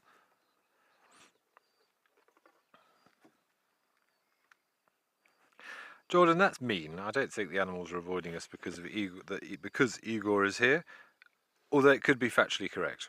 She must have not seen my elephant whispering yesterday. True, yes, we had a close enough encounter with some elephants yesterday, and Igor was on the car for that, so I'm not sure whether that's necessarily the case. But I think you've hurt his feelings, he's gone quiet now. It always amazes me when those swallows come down to drink and how they can just skim the surface so accurately with that lower beak.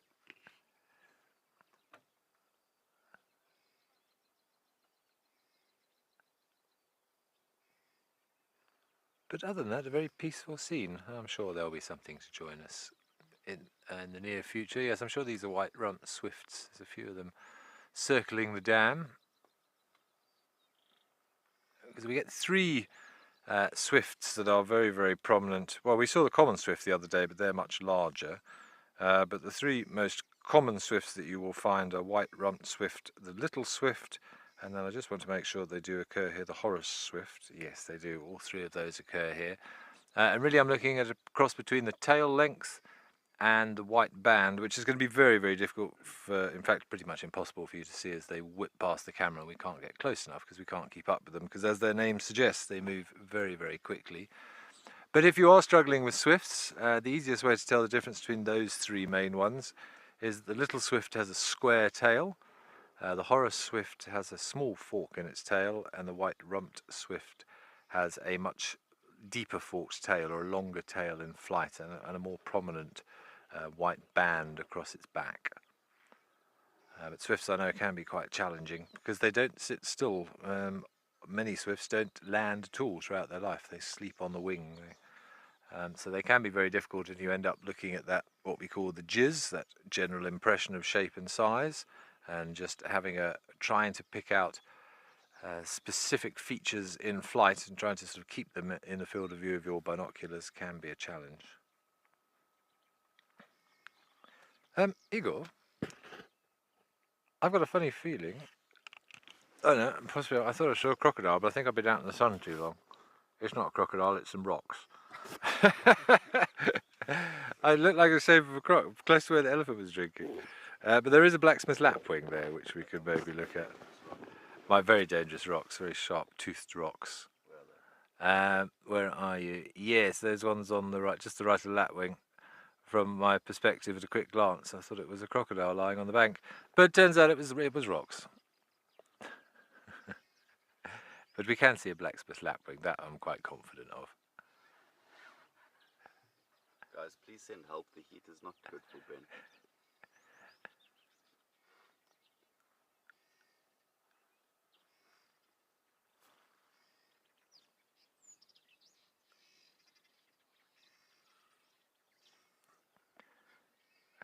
Okay, so we have our blacksmith lapwing and our very dangerous rocks that at first glance look like a crocodile, but actually no, you're not far enough right for the rocks. It's the next group of rocks that looks more crocodilian. Come out a bit further. There. Now look, at a quick glance, that does look a bit like a crocodile lying on the bank. So give us just a quick glance. Yes, just a very quick, there you go. Look at that. Yeah, so you were there and then crocodile, gone. That makes me feel much better. Worrying thing is that I didn't notice it looked like a crocodile for the last 45 minutes we've been sitting here. But I think it's because the animals have disappeared, so I'm trying to find you guys things to look for, and all of a sudden little stumps are looking like wild dog ears, and rocks are looking like sleeping lions, and termites under trees look like lions.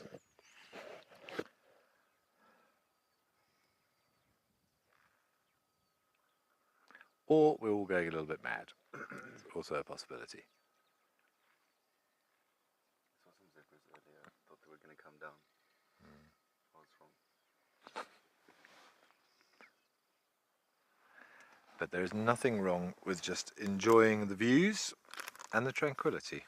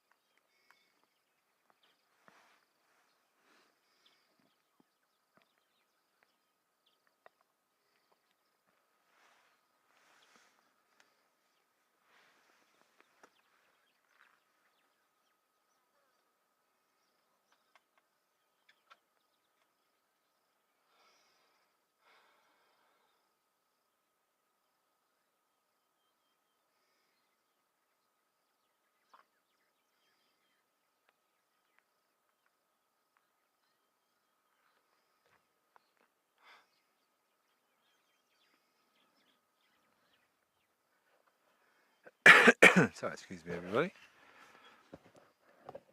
See, look, there's another sinister looking termite mound resting up in the shade of that shepherd's tree over there.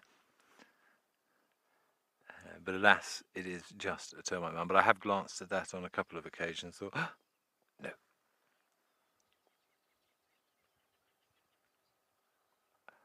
Okay, we are going to see if anything else comes down to drink. Otherwise, we may try an alternative water source. There's Skoko Dam not that far away. Maybe that's going to have a little bit of no, can't speak. A little bit better luck for us. Wow, tongue twister. Definitely, must be the heat.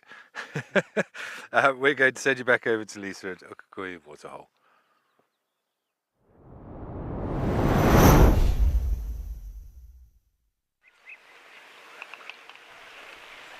Ben, we are struggling to English today, you and I. You can see there is a jackal just taking off now. It just came for a drink, and it was very interesting because, of course, you know, I've got my eyes on both Djuma and Okukoyo, and then I just saw this massive gap in this huge flock of course, the Abdom storks. And then I saw, no. Got very excited. Thought it might be a big predator, but it was just a small jackal. But still, you know, they all gave way for it. The springbok weren't too concerned about it. As you can see, they are just bypassing him like he means nothing.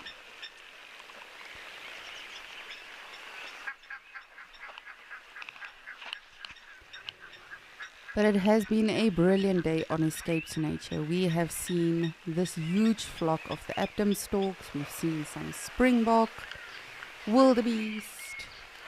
We've even seen a martial eagle in the beautiful Djuma. We've seen a baby skink get smacked down by a branch. It was very interesting. It was very traumatic. If you missed it, be grateful. I nearly thought it's a bird that swooped in for the skink. But then we've also had some awesome banded mongoose this morning in the lovely Okukoyo. I don't know where the jackal went now.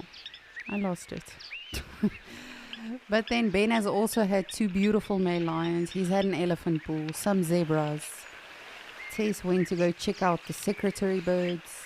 So really, all in all, has been an amazing day. And of course, as always, just so incredible to watch all of the animals, all of the interactions, their behaviors, their movements. Oh, this jackal. I give up.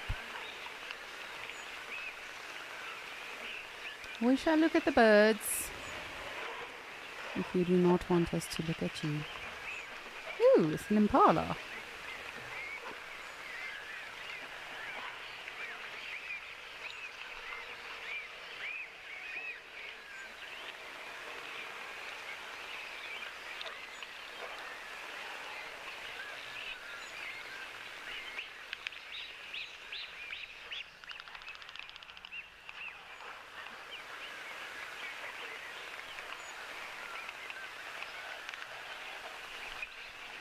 Raymond, you would like to know if springbok and impala ever compete. You know, I'm going to start off by saying no.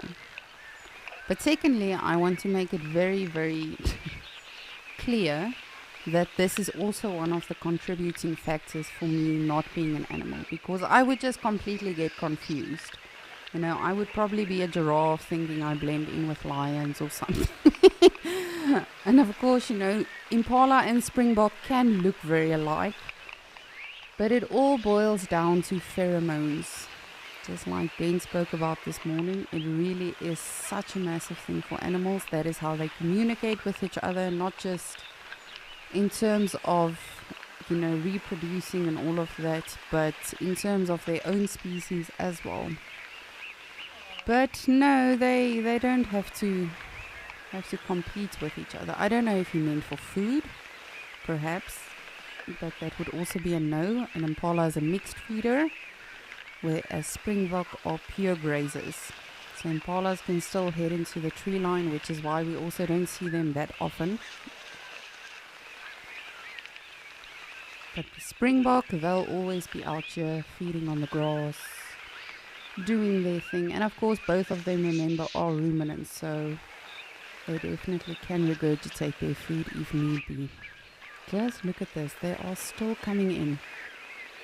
Not the springbok, the storks.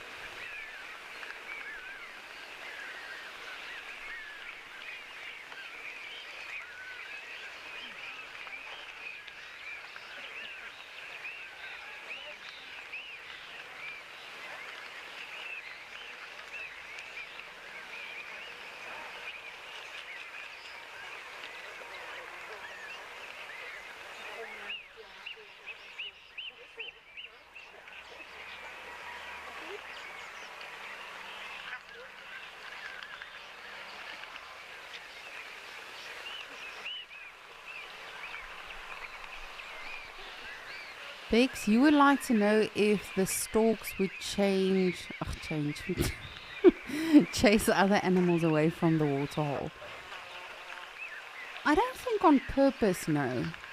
It's not as vicious or aggressive as you would see vultures, for instance, when they are coming in on a carcass. They are sort of chasing away jackals and sometimes even hyenas. I've even seen vultures chasing cheetahs off of their own kill. But if you look at the number of storks that are coming in for landing, I think that in itself must be quite intimidating, but I don't think so in terms of scaring the animals away. They feed mostly on insects like grasshoppers and locusts and stuff like that.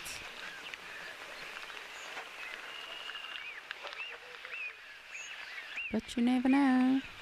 Anything is possible.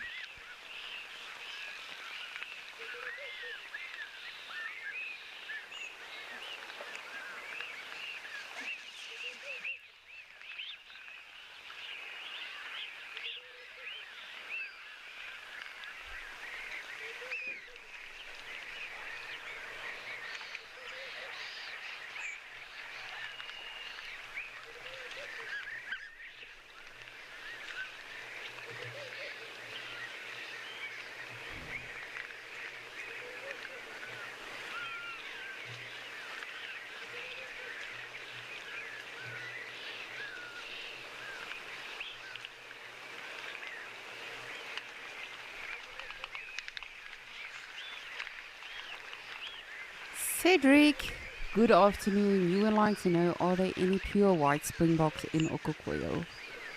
No, to my knowledge, no. But remember, if something is pure white, like in the case of a springbok, for instance, or a lion or something like that, that is not a specific species or subspecies even. That is just a recessive gene. So Mother Nature, every now and again she's got something wonderful up her sleeve. And, you get something like a white giraffe or white impala or a white... Woo! Oh, look at that! That is cool. Sorry, Cedric, I'll get back to your question now. That is super cool. Oh, man, that is what I was hoping for, just the disruption for them to all have to take off.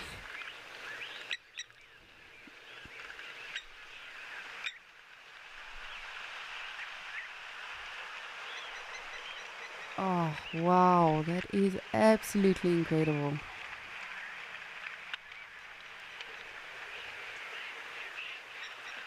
Look at that. I almost want to be cheeky and say this is more impressive than the Quellias.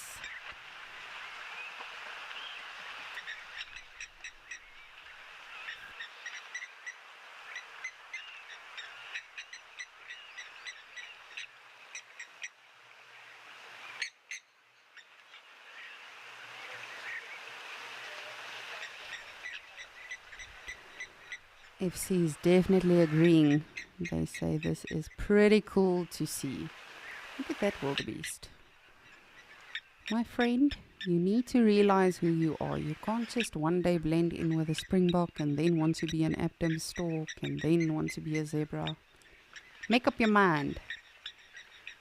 Excuse me, sorry guys, sorry, pardon me.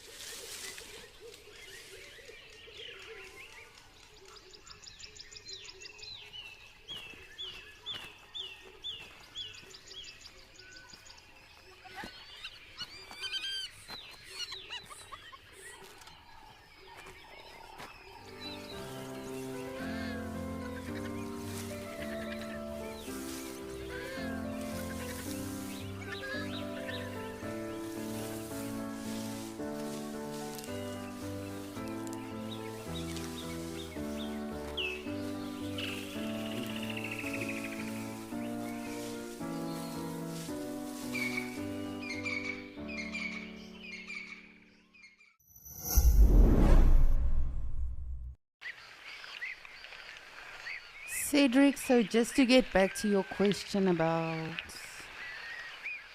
Goodness, sorry, I almost lost my my train of thought there. These birds are so impressive. About the white springbok. So remember, animals like that is just a pure recessive gene. Yes, sometimes people do sort of purposefully breed with those animals. But just like a king cheetah, for instance, even if you take a male king cheetah and a female king cheetah, you are not guaranteed to have king cheetah cubs. If you're not sure what a king cheetah looks like, definitely go look it up. It's very interesting.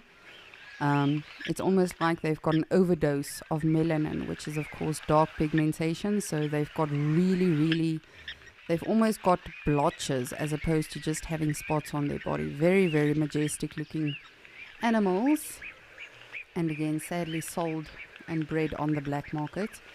But something like a white impala, a white springbok, those animals are not necessarily always going to look like that. Even if you take 2 white springboks, you are not necessarily going to have a white springbok offspring.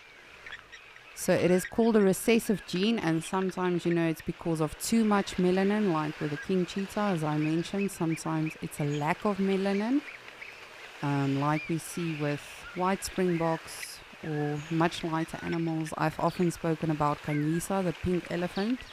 People often refer to those sort of animals as albinos. It is not the case. It is just a lack of melanin, so they don't have the usual number of dark pigmentation as the other animals. So, but for me, Cedric, I personally have never seen white springbok yet. It really would be wonderful. I have, however, seen a black fluffy foal, which I have not seen in forever. So probably 2 or 3 months ago we had a zebra foal, and it was the darkest foal I've ever seen in my life. Now again, that is just too much melanin. And not, you can't even really say too much or too little. It's just not the usual amount of melanin that you would find in the DNA of the other animals. Just like human, you know, some people have really white nails, some people have really light skin, some people have really dark hair. It really all depends. Some people have one blue eye, one green eye. Nature is really such an incredible thing.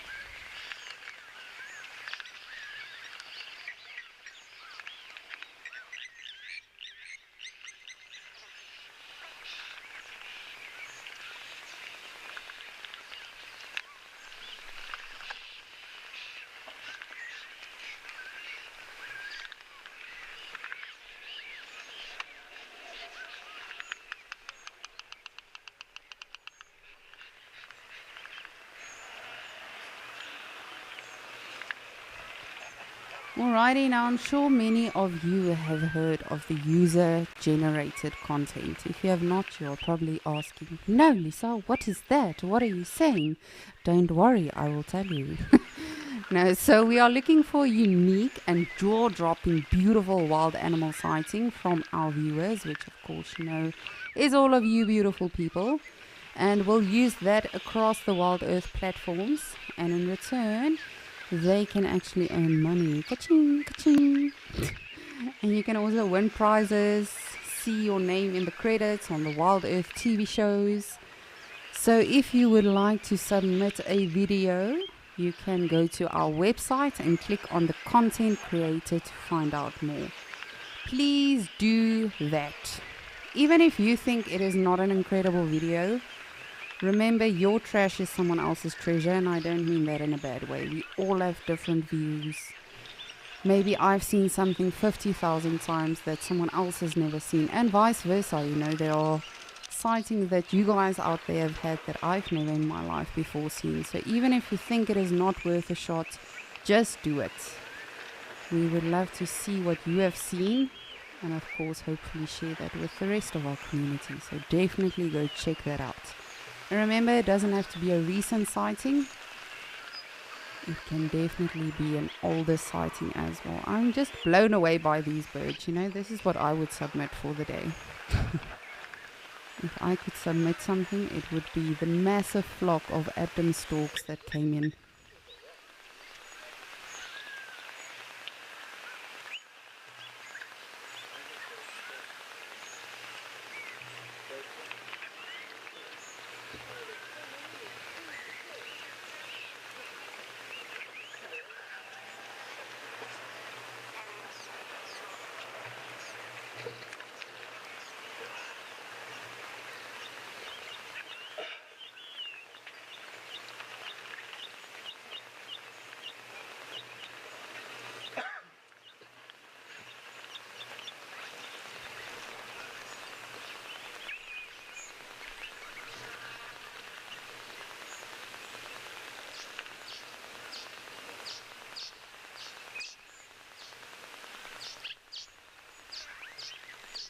think this has definitely been one of my favorite sightings ever. Not just at Okokoyo, but for me, being able to observe the different waterholes. This has really been so spectacular. And it's so weird. They are literally just chilling.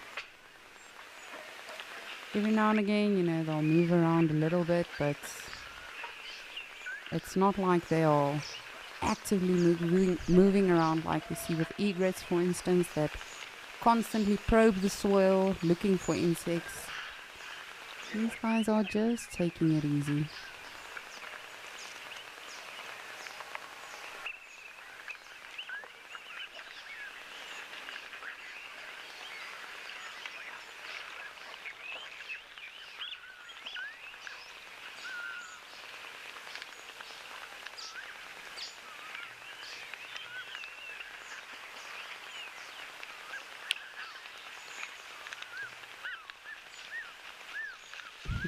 Love how this one goose is just chilling here on the side, just sort of like telling them, "Oi, don't come near this area. My wife and children are over here."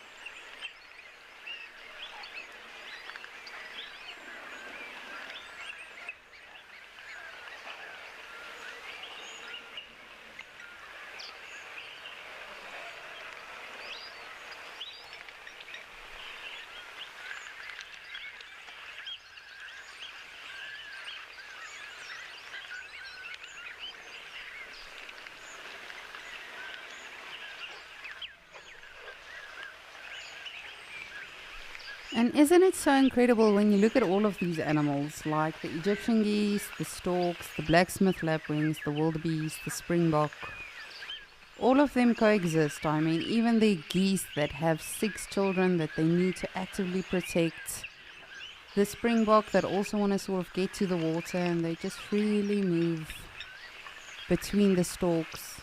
You know, even the wildebeest. Okay, yes, they were all a little bit afraid of the jackal, but who wouldn't be? Remember last year I did a blog on a jackal that literally swam after a marabou stork in a waterhole and eventually caught up with it and eventually was able to hunt it.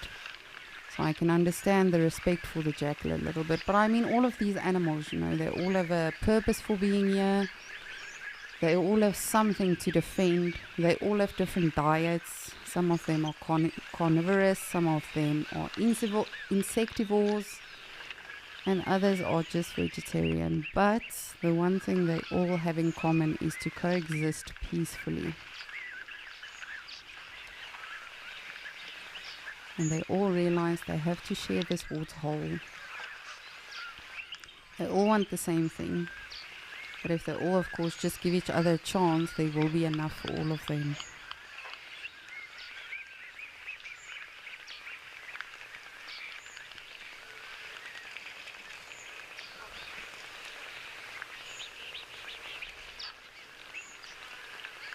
I still cannot believe how many of them are here.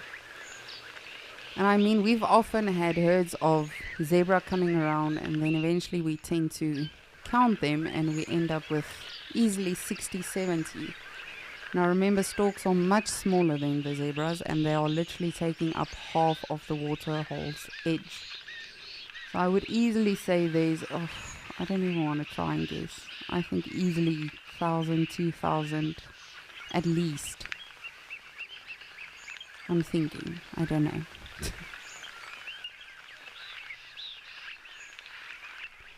But remember, if you were not able to join us for the whole Escape to Nature today, you can definitely just go on over to the Wild Earth app.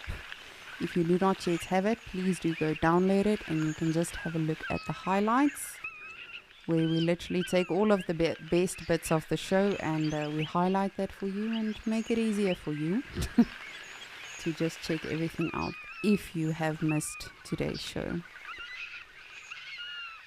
But it really has been an awesome day.